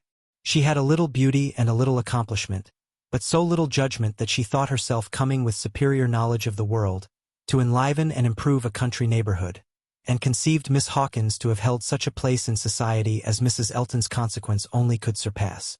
There was no reason to suppose Mr. Elton thought at all differently from his wife. He seemed not merely happy with her, but proud. He had the air of congratulating himself on having brought such a woman to Highbury, as not even Miss Woodhouse could equal, and the greater part of her new acquaintance, disposed to commend, or not in the habit of judging, following the lead of Miss Bates's goodwill, or taking it for granted that the bride must be as clever and as agreeable as she professed herself, were very well satisfied, so that Mrs. Elton's praise passed from one mouth to another as it ought to do, unimpeded by Miss Woodhouse, who readily continued her first contribution and talked with a good grace of her being very pleasant and very elegantly dressed. In one respect Mrs. Elton grew even worse than she had appeared at first. Her feelings altered towards Emma. Offended, probably, by the little encouragement which her proposals of intimacy met with, she drew back in her turn and gradually became much more cold and distant, and though the effect was agreeable, the ill will which produced it was necessarily increasing Emma's dislike. Her manners, too, and Mr. Elton's, were unpleasant towards Harriet. They were sneering and negligent. Emma hoped it must rapidly work Harriet's cure, but the sensations which could prompt such behavior sunk them both very much. It was not to be doubted that poor Harriet's attachment had been an offering to conjugal unreserve, and her own share in the story, under a coloring the least favorable to her and the most soothing to him, had in all likelihood been given also. She was, of course, the object of their joint dislike. When they had nothing else to say, it must be always easy to begin abusing Miss Woodhouse, and the enmity which they dared not shew in open disrespect to her, found a broader vent in contemptuous treatment of Harriet. Mrs. Elton took a great fancy to Jane Fairfax, and from the first, not merely when a state of warfare with one young lady might be supposed to recommend the other, but from the very first, and she was not satisfied with expressing a natural and reasonable admiration, but without solicitation or plea or privilege, she must be wanting to assist and befriend her. Before Emma had forfeited her confidence, and about the third time of their meeting, she heard all Mrs. Elton's knight-errantry on the subject. Jane Fairfax is absolutely charming, Miss Woodhouse. I quite rave about Jane Fairfax. A sweet, interesting creature. So mild and ladylike, and with such talents. I assure you I think she has very extraordinary talents. I do not scruple to say that she plays extremely well. I know enough of music to speak decidedly on that point. Oh, she is absolutely charming. You will laugh at my warmth. But, upon my word, I talk of nothing but Jane Fairfax. And her situation is so calculated to affect one. Miss Woodhouse, we must exert ourselves and endeavor to do something for her. We must bring her forward. Such talent as hers must not be suffered to remain unknown. I dare say you have heard those charming lines of the poet. Full many a flower is born to blush unseen, and waste its fragrance on the desert air. We must not allow them to be verified in sweet Jane Fairfax. I cannot think there is any danger of it, was Emma's calm answer. And when you are better acquainted with Miss Fairfax's situation and understand what her home has been, with Colonel and Mrs. Campbell, I have no idea that you will suppose her talents can be unknown. Oh, but dear Miss Woodhouse, she is now in such retirement, such obscurity, so thrown away. Whatever advantages she may have enjoyed with the Campbells are so palpably at an end, and I think she feels it. I am sure she does. She is very timid and silent. One can see that she feels the want of encouragement. I like her the better for it. I must confess it is a recommendation to me. I am a great advocate for timidity, and I am sure one does not often meet with it. But in those who are at all inferior, it is extremely prepossessing. Oh, I assure you, Jane Fairfax is a very delightful character, and interests me more than I can express. You appear to feel a great deal, but I am not aware how you or any of Miss Fairfax's acquaintance here, any of those who have known her longer than yourself, can shew her any other attention than, my dear Miss Woodhouse, a vast deal may be done by those who dare to act. You and I need not be afraid. If we set the example, many will follow it as far as they can, though all have not our situations. We have carriages to fetch and convey her home, and we live in a style which could not make the addition of Jane Fairfax, at any time, the least inconvenient. I should be extremely displeased if Wright were to send us up such a dinner, as could make me regret having asked more than Jane Fairfax to partake of it. I have no idea of that sort of thing. It is not likely that I should, considering what I have been used to. My greatest danger, perhaps, in housekeeping may be quite the other way, in doing too much and being too careless of expense. Maple Grove will probably be my model more than it ought to be, for we do not at all affect to equal my brother, Mr. Suckling, in income. However, my resolution is taken as to noticing Jane Fairfax. I shall certainly have her very often at my house, shall introduce her wherever I can, shall have musical parties to draw out her talents, and shall be constantly on the watch for an eligible situation. My acquaintance is so very extensive, that I have little doubt of hearing of something to suit her shortly. I shall introduce her, of course, very particularly to my brother and sister when they come to us. I am sure they will like her extremely, and when she gets a little acquainted with them, her fears will completely wear off, for there really is nothing in the manners of either but what is highly conciliating. I shall have her very often indeed while they are with me, and I dare say we shall sometimes find a seat for her in the barouche-landau in some of our exploring parties. Poor Jane Fairfax, thought Emma. You have not deserved this. You may have done wrong with regard to Mr. Dickson, but this is a punishment beyond what you can have merited. The kindness and protection of Mrs. Elton. Jane Fairfax and Jane Fairfax. Heavens! Let me not suppose that she dares go about Emma Woodhouse and me. But upon my honor, there seems no limits to the licentiousness of that woman's tongue. Emma had not to listen to such paradings again, to any so exclusively addressed to herself, so disgustingly decorated with a dear Miss Woodhouse. The change on Mrs. Elton's side soon afterwards appeared, and she was left in peace, neither forced to be the very particular friend of Mrs. Elton, nor, under Mrs. Elton's guidance, the very active patroness of Jane Fairfax, and only sharing with others in a general way, in knowing what was felt, what was meditated, what was done. She looked on with some amusement. Miss Bates's gratitude for Mrs. Elton's attentions to Jane was in the first style of guileless simplicity and warmth.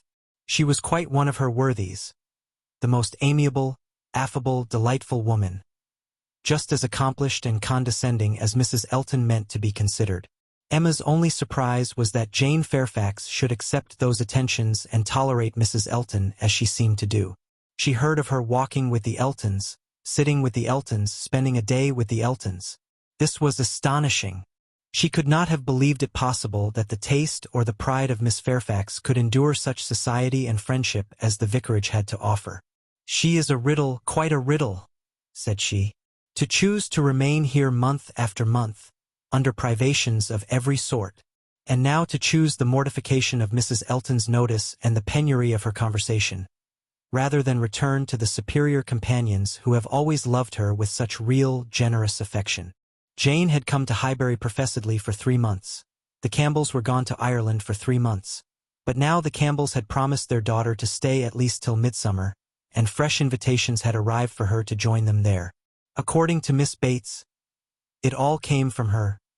Mrs. Dixon had written most pressingly. Would Jane but go, means were to be found, servants sent, friends contrived, no traveling difficulty allowed to exist. But still she had declined it. She must have some motive more powerful than appears for refusing this invitation, was Emma's conclusion. She must be under some sort of penance, inflicted either by the Campbells or herself. There is great fear, great caution, great resolution somewhere. She is not to be with the Dixons. The decree is issued by somebody. But why must she consent to be with the Eltons? Here is quite a separate puzzle. Upon her speaking her wonder aloud on that part of the subject, before the few who knew her opinion of Mrs. Elton, Mrs. Weston ventured this apology for Jane. "We cannot suppose that she has any great enjoyment at the vicarage, my dear Emma, but it is better than being always at home. Her aunt is a good creature, but, as a constant companion, must be very tiresome. We must consider what Miss Fairfax quits, before we condemn her taste for what she goes to." "You are right, Mrs. Weston," said Mr. Knightley warmly. "Miss Fairfax is as capable as any of us of forming a just opinion of Mrs. Elton. Could she have chosen with whom to associate, she would not have chosen her. But, with a reproachful smile at Emma, she receives attentions from Mrs. Elton, which nobody else pays her." Emma felt that Mrs. Weston was giving her a momentary glance, and she was herself struck by his warmth. With a faint blush, she presently replied, "Such attentions as Mrs. Elton's, I should have imagined, would rather disgust than gratify Miss Fairfax. Mrs. Elton's invitations I should have imagined anything but inviting." "I should not wonder," said Mrs. Weston, "if Miss Fairfax were to have been drawn on beyond her own inclination by her aunt's eagerness in accepting Mrs. Elton's civilities for her. Poor Miss Bates may very likely have committed her niece and hurried her into a greater appearance of intimacy than her own good sense would have dictated, in spite of the very natural wish of a little change." Both felt rather anxious to hear him speak again, and after a few minutes' silence, he said, "Another thing must be taken into consideration too.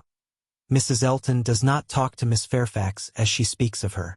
We all know the difference between the pronouns he or she and thou, the plainest spoken amongst us.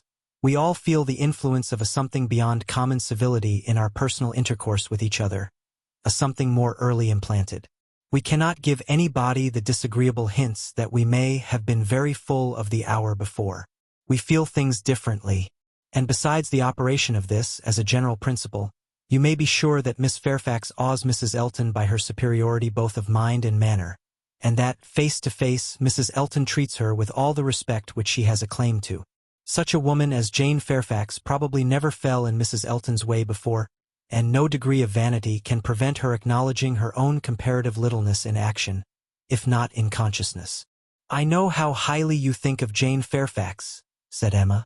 Little Henry was in her thoughts, and a mixture of alarm and delicacy made her irresolute what else to say. "Yes," he replied. "Anybody may know how highly I think of her." "And yet," said Emma, beginning hastily and with an arch look, but soon stopping. It was better, however, to know the worst at once. She hurried on. "And yet, perhaps, you may hardly be aware yourself how highly it is. The extent of your admiration may take you by surprise some day or other." Mr. Knightley was hard at work upon the lower buttons of his thick leather gaiters, and either the exertion of getting them together, or some other cause, brought the color into his face as he answered, "Oh, are you there? But you are miserably behindhand. Mr. Cole gave me a hint of it 6 weeks ago." He stopped. Emma felt her foot pressed by Mrs. Weston, and did not herself know what to think. In a moment he went on. "That will never be, however, I can assure you. Miss Fairfax, I dare say, would not have me if I were to ask her, and I am very sure I shall never ask her." Emma returned her friend's pressure with interest, and was pleased enough to exclaim, "You are not vain, Mr. Knightley. I will say that for you." He seemed hardly to hear her. He was thoughtful, and in a manner which shewed him not pleased, soon afterwards said, "So you have been settling that I should marry Jane Fairfax?" "No, indeed I have not.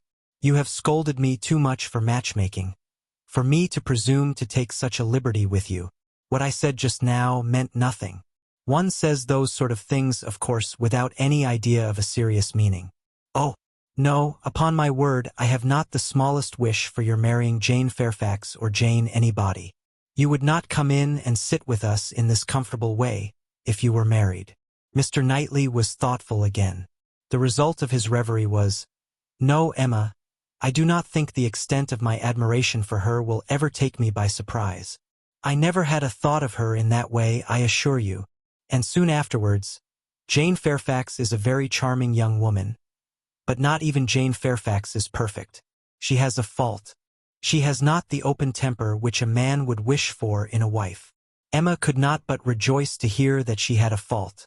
"Well," said she, "and you soon silenced Mr. Cole, I suppose?" "Yes, very soon. He gave me a quiet hint. I told him he was mistaken. He asked my pardon and said no more. Cole does not want to be wiser or wittier than his neighbors. In that respect, how unlike dear Mrs. Elton, who wants to be wiser and wittier than all the world. I wonder how she speaks of the Coles. What she calls them. How can she find any appellation for them deep enough in familiar vulgarity? She calls you Knightley. What can she do for Mr. Cole? And so I am not to be surprised that Jane Fairfax accepts her civilities and consents to be with her. Mrs. Weston, your argument weighs most with me. I can much more readily enter into the temptation of getting away from Miss Bates than I can believe in the triumph of Miss Fairfax's mind over Mrs. Elton. I have no faith in Mrs. Elton's acknowledging herself the inferior in thought, word, or deed, or in her being under any restraint beyond her own scanty rule of good breeding. I cannot imagine that she will not be continually insulting her visitor with praise, encouragement, and offers of service, that she will not be continually detailing her magnificent intentions, from the procuring her a permanent situation to the including her in those delightful exploring parties which are to take place in the barouche landau. Jane Fairfax has feeling, said Mr. Knightley. I do not accuse her of want of feeling. Her sensibilities, I suspect, are strong, and her temper excellent in its power of forbearance, patience, self-control. But it wants openness. She is reserved, more reserved, I think, than she used to be, and I love an open temper. No, till Cole alluded to my supposed attachment, it had never entered my head. I saw Jane Fairfax and conversed with her, with admiration and pleasure always, but with no thought beyond. Well, Mrs. Weston, said Emma triumphantly when he left them, what do you say now to Mr. Knightley's marrying Jane Fairfax? Why, really, dear Emma, I say that he is so very much occupied by the idea of not being in love with her, that I should not wonder if it were to end in his being so at last. Do not beat me. Chapter 16. Everybody in and about Highbury who had ever visited Mr. Elton was disposed to pay him attention on his marriage. Dinner parties and evening parties were made for him and his lady, and invitations flowed in so fast that she had soon the pleasure of apprehending they were never to have a disengaged day. "I see how it is," said she. "I see what a life I am to lead among you. Upon my word, we shall be absolutely dissipated. We really seem quite the fashion. If this is living in the country, it is nothing very formidable. From Monday next to Saturday, I assure you we have not a disengaged day. A woman with fewer resources than I have need not have been at a loss. No invitation came amiss to her. Her Bath habits made evening parties perfectly natural to her, and Maple Grove had given her a taste for dinners. She was a little shocked at the want of 2 drawing-rooms, at the poor attempt at rout cakes, and there being no ice in the Highbury card parties. Mrs. Bates, Mrs. Perry, Mrs. Goddard, and others were a good deal behindhand in knowledge of the world, but she would soon shew them how everything ought to be arranged. In the course of the spring she must return their civilities by one very superior party, in which her card tables should be set out with their separate candles and unbroken packs in the true style, and more waiters engaged for the evening than their own establishment could furnish, to carry round the refreshments at exactly the proper hour, and in the proper order. Emma, in the meanwhile, could not be satisfied without a dinner at Hartfield for the Eltons. They must not do less than others, or she should be exposed to odious suspicions, and imagined capable of pitiful resentment. A dinner there must be. After Emma had talked about it for 10 minutes, Mr. Woodhouse felt no unwillingness, and only made the usual stipulation of not sitting at the bottom of the table himself, with the usual regular difficulty of deciding who should do it for him. The persons to be invited required little thought. Besides the Eltons, it must be the Westons and Mr. Knightley. So far it was all of course, and it was hardly less inevitable that poor little Harriet must be asked to make the 8th. But this invitation was not given with equal satisfaction, and on many accounts Emma was particularly pleased by Harriet's begging to be allowed to decline it. She would rather not be in his company more than she could help. She was not yet quite able to see him and his charming happy wife together, without feeling uncomfortable. If Miss Woodhouse would not be displeased, she would rather stay at home. It was precisely what Emma would have wished, had she deemed it possible enough for wishing. She was delighted with the fortitude of her little friend. For fortitude she knew it was in her to give up being in company and stay at home, and she could now invite the very person whom she really wanted to make the 8th, Jane Fairfax. Since her last conversation with Mrs. Weston and Mr. Knightley, she was more conscience-stricken about Jane Fairfax than she had often been. Mr. Knightley's words dwelt with her. He had said that Jane Fairfax received attentions from Mrs. Elton which nobody else paid her. "This is very true," said she, "at least as far as relates to me, which was all that was meant, and it is very shameful. Of the same age, and always knowing her, I ought to have been more her friend. She will never like me now. I have neglected her too long. But I will shew her greater attention than I have done." Every invitation was successful. They were all disengaged and all happy. The preparatory interest of this dinner, however, was not yet over. A circumstance rather unlucky occurred. The 2 eldest little Knightleys were engaged to pay their grandpapa and aunt a visit of some weeks in the spring, and their papa now proposed bringing them, and staying one whole day at Hartfield, which one day would be the very day of this party. His professional engagements did not allow of his being put off, but both father and daughter were disturbed by its happening so. Mr. Woodhouse considered 8 persons at dinner together as the utmost that his nerves could bear, and here would be a 9th. And Emma apprehended that it would be a 9th very much out of humor at not being able to come even to Hartfield for 48 hours without falling in with a dinner party. She comforted her father better than she could comfort herself, by representing that though he certainly would make them 9, yet he always said so little, that the increase of noise would be very immaterial. She thought it in reality a sad exchange for herself, to have him with his grave looks and reluctant conversation opposed to her instead of his brother. The event was more favorable to Mr. Woodhouse than to Emma. John Knightley came, but Mr. Weston was unexpectedly summoned to town and must be absent on the very day. He might be able to join them in the evening, but certainly not to dinner. Mr. Woodhouse was quite at ease, and the seeing him so, with the arrival of the little boys and the philosophic composure of her brother on hearing his fate, removed the chief of even Emma's vexation. The day came, the party were punctually assembled, and Mr. John Knightley seemed early to devote himself to the business of being agreeable. Instead of drawing his brother off to a window while they waited for dinner, he was talking to Miss Fairfax.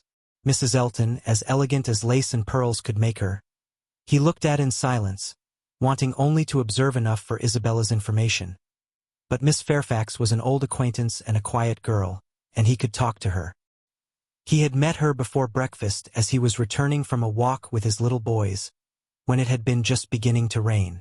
It was natural to have some civil hopes on the subject, and he said, "I hope you did not venture far, Miss Fairfax, this morning, or I am sure you must have been wet. We scarcely got home in time. I hope you turned directly." "I went only to the post office," said she, "and reached home before the rain was much. It is my daily errand. I always fetch the letters when I am here. Saves trouble and is a something to get me out. A walk before breakfast does me good. Not a walk in the rain, I should imagine." "No, but it did not absolutely rain when I set out." Mr. John Knightley smiled, and replied, "That is to say, you chose to have your walk, for you were not 6 yards from your own door when I had the pleasure of meeting you, and Henry and John had seen more drops than they could count long before. The post office has a great charm at one period of our lives. When you have lived to my age, you will begin to think letters are never worth going through the rain for." There was a little blush, and then this answer, "I must not hope to be ever situated as you are, in the midst of every dearest connection, and therefore I cannot expect that simply growing older should make me indifferent about letters." "Indifferent? Oh, no, I never conceived you could become indifferent. Letters are no matter of indifference. They are generally a very positive curse. You are speaking of letters of business. Mine are letters of friendship." "I have often thought them the worst of the two," replied he coolly. "Business, you know, may bring money, but friendship hardly ever does." "Ah, you are not serious now. I know Mr. John Knightley too well. I am very sure he understands the value of friendship as well as anybody. I can easily believe that letters are very little to you, much less than to me, but it is not your being 10 years older than myself which makes the difference. It is not age but situation. You have everybody dearest to you always at hand. I probably never shall again, and therefore till I have outlived all my affections, a post office, I think, must always have power to draw me out, in worse weather than today." "When I talked of your being altered by time, by the progress of years," said John Knightley, "I meant to imply the change of situation which time usually brings. I consider one as including the other. Time will generally lessen the interest of every attachment not within the daily circle. But that is not the change I had in view for you. As an old friend, you will allow me to hope, Miss Fairfax, that 10 years hence you may have as many concentrated objects as I have." It was kindly said, and very far from giving offense. A pleasant "thank you" seemed meant to laugh it off, but a blush, a quivering lip, a tear in the eye, shewed that it was felt beyond a laugh.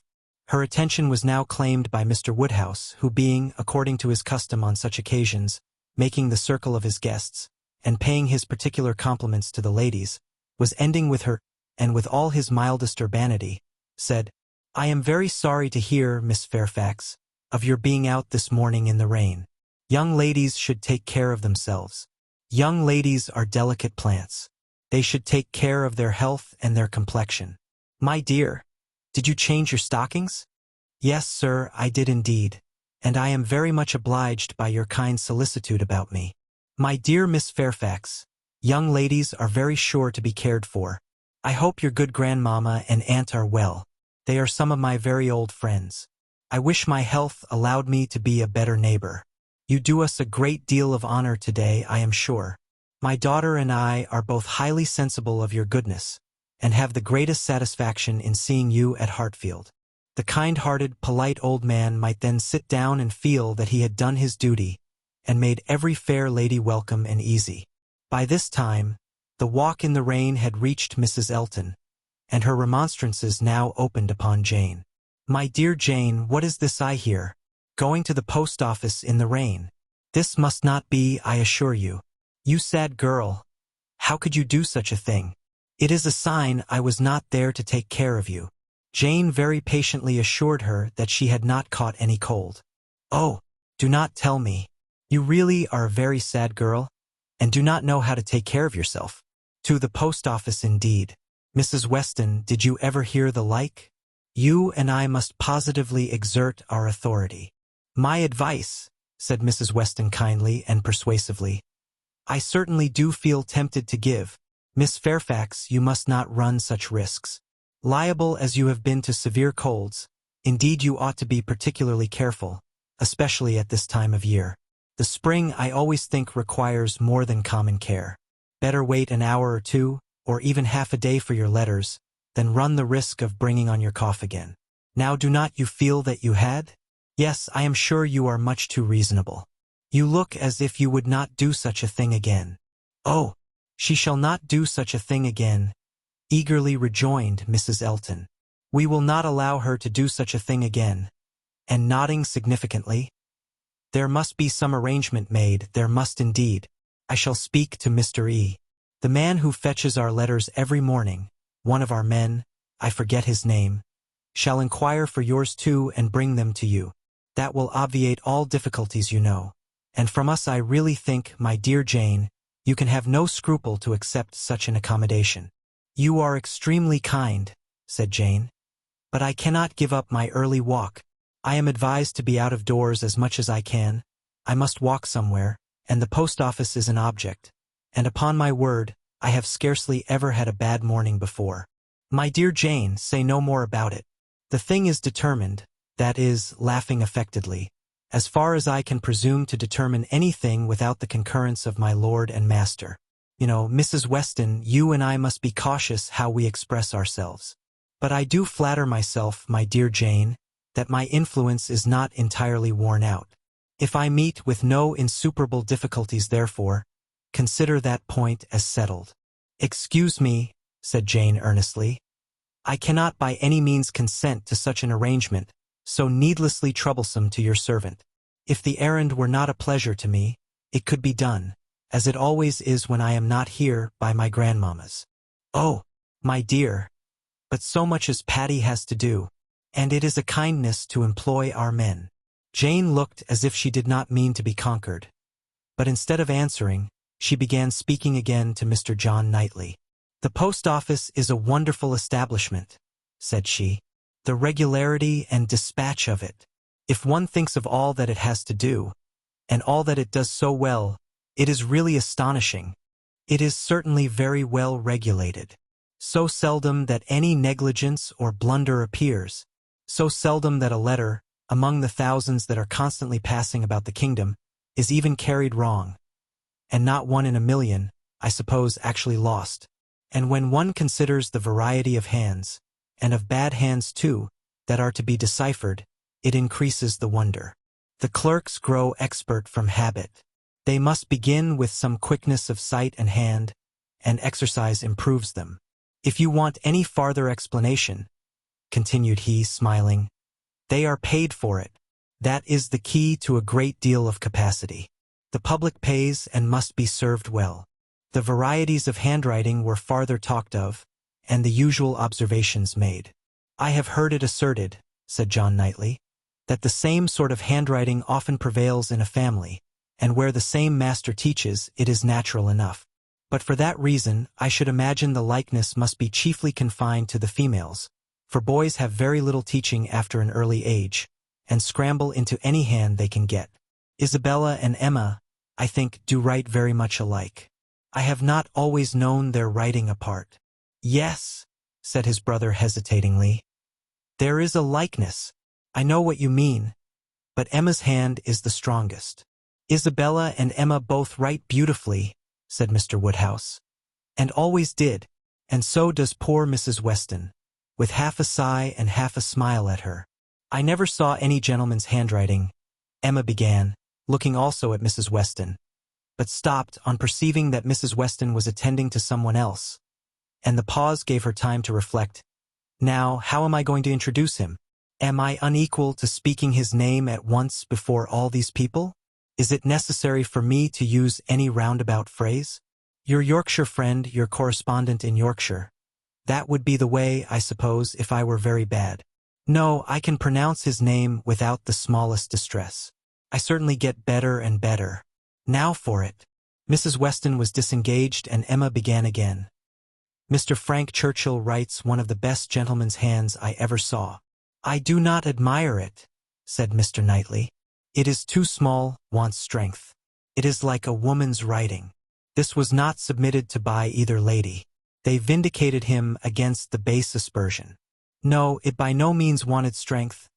It was not a large hand, but very clear and certainly strong. Had not Mrs. Weston any letter about her to produce? No, she had heard from him very lately, but having answered the letter, had put it away. If we were in the other room, said Emma. If I had my writing desk, I am sure I could produce a specimen. I have a note of his. Do not you remember, Mrs. Weston, employing him to write for you one day? He chose to say he was employed. Well, I have that note, and can shew it after dinner to convince Mr. Knightley.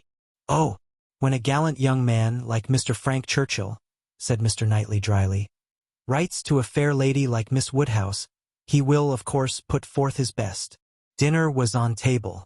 Mrs. Elton, before she could be spoken to, was ready, and before Mr. Woodhouse had reached her with his request to be allowed to hand her into the dining parlor, was saying, Must I go first? I really am ashamed of always leading the way. Jane's solicitude about fetching her own letters had not escaped Emma. She had heard and seen it all, and felt some curiosity to know whether the wet walk of this morning had produced any. She suspected that it had, that it would not have been so resolutely encountered, but in full expectation of hearing from someone very dear, and that it had not been in vain. She thought there was an air of greater happiness than usual, a glow both of complexion and spirits. She could have made an inquiry or two, as to the expedition and the expense of the Irish mails. It was at her tongue's end, but she abstained. She was quite determined not to utter a word that should hurt Jane Fairfax's feelings, and they followed the other ladies out of the room, arm in arm, with an appearance of goodwill highly becoming to the beauty and grace of each. Chapter 17. When the ladies returned to the drawing-room after dinner, Emma found it hardly possible to prevent their making two distinct parties. With so much perseverance in judging and behaving ill did Mrs. Elton engross Jane Fairfax and slight herself. She and Mrs. Weston were obliged to be almost always either talking together or silent together. Mrs. Elton left them no choice. If Jane repressed her for a little time, she soon began again, and though much that passed between them was in a half-whisper, especially on Mrs. Elton's side, there was no avoiding a knowledge of their principal subjects. The post office, catching cold fetching letters, and friendship, were long under discussion, and to them succeeded one which must be at least equally unpleasant to Jane, inquiries whether she had yet heard of any situation likely to suit her, and professions of Mrs. Elton's meditated activity. Here is April come, said she. I get quite anxious about you. June will soon be here. But I have never fixed on June or any other month. Merely looked forward to the summer in general. But have you really heard of nothing? I have not even made any inquiry. I do not wish to make any yet. Oh, my dear, we cannot begin too early. You are not aware of the difficulty of procuring exactly the desirable thing. I'm not aware, said Jane, shaking her head. Dear Mrs. Elton, who can have thought of it as I have done? But you have not seen so much of the world as I have. You do not know how many candidates there always are for the first situations. I saw a vast deal of that in the neighborhood round Maple Grove. A cousin of Mr. Suckling, Mrs. Bragg, had such an infinity of applications. Everybody was anxious to be in her family, for she moves in the first circle. Wax candles in the schoolroom. You may imagine how desirable. Of all houses in the kingdom, Mrs. Bragg's is the one I would most wish to see you in. Colonel and Mrs. Campbell are to be in town again by midsummer, said Jane. I must spend some time with them. I am sure they will want it. Afterwards I may probably be glad to dispose of myself. But I would not wish you to take the trouble of making any inquiries at present. Trouble? I know your scruples. You are afraid of giving me trouble. But I assure you, my dear Jane, the Campbells can hardly be more interested about you than I am. I shall write to Mrs. Partridge in a day or two, and shall give her a strict charge to be on the lookout for anything eligible. Thank you, but I would rather you did not mention the subject to her. Till the time draws nearer, I do not wish to be giving anybody trouble. But, my dear child, the time is drawing near. Here is April, and June, or say even July, is very near, with such business to accomplish before us. Your inexperience really amuses me. A situation such as you deserve, and your friends would require for you, is no everyday occurrence, is not obtained at a moment's notice. Indeed, we must begin inquiring directly. Excuse me, ma'am, but this is by no means my intention. I make no inquiry myself, and should be sorry to have any made by my friends. When I am quite determined as to the time, I am not at all afraid of being long unemployed. There are places in town, offices, where inquiry would soon produce something, offices for the sale, not quite of human flesh, but of human intellect. Oh, my dear, human flesh, you quite shock me. If you mean a fling at the slave trade, I assure you Mr. Suckling was always rather a friend to the abolition. I was not thinking of the slave trade, replied Jane. Governess trade, I assure you, was all that I had in view, widely different certainly as to the guilt of those who carry it on, but as to the greater misery of the victims, I do not know where it lies. But I only mean to say that there are advertising offices, and that by applying to them I should have no doubt of very soon meeting with something that would do. Something that would do, repeated Mrs. Elton. Aye, that may suit your humble ideas of yourself. I know what a modest creature you are, but it will not satisfy your friends to have you taking up with anything that may offer any inferior, commonplace situation, in a family not moving in a certain circle, or able to command the elegancies of life. You are very obliging, but as to all that I am very indifferent. It would be no object to me to be with the rich. My mortifications, I think, would only be the greater. I should suffer more from comparison. A gentleman's family is all that I should condition for. I know you would take up with anything, but I shall be a little more nice, and I am sure the good Campbells will be quite on my side. With your superior talents, you have a right to move in the first circle.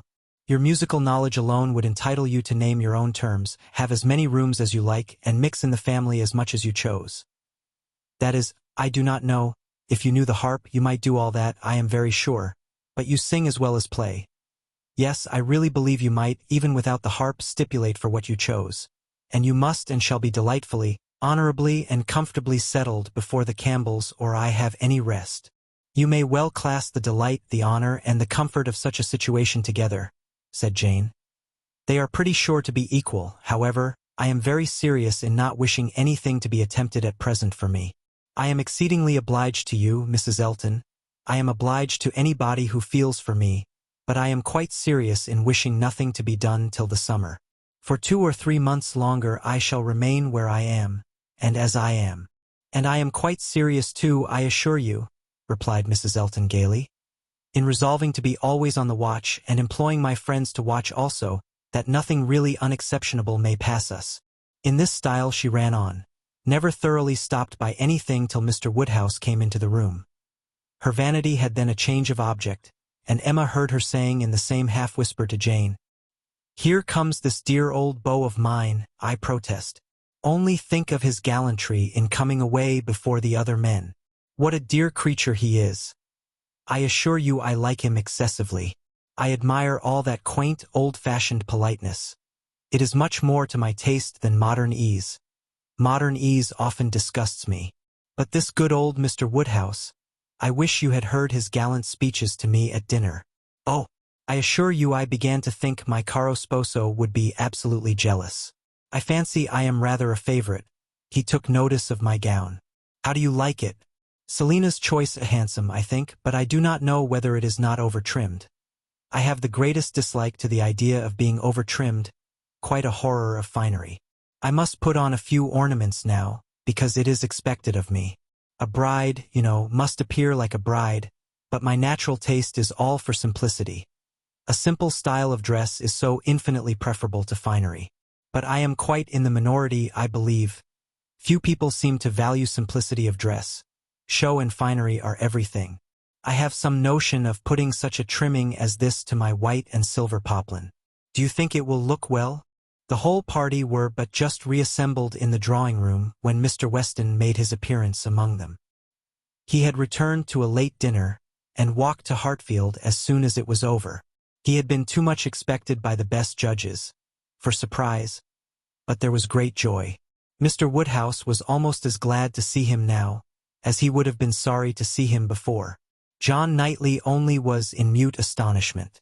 That a man who might have spent his evening quietly at home after a day of business in London should set off again and walk half a mile to another man's house, for the sake of being in mixed company till bedtime, of finishing his day in the efforts of civility and the noise of numbers, was a circumstance to strike him deeply.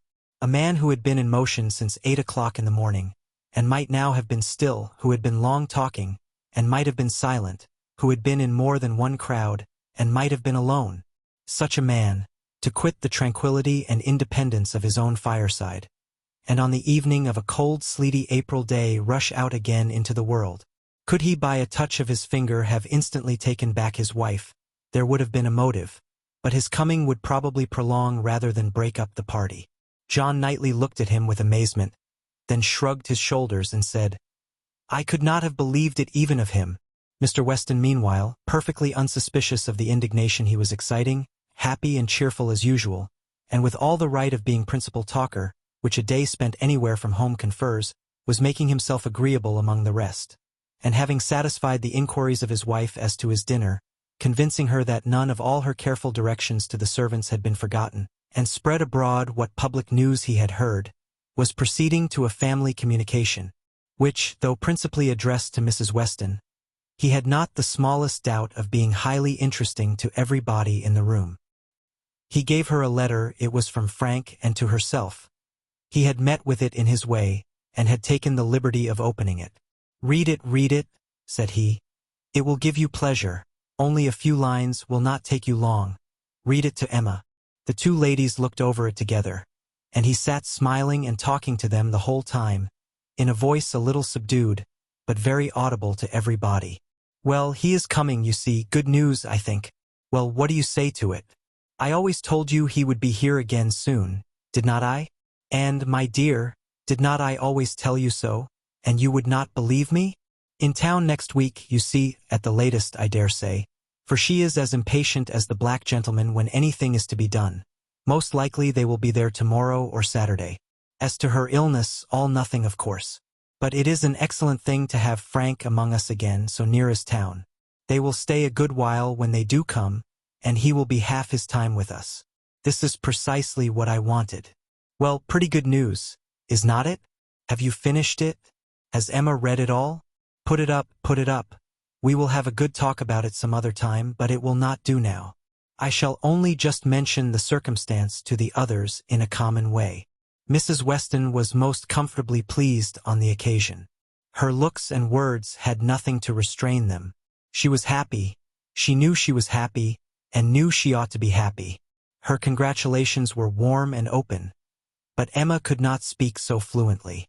She was a little occupied in weighing her own feelings, and trying to understand the degree of her agitation, which she rather thought was considerable.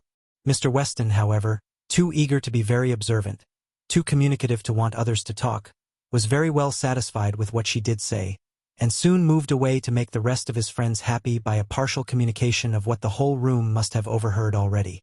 It was well that he took everybody's joy for granted, or he might not have thought either Mr. Woodhouse or Mr. Knightley particularly delighted. They were the first entitled, after Mrs. Weston and Emma, to be made happy. From them he would have proceeded to Miss Fairfax, but she was so deep in conversation with John Knightley that it would have been too positive an interruption, and finding himself close to Mrs. Elton and her attention disengaged, he necessarily began on the subject with her. Chapter 18. "I hope I shall soon have the pleasure of introducing my son to you," said Mr. Weston. Mrs. Elton, very willing to suppose a particular compliment intended her by such a hope, smiled most graciously. "You have heard of a certain Frank Churchill, I presume," he continued, "and know him to be my son, though he does not bear my name." "Oh, yes, and I shall be very happy in his acquaintance. I am sure Mr. Elton will lose no time in calling on him, and we shall both have great pleasure in seeing him at the vicarage. You are very obliging. Frank will be extremely happy, I am sure. He is to be in town next week, if not sooner. We have notice of it in a letter today. I met the letters in my way this morning, and seeing my son's hand, presumed to open it, though it was not directed to me. It was to Mrs. Weston. She is his principal correspondent, I assure you. I hardly ever get a letter. And so you absolutely opened what was directed to her. Oh, Mr. Weston, laughing affectedly, I must protest against that. A most dangerous precedent indeed. I beg you will not let your neighbors follow your example. Upon my word, if this is what I am to expect, we married women must begin to exert ourselves. Oh, Mr. Weston, I could not have believed it of you. We men are sad fellows. You must take care of yourself, Mrs. Elton. This letter tells us. It is a short letter, written in a hurry, merely to give us notice.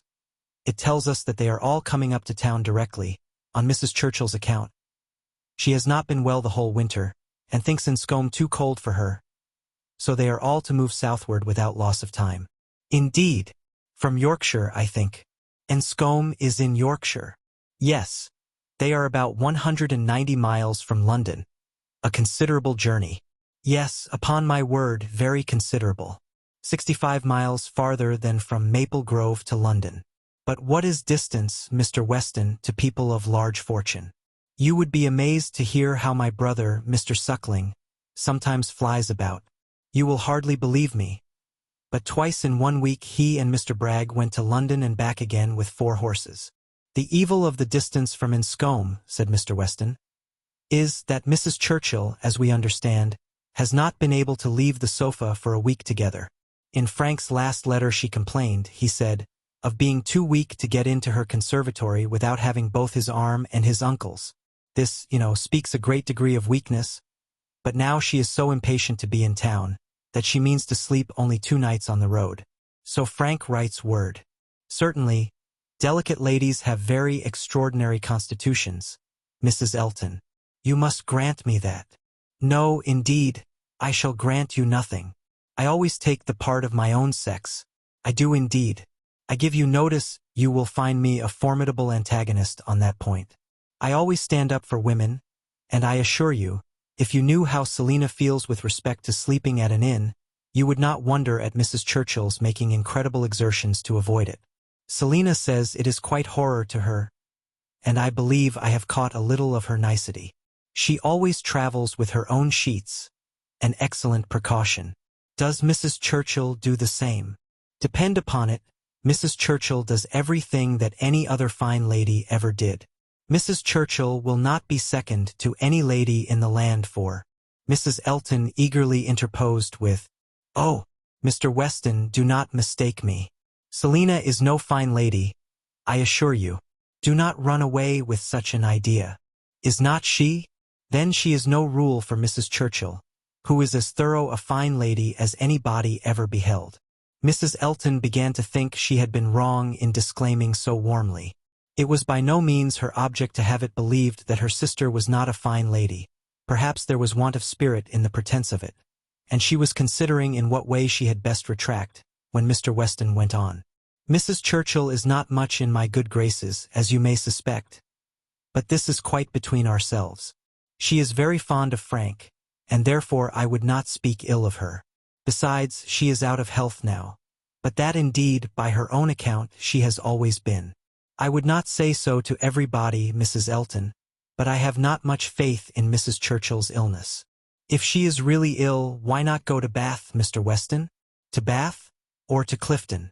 She has taken it into her head that Enscombe is too cold for her. The fact is, I suppose, that she is tired of Enscombe. She has now been a longer time stationary there than she ever was before, and she begins to want change.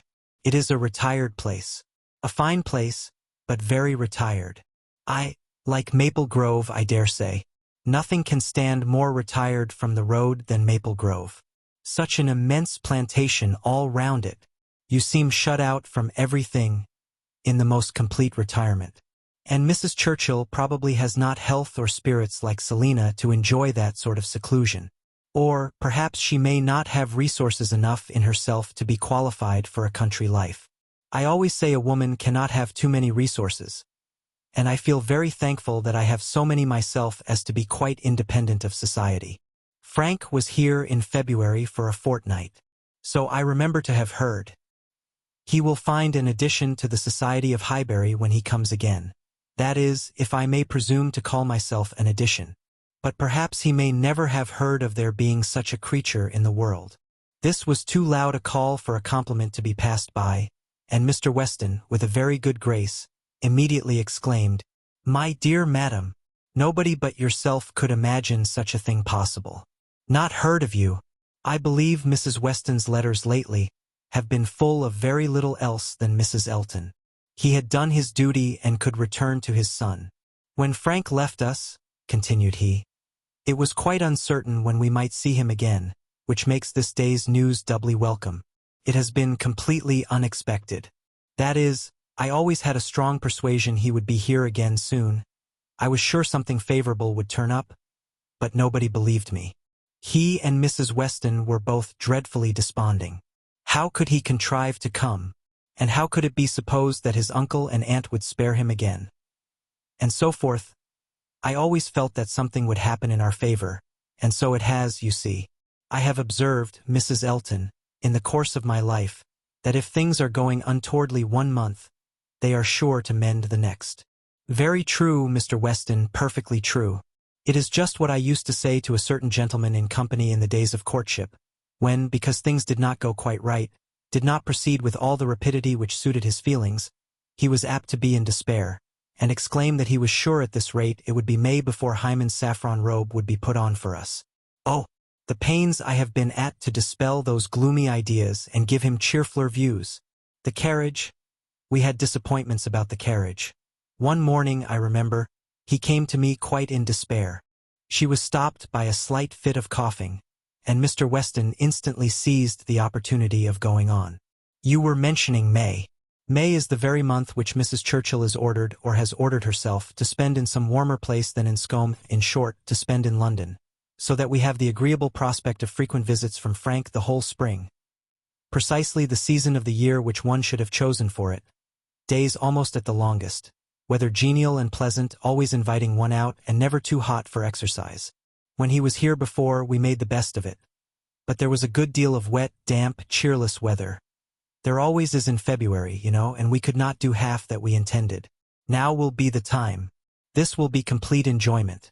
And I do not know, Mrs. Elton, whether the uncertainty of our meetings, the sort of constant expectation there will be of his coming in today or tomorrow, and at any hour, may not be more friendly to happiness than having him actually in the house. I think it is so. I think it is the state of mind which gives most spirit and delight. I hope you will be pleased with my son. But you must not expect a prodigy. He is generally thought a fine young man, but do not expect a prodigy. Mrs. Weston's partiality for him is very great, and, as you may suppose, most gratifying to me. She thinks nobody equal to him. And I assure you, Mr. Weston, I have very little doubt that my opinion will be decidedly in his favor. I have heard so much in praise of Mr. Frank Churchill. At the same time, it is fair to observe that I am one of those who always judge for themselves, and are by no means implicitly guided by others. I give you notice that as I find your son, so I shall judge of him. I am no flatterer." Mr. Weston was musing. "I hope," said he presently, "I have not been severe upon poor Mrs. Churchill. If she is ill, I should be sorry to do her injustice. But there are some traits in her character which make it difficult for me to speak of her with the forbearance I could wish. You cannot be ignorant, Mrs. Elton, of my connection with the family, nor of the treatment I have met with, and, between ourselves, the whole blame of it is to be laid to her. She was the instigator. Frank's mother would never have been slighted as she was but for her. Mr. Churchill has pride, but his pride is nothing to his wife's. His is a quiet, indolent, gentlemanlike sort of pride that would harm nobody, and only make himself a little helpless and tiresome. But her pride is arrogance and insolence, and what inclines one less to bear. She has no fair pretense of family or blood. She was nobody when he married her, barely the daughter of a gentleman. but ever since her being turned into a Churchill she has out-Churchilled them all in high and mighty claims. But in herself, I assure you, she is an upstart. Only think. Well, that must be infinitely provoking. I have quite a horror of upstarts. Maple Grove has given me a thorough disgust to people of that sort. For there is a family in that neighborhood who are such an annoyance to my brother and sister from the airs they give themselves. Your description of Mrs. Churchill made me think of them directly. People of the name of Tupman, very lately settled there, and encumbered with many low connections, but giving themselves immense airs, and expecting to be on a footing with the old established families. A year and a half is the very utmost that they can have lived at West Hall, and how they got their fortune nobody knows. They came from Birmingham, which is not a place to promise much, you know, Mr. Weston. One has not great hopes from Birmingham. I always say there is something direful in the sound, but nothing more is positively known of the Tupmans, though a good many things I assure you are suspected, and yet by their manners they evidently think themselves equal even to my brother, Mr. Suckling, who happens to be one of their nearest neighbors. It is infinitely too bad. Mr. Suckling, who has been 11 years a resident at Maple Grove, and whose father had it before him, I believe, at least I am almost sure that old Mr. Suckling had completed the purchase before his death. They were interrupted. Tea was carrying round, and Mr. Weston, having said all that he wanted, soon took the opportunity of walking away. After tea, Mr. and Mrs. Weston and Mr. Elton sat down with Mr. Woodhouse to cards. The remaining 5 were left to their own powers, and Emma doubted their getting on very well, for Mr. Knightley seemed little disposed for conversation. Mrs. Elton was wanting notice, which nobody had inclination to pay, and she was herself in a worry of spirits which would have made her prefer being silent. Mr. John Knightley proved more talkative than his brother. He was to leave them early the next day, and he soon began with, "Well, Emma, I do not believe I have anything more to say about the boys, but you have your sister's letter, and everything is down at full length there, we may be sure. My charge would be much more concise than hers, and probably not much in the same spirit. All that I have to recommend being comprised in, do not spoil them and do not physic them." "I rather hope to satisfy you both," said Emma, "for I shall do all in my power to make them happy, which will be enough for Isabella, and happiness must preclude false indulgence and physic. And if you find them troublesome, you must send them home again." "That is very likely." "You think so, do not you? I hope I am aware that they may be too noisy for your father, or even may be some encumbrance to you, if your visiting engagements continue to increase as much as they have done lately." "Increase? Certainly. You must be sensible that the last half-year has made a great difference in your way of life." "Difference? No, indeed I am not. There can be no doubt of your being much more engaged with company than you used to be. Witness this very time. Here am I come down for only 1 day, and you are engaged with a dinner party. When did it happen before or anything like it? Your neighborhood is increasing, and you mix more with it. A little while ago, every letter to Isabella brought an account of fresh gaieties, dinners at Mr. Cole's or balls at the Crown. The difference which Randall's alone makes in your goings-on is very great." "Yes," said his brother quickly. "It is Randall's that does it all." "Very well, and as Randall's, I suppose, is not likely to have less influence than heretofore, it strikes me as a possible thing, Emma, that Henry and John may be sometimes in the way. And if they are, I only beg you to send them home." "No," cried Mr. Knightley. "That need not be the consequence. Let them be sent to Donwell. I shall certainly be at leisure." "Upon my word," exclaimed Emma, "you amuse me. I should like to know how many of all my numerous engagements take place without your being of the party, and why I am to be supposed in danger of wanting leisure to attend to the little boys. These amazing engagements of mine, what have they been? Dining once with the Coles, and having a ball talked of which never took place. I can understand you," nodding at Mr. John Knightley. "Your good fortune in meeting with so many of your friends at once here delights you too much to pass unnoticed. But you," turning to Mr. Knightley, "who know how very, very seldom I am ever 2 hours from Hartfield, why you should foresee such a series of dissipation for me, I cannot imagine. And as to my dear little boys, I must say that if Aunt Emma has not time for them, I do not think they would fare much better with Uncle Knightley, who is absent from home about 5 hours where she is absent 1. and who, when he is at home, is either reading to himself or settling his accounts.